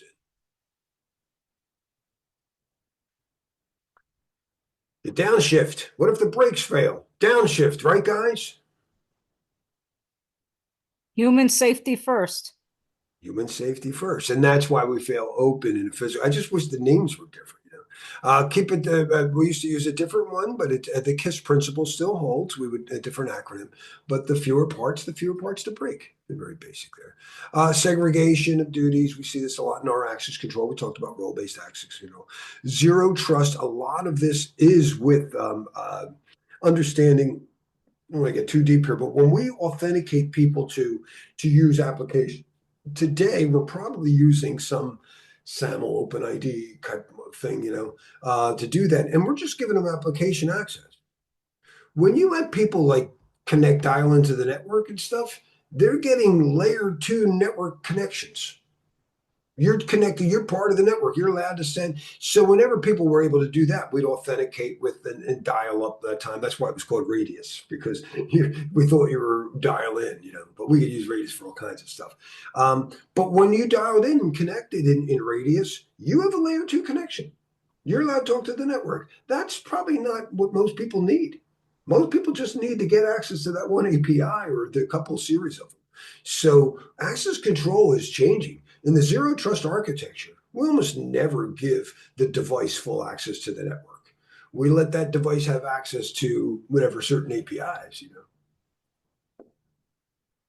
but it's what we call perimeterless. We always assumed that we had an internal network, right? If he's in the data center, it must be trusted, or if he's in the building, he must be trusted. It's not true anymore. We don't assume that. We don't assume that you're working from home. Always think privacy by design. I got trashed, by the way, last year for suggesting that when the ChatGPT client for Mac was storing conversations in clear text, on LinkedIn, and I said, well, there goes a basic principle. Why would you store things in clear text like that? And these developers, a lot of people store things in clear text. And I was like, I didn't say a lot of people didn't. It doesn't make it right. A CISSP, oh, I think that's what I said. I said, no, something a CISSP would know never to do. Privacy by design. We just assume, just in case. PII, I mean, think what people are saying to their chat GPT, right?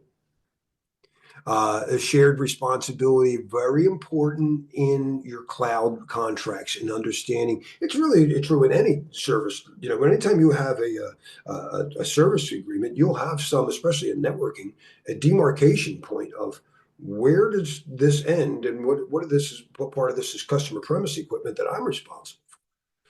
Very important in your SLAs and your contracts with your cloud providers, you understand. And a very consistent, though hard to interpret sometimes, theme. Let me look it up again. I think we may have looked at it in this class already, but just in case.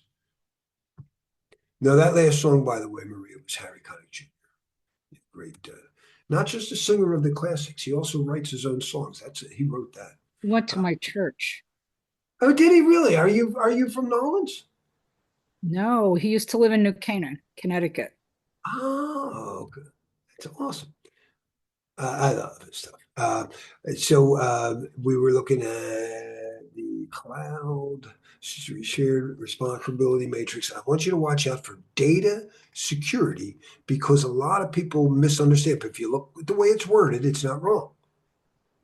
So let's pick the first one. I need something kind of big. Put something, please.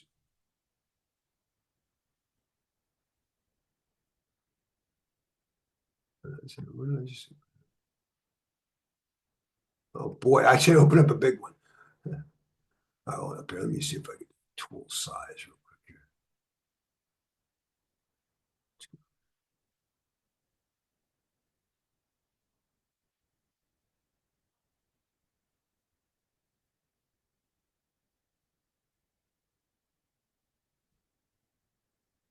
Not gonna start this. I'm just going to zoom up.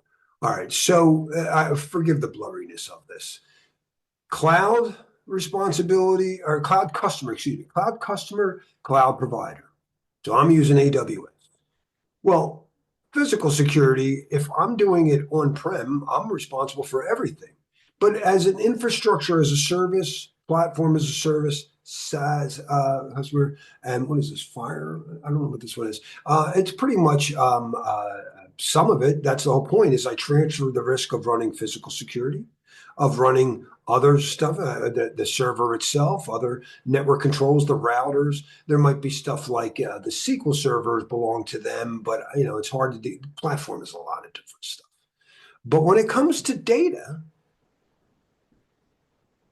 oh, that's always the customer. No, data classification and accountability is, but not the protection while it's in your custody of ensuring that it wasn't corrupted or overwritten or hacked through some other key management issue that you did. So be careful. Yes, it's your responsibility to classify your data. If there was a loss because you didn't classify it, set up the proper role-based access controls, assigned to go through the life cycle yourself, that's all shame on you. But if in your storage or archival process, it gets lost because of them, of course it's still their fault. Still, when you're taking an exam, I would look for that. Everything but the data. Data is always customer. Usually good enough to pass you on the exam. And secure. It's a service edge. So many Netflix, probably the coolest, to keep the data closest to me. They got this giant content delivery network, And so the first time I access, if I'm the first person in my neighborhood to watch this TV show, I pull it down from their headquarters. But I'm in PA, just outside of Philly. It's probably sitting in some service edge there now in the caching controller. So the next person to use it, and a lot of times there's processing done right there because that speeds stuff up over the network. So we're trying to bring the some of the provider stuff closer to the customers. Well, I'm pretty sure you protected your data center. Where are you at the service edge? I don't know, because I might live in a rural area. I don't know where that service edge is. They're using old Joe's garage there, you know. So be careful. It's usually the physical security issues on service edges that we got to watch for. Although I always wonder about, one thing I've learned, and since I know we've got some techie people here, when we get to authentication, I keep saying, who is the hardest part? For some reason, when I ask you something that I intend to write down, I will ask, and who are you again? But if I ask you something, I'm just going to, I ask for directions. Hey, how do you get to the so-and-so from here? I just go right there. Oh, thanks. You didn't ask that guy to show any. How do you know he didn't give you bad directions? Whenever we put something in cache, whatever DNS entries, ARP table entries, for some reason, we don't ask the CID. And what are the content delivery networks all doing? They're all doing giant caching controllers. So I just picture they're probably really vulnerable, or could be, to huge amounts of cache memory exploits. But just my paranoid mind. All right, so nothing new here. We talked about what threat modeling is. We know what it is. We're trying to figure out what could go wrong. The concept, if they don't need write access, just don't give it to them. Now, role-based access control simplifies the thing. No, only people in HR can see social security numbers. That helps. But you may want to consider where they are coming from, what time of day, and other usage things. So why is Bob changing his phone number every 10 seconds? I know he's allowed to, but that seems weird. But my questions on my exam on attribute, and there were close to a dozen. And that's what I kind of remember. I'm going to go with my memory. Oh, he says, don't trust his memory.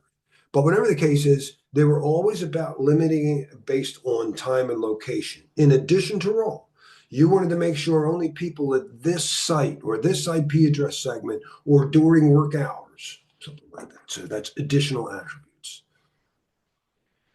And dynamic adjustments. We know that things are always changing, always changing.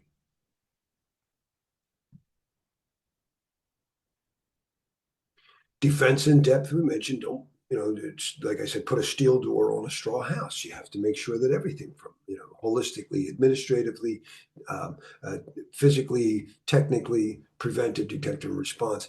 And where my physical securities came up were almost always like this. So I had a couple of physical security questions, and they were basically like, all right, here's a site. And there was one, it was like it wasn't a nuclear power plant. It was some type of electrical power plant. And they had some preventive controls. They had a lock or something. What else would you do? And they had more preventive controls, but one of them was a camera. And I go, I'd rather have a preventive and a detective than two preventive controls. So it's, defense in depth, that kind of thing. And sometimes it's the worst part. As an IT person, I will argue that if you make secure defaults, it's harder to use.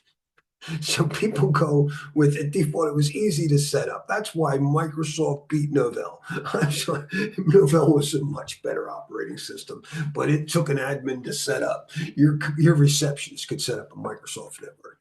And also we would have problem as a packet analyst. Default SQL servers used to be awful. Over a network, they were so slow. You had to tweak so many default sessions. But we know probably on our test, default passwords, PBXs, whatever you got. People, I remember when you would go to, like, there was all the dumpster diving. Did you know Kevin Mitnick found the password, the default password for this PBX in the trash? Since like 2010, they've maintained default password lists. Hey, Larry, on the exam, for a camera, I see someone, so it's a detection. They see the camera. It can be prevention, but not necessarily. No. Right. When a detective control is obvious to the attacker or to a person. So if they saw the camera, it won't prevent them, but it will act as a deterrent. It's not Deterrent. primary usage of the control. Its primary use is still detective. But it is common knowledge, you bring up a great point, that if a detective control, and that includes logging, that people know you're logging where they go, whatever that is, If people know that they could be detected, it acts as a deterrent. Hidden cameras don't provide deterrence, Right. right? No, but you had a very good point. But do remember that nothing is primarily a deterrent. So if you buy a phony camera, no, that's the only good use of it. It's not considered good security. But even a fence, if you see it like just seeing a 1 foot, seeing hedges, but people could step over it, but most people won't. Having a little rope, at the movie theater, most people, anybody could walk over that rope or move it, but most people won't. It deters them. Signage and stuff like that, and they're all testable. Those things could show up. Provides direction. I also turn off unnecessary features if it doesn't need to do that. That's just more, if nothing else, CPU utilization. Fail secure, we said that there's a different, but I didn't get to that part. Once something fails, so the machine blue screen, when you turn it back on, is it going to come up in a clear state? That was another consideration in computer security, and that's actually known as, I didn't see it in here, but they used to always ask about it, trusted recovery. That's the ability to run like a scan disk and clean up any, because your machine's blue screen, I don't know what state it was in. Where's the swap file? So trusted recovery is when I bring it back up, I can bring it to a whatever, a trusted mode there. Segregation of duties, we up, right? We know that it's good to do for a lot of things. Role-based access control really helps here. And a very important thing that we used to do, and it's still kind of respected, is to make sure that developers can't test their work. We have a separate testing group. Testers may not develop or even run it in operations. The admins or operators may not be testers or developers. Those are three, but they're all important perspectives.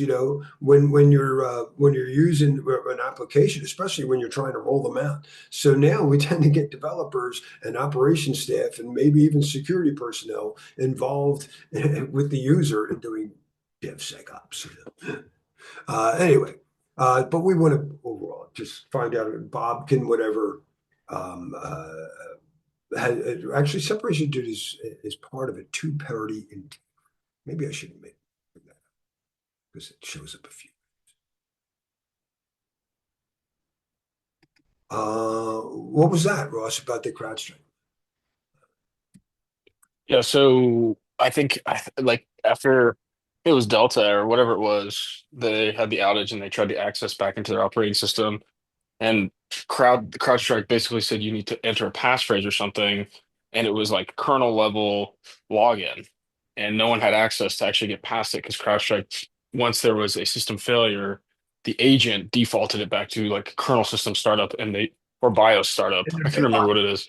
And because they needed the user's private key to get access to the session key to the bit, like no hard drive for it, right?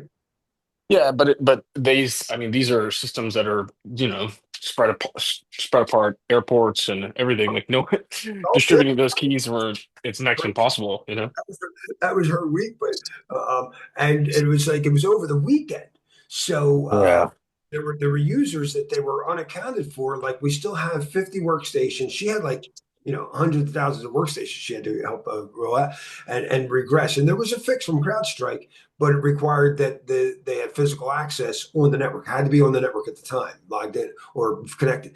And they're like there's like 50. They're probably laptops. People have them home, and some of them were able to power it on and do it themselves and walk through the fix. Others had to bring their laptops in on that Monday.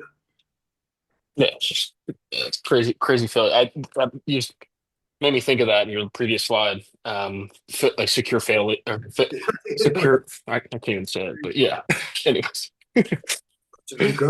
Now you bring up a good point. Trusted recovery should also include having access to the decryption keys, because they got lost there. Yeah. Yeah. All right. So when we have a process that we think is very sensitive, and I don't think Bob should be able to write checks all by himself. We might want to mitigate the opportunity for fraud. Think how fraud works. If I give the parking lot attendant to my keys to my car, can I prevent them from driving my car or going in there? No. Once you transfer the risk, any more than I could prevent the Uber driver from getting in an accident. Once you transfer and give somebody the risk ownership of a particular system, you can't prevent them from screwing up. If I give Bob the ability to write checks, he can write checks, but we may mitigate it by, well, if it's involved in, he can write it in the software, but somebody else has to print it. All right.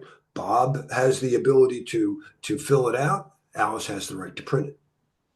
Or dual control. Dual control is they both have to sign the check. Well, it's similar, but in separation of duties, Alice might not know how to sign a check. So there's some confidentiality protection. It's common knowledge. Both separation of duties and dual control mitigate fraud, operational problems. And the fraud might not even be fraud. It might be a dangerous shortcut. Bob, you're not supposed to do that. So this will help. But separation of duties also adds in some confidentiality protection. Bob only knows half the formula for Coke. He doesn't know the other half. So that's separation of duties. And role-based access control really helps there. Dual control will mitigate those fraudulent things. It takes two people. And in either case, Bob could take the $1 million he was going to get with this fraudulent activity and offer half of it to Alice. And that means he doesn't get $500,000. That's why the test question says, which of the following would force an attacker into collusion? And you're going, what do you mean he's forced into collusion? Wasn't he a willing participant? Believe me, he wanted the cash all himself. He didn't want to share half the loot with Alice. My mother would point, there's no honor among thieves, Larry. He's probably intends to kill her at the end of the deal. No honor among thieves.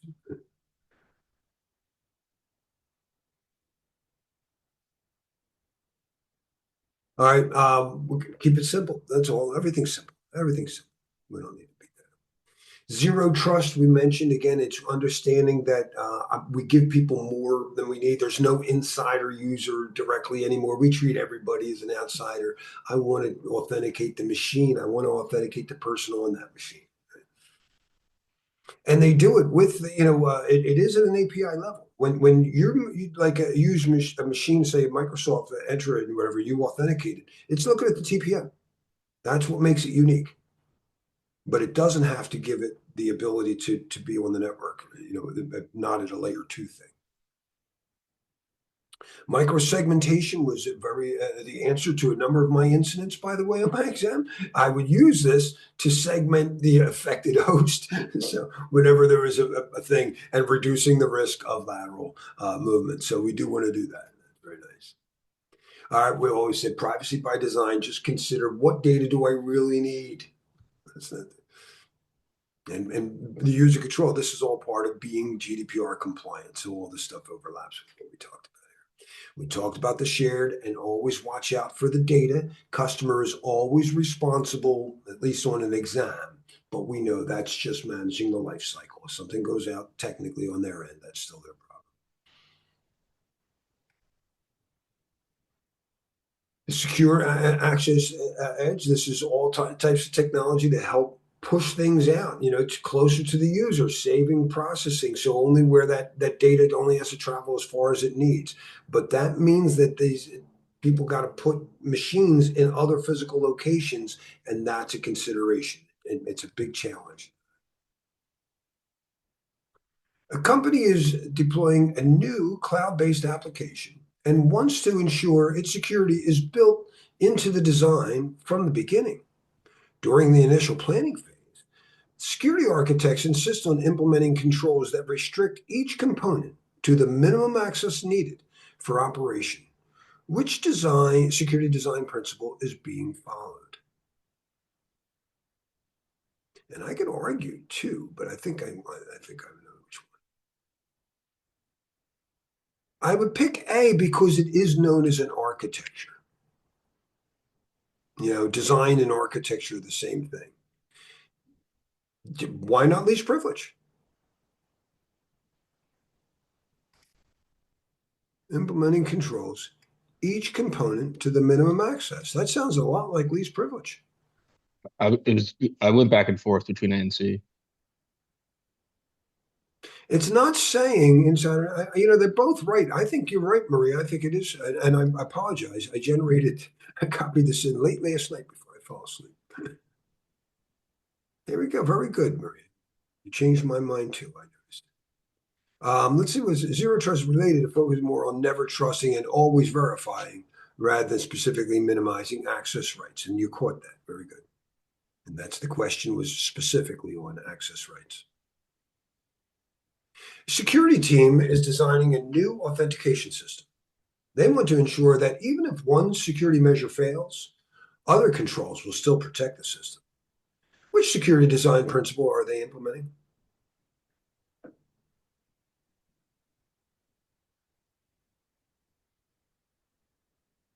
I believe that's defense in depth. And, it's funny, when I first started, maybe it's my bias, but when I first started, I say, teaching this class and working with military, they made me aware of, talk about the extra friction. No bank would do this, or trading firm.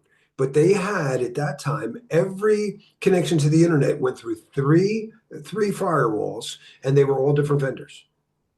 So if somebody got through their gauntlet, then they still had Raptor or whatever to get through. So that was to them defense in depth. So for me, but fail securely, if you just know that, if you're looking at the meaning of the word, doesn't that sound like fail securely? But to me, fail securely means when the system fails, was everything safe?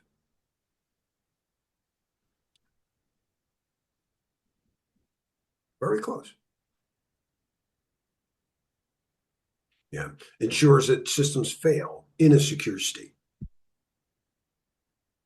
I was just throwing a martial arts thing. I was taught when a young guy said that, and a funny trainer, he said, when you get hit really hard. You know what ain't useful? Walking around like this. That ain't helpful. You learn right away when you get it. You didn't even know where that came from. How he was there. You're like, boom, you immediately cover up and you throw a punch toward wherever you got hit. Like, what the hell was that? That's fail secure versus like,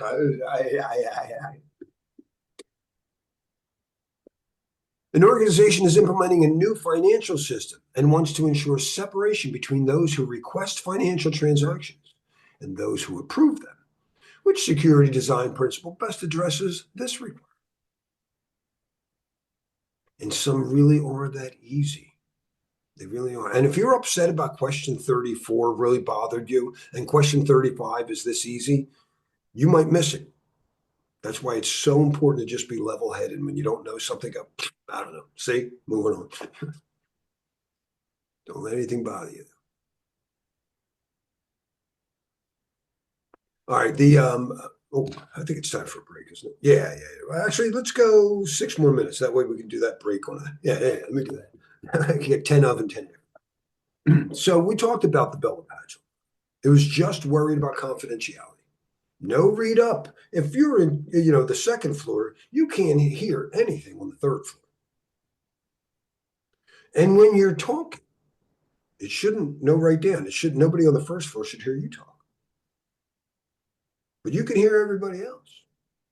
And they might be saying bad information and you believe them. Oh, there's a new phishing scam. I thought it was so funny. I get hit with it. I didn't click on it. I was telling my wife. It's a smishing attack. You've been removed from this group. What group? And then you click on it and it's a crypto. This is inside scoop just for you guys. Oh my God. I must have been in there by accident. And now I'm going to click on it. So integrity, it's nothing out of the Bella Padgel model. So Ken Biba just flipped this upside down. If you're worried about integrity, no write-up, no read down. Don't have people picking up a Facebook article and thinking that it's, trusted news. Graham Denning, we know the 8 permissions, not just read and write. There's all kinds of permissions. And most important, can I transfer ownership? Right? It's all about ownership. The Clark Wilson, separation of duties. Subjects must go through an application, which then has the duty to be able to, and well-formed transactions. Now, you know what that's kind of like? That it maintains a log. So if and this happened to me, I bring my car to the parking lot to get service done, and I had my headlights to be on auto. So they would auto come on when the room darks. Well, that was probably annoying to the mechanic, so he turned that part off. He turned the headlights off. I don't have a problem with that while he's working on it. Sure, that's fine. When you return the car back to me, would you put it back the way it was? Because I drove around having people flash their high beams at me, and I thought it was first, I thought it was somebody else. I was like, dude, that's the second, third time. And I was like, oh, dude, that's you.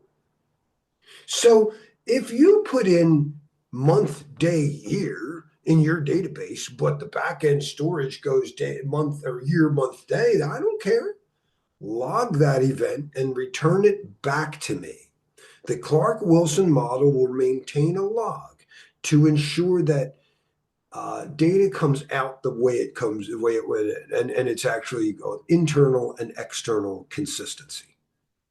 And I understand date fields were one of the problems. All right, Brewer and Nash.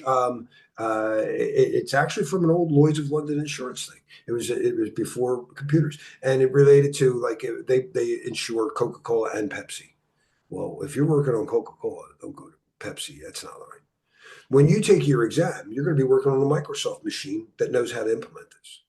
That Microsoft machine's operating system knows how to invoke a web browser. It knows how to invoke the test engine. It will not do both at the same time. It's a Chinese wall.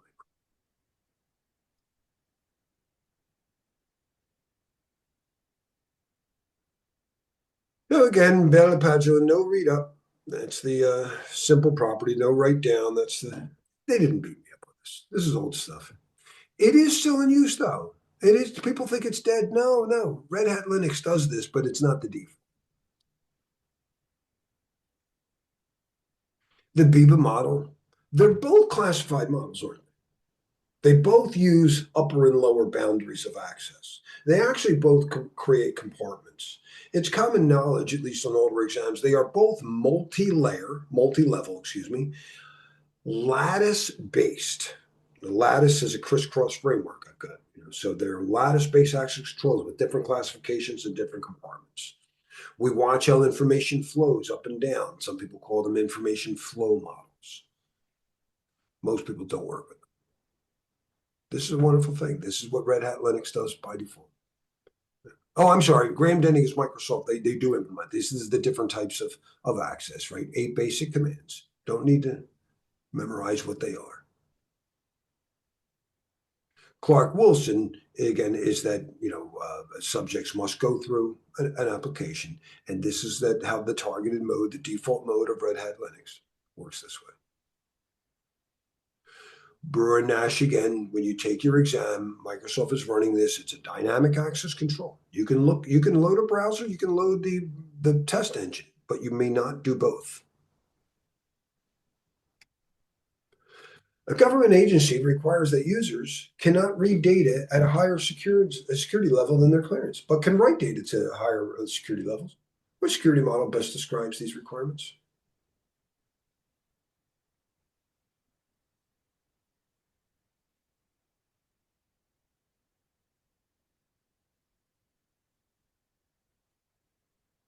The old Bill LaPadula, whatever. I was corrected by Sean Harris, so that's why I still say LaPadula. I didn't confirm, but I'm honored to work with her. An organization needs to ensure data integrity in their financial systems by preventing users with lower integrity levels from modifying data at higher integrity levels. Which security model would best be? That's the old BIBA. I don't know anybody who still does BIBA, to be honest with you. BAE Systems used to do that. Maria, you might have worked with them. If you ever worked with BAE XTS. Yeah, but I don't want you to make me that old, okay? Okay. Well, you could have been, a teenager. A consulting firm needs to ensure that analysts working with one client's data cannot access information from competing clients. Which security model would best address this requirement? No, Graham Denning gives you a bunch of different access permissions. See, Brewer Nash. Yeah, Dorothy Denning. I didn't check to see if she accepted my request. She's on LinkedIn. Dorothy Denning. No, it's the Brewer Nash. Brewer Nash still isn't young, but now Neil Young won't perform with them. And no, I don't know. Really old. All right, let's take our break now. Oh, we went a minute over. There we are. All right, so we had a lot of this. Again, we talked about in operations, or excuse me, in domain one, that when the customer told us our order, we need this. We have to figure out what type of exactly standards and what configurations do they need, what procedures would make sense. Now, one thing we need to remember is that we never short scope. You might give people more than they need to get things done. I want you to consider how process management and efficiency maturity work in this context. If I'm going to drive my car through a garage door opening, one thing for sure in the design of that garage door is it better be wider than the car. If it's shorter than that, it's not going to work. So that's why we never short scope. But what are we going to do? Make it one atom on either side of the car? Most people cannot drive with that level of precision. So do we look for 10 feet on either side of the car? That's really far out of scope and would be a significant waste of time and money. So we watch the process. We try to identify room for shift and drift. No process is going to be, my printer does not print the same document over and over again exactly the same. To my eyes, it does. But there is some shift and drift. That is the thing about machines. If you ask me to handwrite it, the fonts are going to look different in every one of them. So we always allow for some shift and drift. So process efficiency is that I make the garage door just wide enough to where we're not getting the car scratched,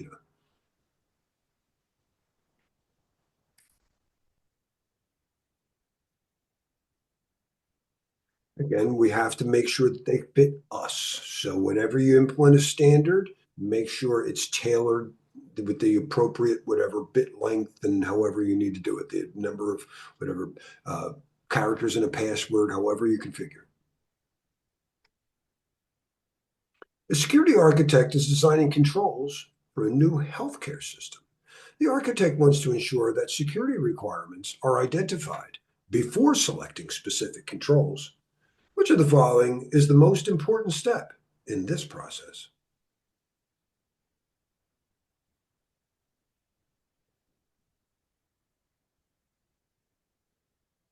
Right, and it's the hardest part. This is the waiter at the CISSP, right, at the table asking the person what they want. I got to figure out what they want. And it's very hard to do.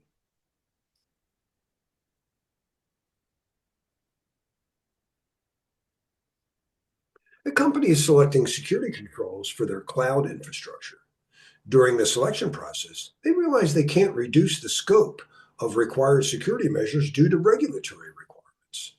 According to the security control selection principles, what is this concept called? Never short scope. You got to meet requirements. In the Titanic, when it went down, there was a couple things. It was just law. They were mostly doing or insuring. Lloyd's of London was insuring tankers and stuff.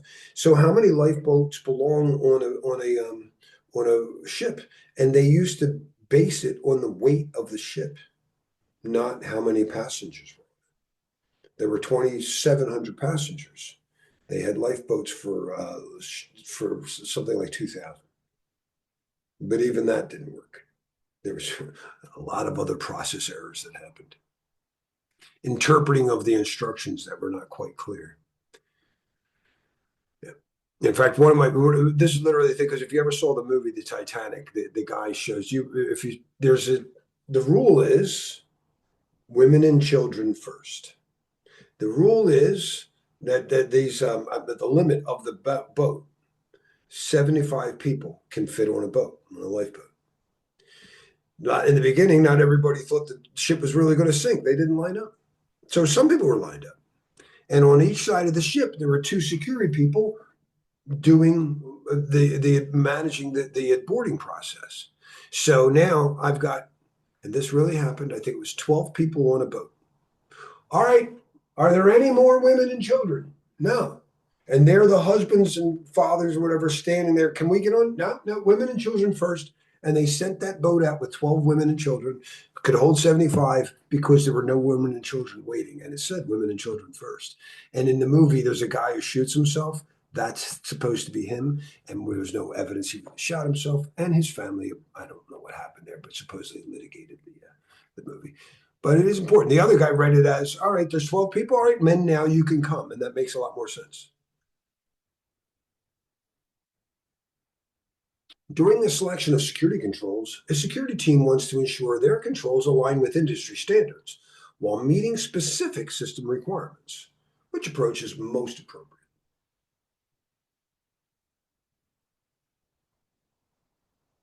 Well, you went really quick there. Make sure everybody had a chance to read it. Yeah. Yeah, we know that that's very important that we tailor our controls to meet the scope. You may see it on your exam. It's very, very testable here for common knowledge that you need to have scoping procedures to ensure your configuration baselines meet the organizational accepted risk appetite.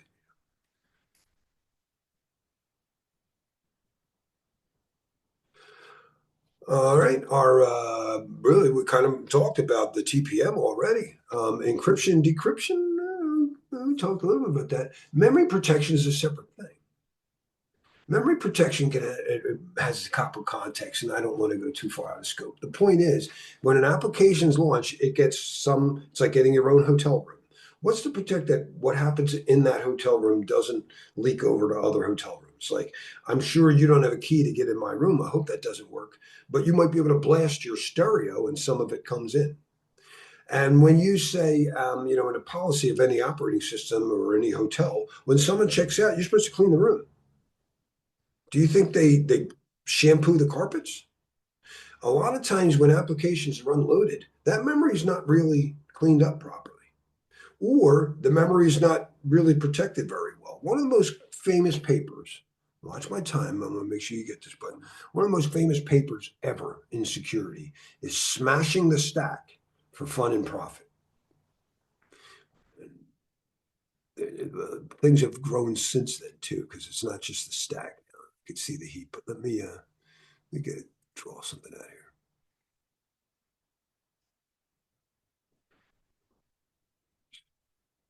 In a computer, we know how a computer loads up, and it's got hardware and it's got an operating system. And I said it's like a hotel, and the operating system's on the first floor, or ring zero, whatever. I'll draw it like that, but that's really the first floor of the hotel. Ring zero. That's the OS kernel.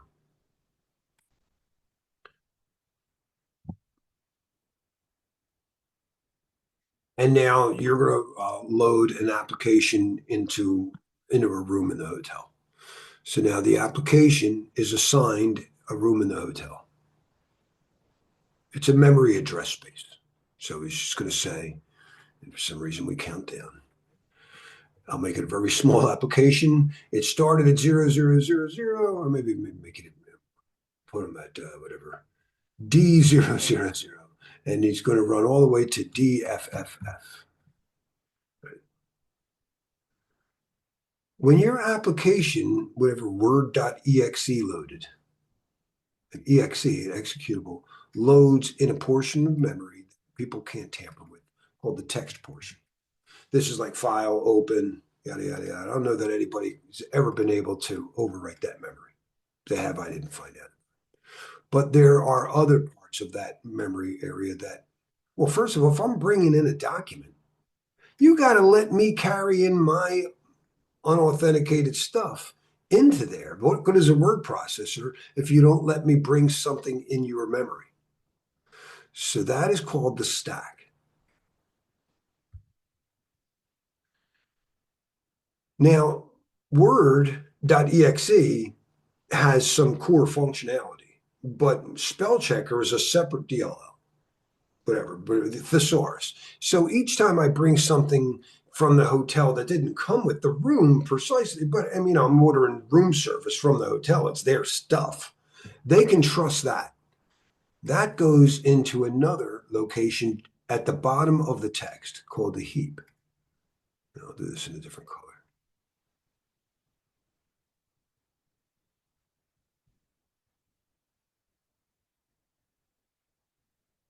What's important about the bottom of the text or the bottom of the heap, if there's anything in memory, is how to go back and run the program. And that's the instruction pointer. Execute instruction pointer. What are we going to do next? And since I don't know as a user where this is, I don't know that they have loaded any DLLs in memory there. Where's the bottom? Where is the EIP? Because I know that's a pointer that's going to say, run this. So instead of inputting a Word document or whatever, I input malicious code. And I need to get the pointer to run it. So I just fill it up with a bunch of no operations. And so I say, all right, and then it's actually a hex node code 09. There's other ways to do it, whatever. Don't do anything. And you smash the stack. So when someone loads the program, it just goes boom and runs your malware. This is a stack-based buffer overflow. Clear this up and go to the see. But not if you do a document check right before it enters the system. Well, that's if it's a document. There's a lot of different ways to not all applications are Microsoft Word, but yeah, do some input validation is still the answer. So you're not off track at all. So the National Vulnerability Database for me is a nice search place. Not always that quick. It's really just a mirror copy of the MITRE database, but I find their search a little easier when it works. Let me search. Is it still working? Still thinking. It's still thinking. And I want to look up how many stack-based buffer overflows are there. And you're going to see there's a bunch of them. And it's not just stack. There are also heap-based buffer overflows. There are all kinds of ways that people get access to memory. One of my favorite hacks ever was probably Heartbleed. Heartbleed, it was an SSL vulnerability, OpenSSL, what everybody runs pretty much at their server, web servers, that did this. Now think of what TLS has to do. You go to a web server and you generate, you negotiate a session key to encrypt between me and whatever Zoom. And you do one for Zoom and you do one for Zoom. And now Zoom has to maintain at the web server all these session keys, all these AES keys that we're using to encrypt the data. And they implemented a particular issue of if you ask for, I think it exploited a database functionality, and I say, give me, and if I said, suppose I asked Amazon to ship me whatever new guitar picks, I just have a thing here, right? And that's a little bag. And I say, would you please put it in a refrigerator box? So you say, I need a zip code, make the answer 3 gigs long. Well, what does Amazon do? They put a bunch of packing peanuts to fill that box. What did the server do? Grab memory from RAM. What was in RAM? Session keys for other people. Heartbleed is a very funny attack. It was only like a day before Metasploit had a payload to do that. It was really funny. So all these things to access memory, we want to come up with ways to counter that. All right, we talked about TPM. We know what encryption and decryption is. Memory protection, again, to prevent unauthorized access. We do, one of the, I learned about, it's more of a programming thing, but where they have the clean room, somebody might hear, it might be you, Russ, it knows that that's how cryptographic algorithms are developed. They don't want anything connected. So make sure there's completely isolated. TPM has a couple of functions. It overlaps a little bit with HSM, and some of my students get that confused. TPM is mostly associated with the private public key generation. Well, first of all, mine is from MSI. MSI puts in a chip already that identifies this as an MSI. There's a private key for that. When I configure the system, it creates a private public key pair for me. That's how my Windows Hello can do things. And then when I want to do other utilities, whether it's BitLocker or other things, my TPM can create the keys for there. You know what it doesn't do? Actually encrypt anything. I mean, you could argue, well, it's encrypting the key, it's encrypting session keys, it's encrypting hashes it can sign, but it's not running AES to encrypt my hard drive. That's BitLocker's job. That's what the TPM can do. The HSM can do that. The hardware security module has an ASIC, an application-specific integrated circuit, like a GPU that's just dedicated to only run that application. It also, when we create, this is a little deep here, but if you're following along, otherwise I wouldn't worry about it. When you do a BitLocker, it's not going to do the encryption. It doesn't do that, but it does use a true hardware-based random number generator to create that session key. That's not like when I do a TLS conversation and my software generates some number. When software creates a random number, it's considered pseudo. P as in pseudo, whatever. But so P or as in software. But this will generate a real, and it's debatable. Some people argue that's not true, but the claim is this. Key storage provider apply here. Why don't you expand my memory? Are you talking about key storage in that it itself stores keys in a protected area? Or are you talking like the Windows operating system has a KSP, and you'll see that a lot sometimes, maybe just like the Windows personal store for it. But there could also be within regex for different keys, or you said SQL Server. Software stored. Like if I do software keys, I like to show it actually. I like to you literally just type in certs, it'll pop up. That's the one. Yeah. There it is. And hopefully you'll notice a shirt that doesn't belong here. I forget which machine is it. The one that says Evil CA. That's not right.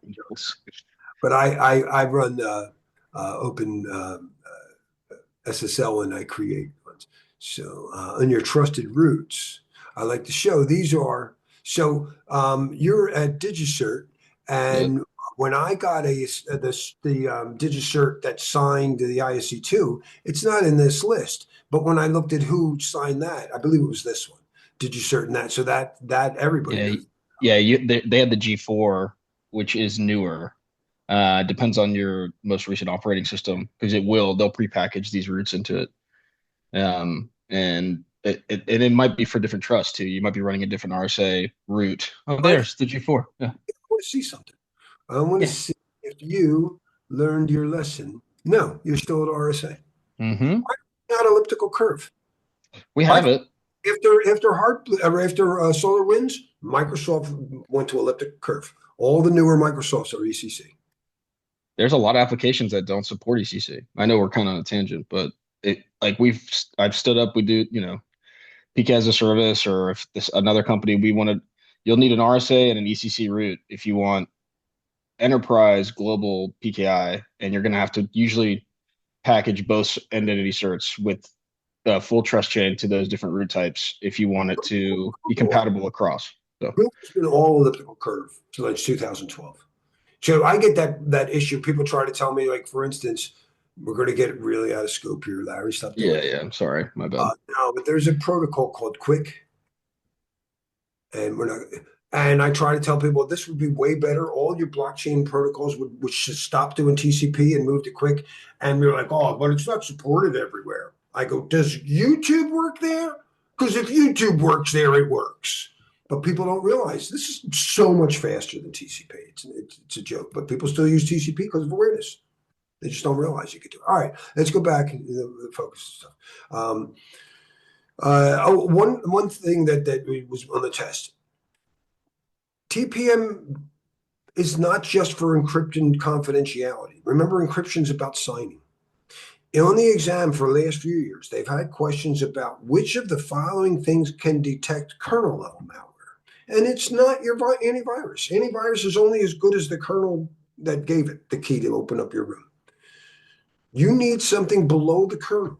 Only TPM can take a snapshot, a hash of your trusted config, and then if the OS gets corrupted, go, no, that ain't right. Or a third-party device, a third.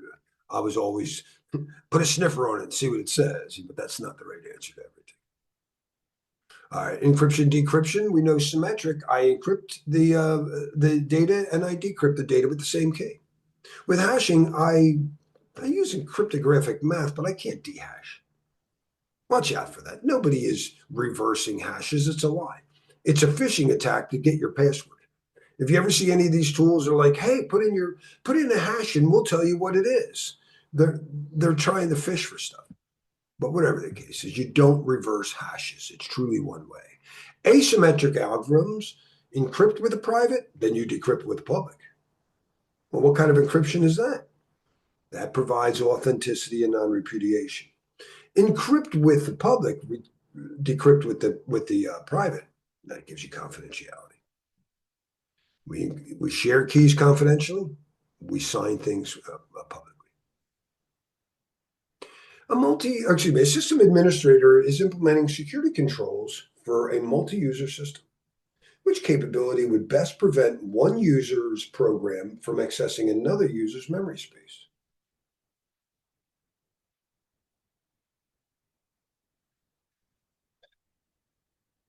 Said it more, but thank you. You're all getting it anyway. That's what it is.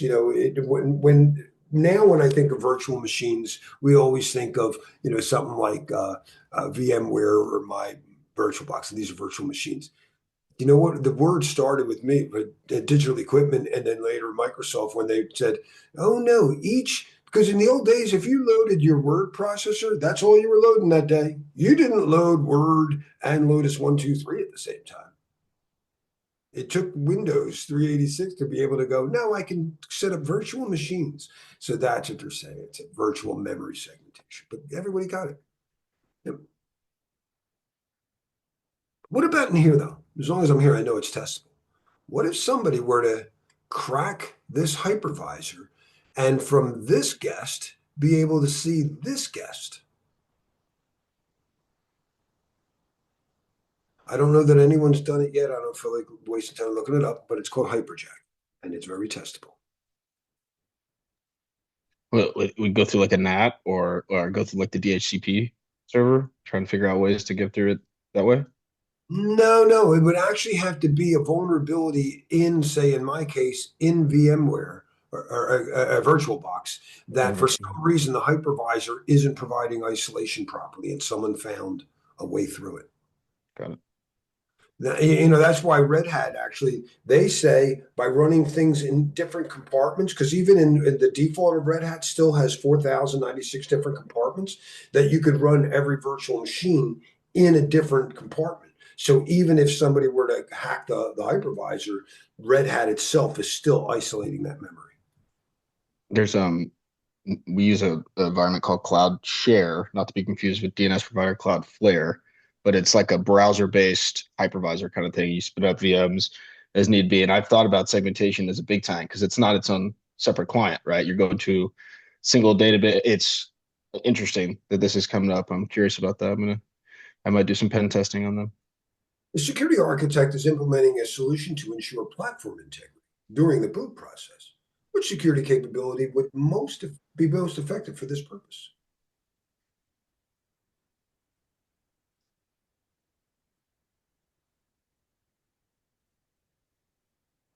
Well, it could be done by, B does more of it. I think TPM can do the full disk encryption and more.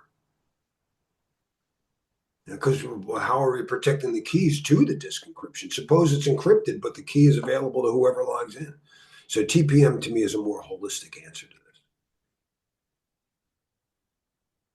this. And if it's IoT, TPM is the baseline. Yeah. An organization needs to protect sensitive data, both at rest and in transit. Which of the following capabilities would provide the most comprehensive protection?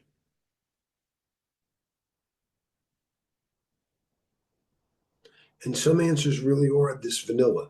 Don't get all too stressed out, because what happens when you get questions like this, I said it earlier, you're so stressed out from the previous question, you think they're trying to trick you. It's not. It really is, encryption.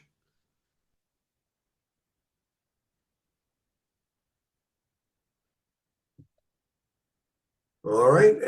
This is a very long one. A lot of stuff going on here of security architecture, but client server. If you're hosting a server and like you're worried about, now remember how like our biggest attacks today are mostly either API or some input validation. The big attacks on AI are all prompt injection. And if you're expecting, like typically, someone says, enter in something here. So I go to whatever Walmart.com, put in your zip code, and we'll customize the results to meet you. Well, then they're obviously storing something, at least for that session. And maybe I can inject something else. So I'm going to try to manipulate input. If you want to control that from happening, are you controlling it the client? No, you got to control it the server. Really what happens is you go to a web server, which then feeds the information to a SQL server. But typically the attack happens at the web server. So we want to somehow secure the servers. Clients, of course, we have our issues with clients. Database systems are often distributed and they're hard to secure. One of the hardest things in database systems is where do you put it? I know the web server's got to be out in public access. How does the web server talk to the database server? And there's no right answer. There's better answers, depending on your needs. We talked about cryptography. We're going to do some more. Our SCADA systems, where we actually start, like where the software is manipulating machines, our industrial control systems. This is where a lot of like really physical damage stuff we worry about. A lot of my work actually started in 2001 doing penetration tests for the various power companies and noticing how vulnerable these systems can be. So anyway, distributed systems just mean it lives everywhere. You guys should know about the Internet of Things. I've got all kinds of stuff on my. You know what's funny? When I would run a Nessus scan in my class or an Nmap scan, and people would see like 20 years ago, you have 7 machines at home? Now, if I were to run an Nmap scan here, I'd probably have 50 light bulbs, much less everything else. So it's a lot of stuff. It's really hard to. Way back, well, I usually show that during penetration testing. I love the Wayback Machine. We talk about microservices, containerization. Serverless, remember, is a form of platform that scales. It's a little stuff. Embedded systems, when they put the firmware, right in the device. So my light bulbs, and I always think about that. I may patch my laptops pretty regularly. I haven't patched my light bulb. I notice various incarnations of Fire Sticks and Google Chrome. Some of them would auto patch. Some Alexas will auto patch. Some don't. The older ones you have to, and you're like, dude, I ran an SSK. Can you believe it? It didn't like the Chrome TV thing. High performance computing systems. I got to stay out of the weeds here, but I am such a fan of, obviously, I want AI and I want it to be free.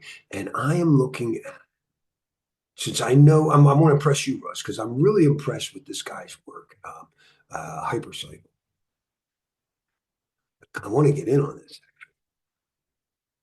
So it's part of, actually, let me put it another way, because it's part of what's called decentralized personal DPIN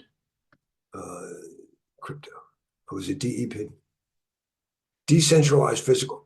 So how can a decentralized AI compete with the likes of Microsoft and Azure with all their data centers? They have their own physical networks.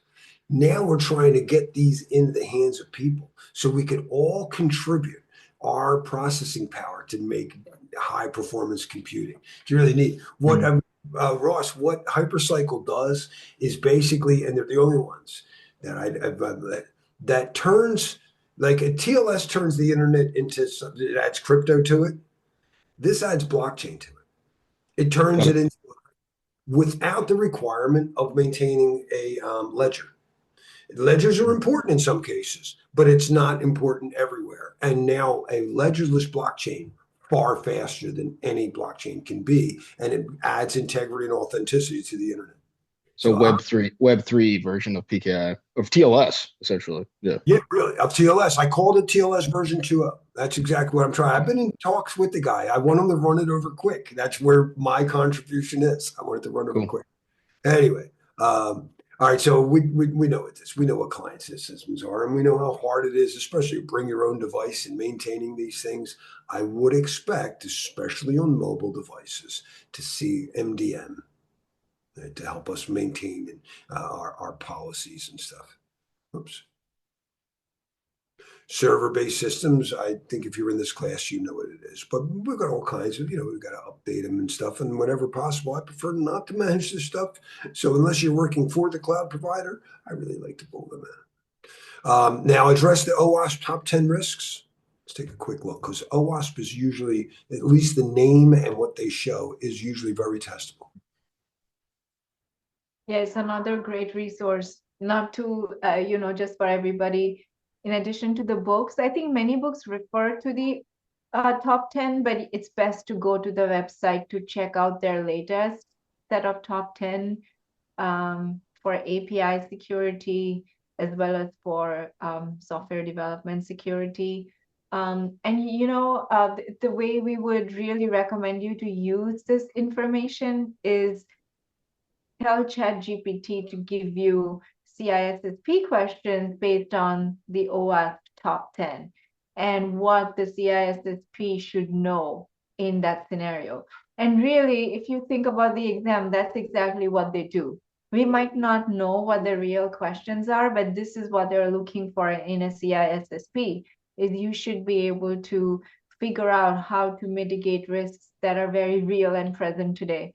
To use your AI prompts and the latest information to test yourself, and then drill down into your weaker areas and build up on that.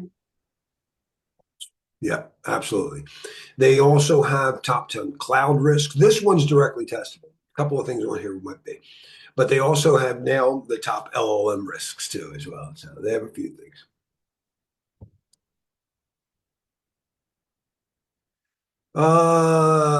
And we talked about injection. Generally, you're injecting just extra information. The first buffer overflows that would be by accident. You'd like lean on the keyboard. You'd fill up the stack, overwrite the pointer, and it would just be beep, beep, beep, beep, beep, beep, beep, and you have to reboot the machine. A buffer overflows first, a thing typically results in as a denial of service. Then they decided that you could inject code. But we could also inject code through, like, say I go to Walmart.com and ask me to put in my zip code. And I don't put in my zip code. I put in some script and then it runs it. And well, if it was a malicious script, I'd hit myself with it. So in order for that type of attack, where when you put the information, it immediately runs it and it reflects back at you, the reflected cross-site script, I actually got to create some type of phishing attack to get somebody else to click on something that has them authenticate, go to Walmart and put in that thing. But it's a cross-site script. It's one way to do it. Another way to do it is if I go to guitars.com, what'd you think of the Gibson robot? And I leave a review. The Walmart's going to lose my zip code as soon as I leave. But if I leave a review of that guitar, it's going to be stored there. So I could store that cross-site script, and anytime somebody read that review, they would run that. So, and then of course, injecting code. Did the thing come back in? Oh yeah, finally. So as long as we're looking here, let's go for injection. Injection.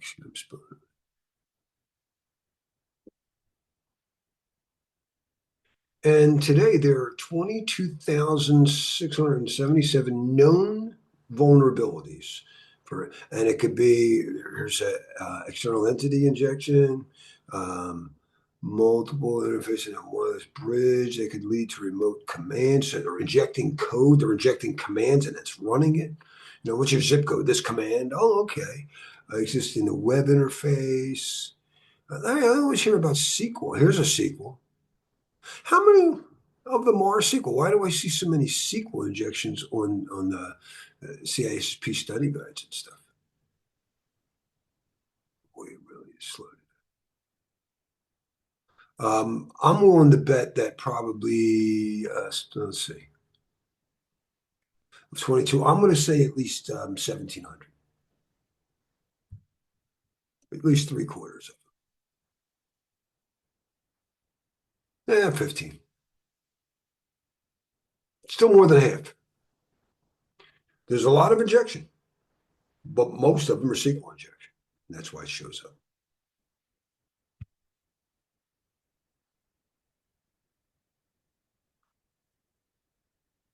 All right, so there's all kinds of database systems out there. NoSQL is not like we're not using SQL. It's not only. A lot of these are Merkle tree-based stuff that's out of scope to talk about here, but it's pretty cool. That's how we're doing big data analytics. You know, they do have.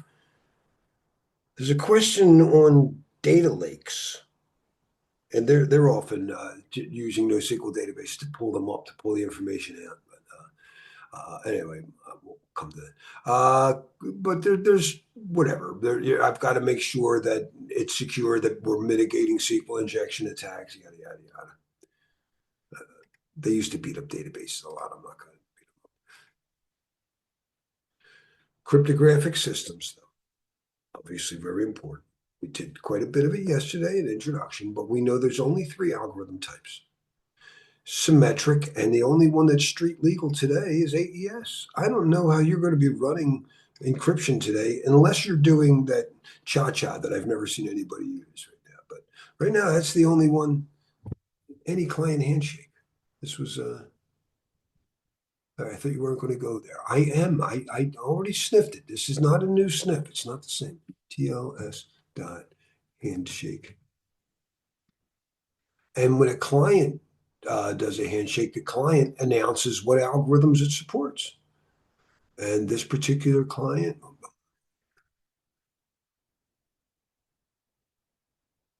this client knew 16 different things, but every symmetric cipher is either that cha-cha or it's AES.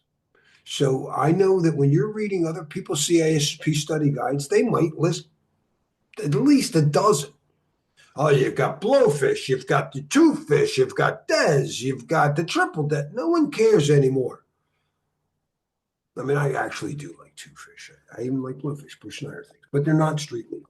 You're not going to be accredited. The asymmetric algorithms are the ones that are bound to an identity. The only point is to make sure that either only Bob gets the AES key, that's key agreement, or only Bob could have created that hash in that sign. Hashing is just integrity. Now, the applications could be many. We've got whatever, PLS is probably accounts for more than half the encryption there. But there's all kinds of stuff that does it. I can have an application that actually encrypts the file. I could have the application carries a clear text, but it gets encrypted when it goes over a TLS conversation, or when I VPN over IPsec, or even at layer 2, when I connect my Wi-Fi to my access point, everything's encrypted at layer 2. Of course, it gets decrypted at the access point. The weak systems and algorithms are rarely that the algorithm got cracked. It's usually an implementation problem. Heartbleed had nothing to do with the algorithm. It was all an implementation problem. Sometimes. And they want us to know about quantum. I don't believe it's ever going to happen, but we know it only affects the identity keys. And we already have a solution for that. So your friend is trying to tell you that your Bitcoin isn't safe, doesn't know what he's talking about. It's fine.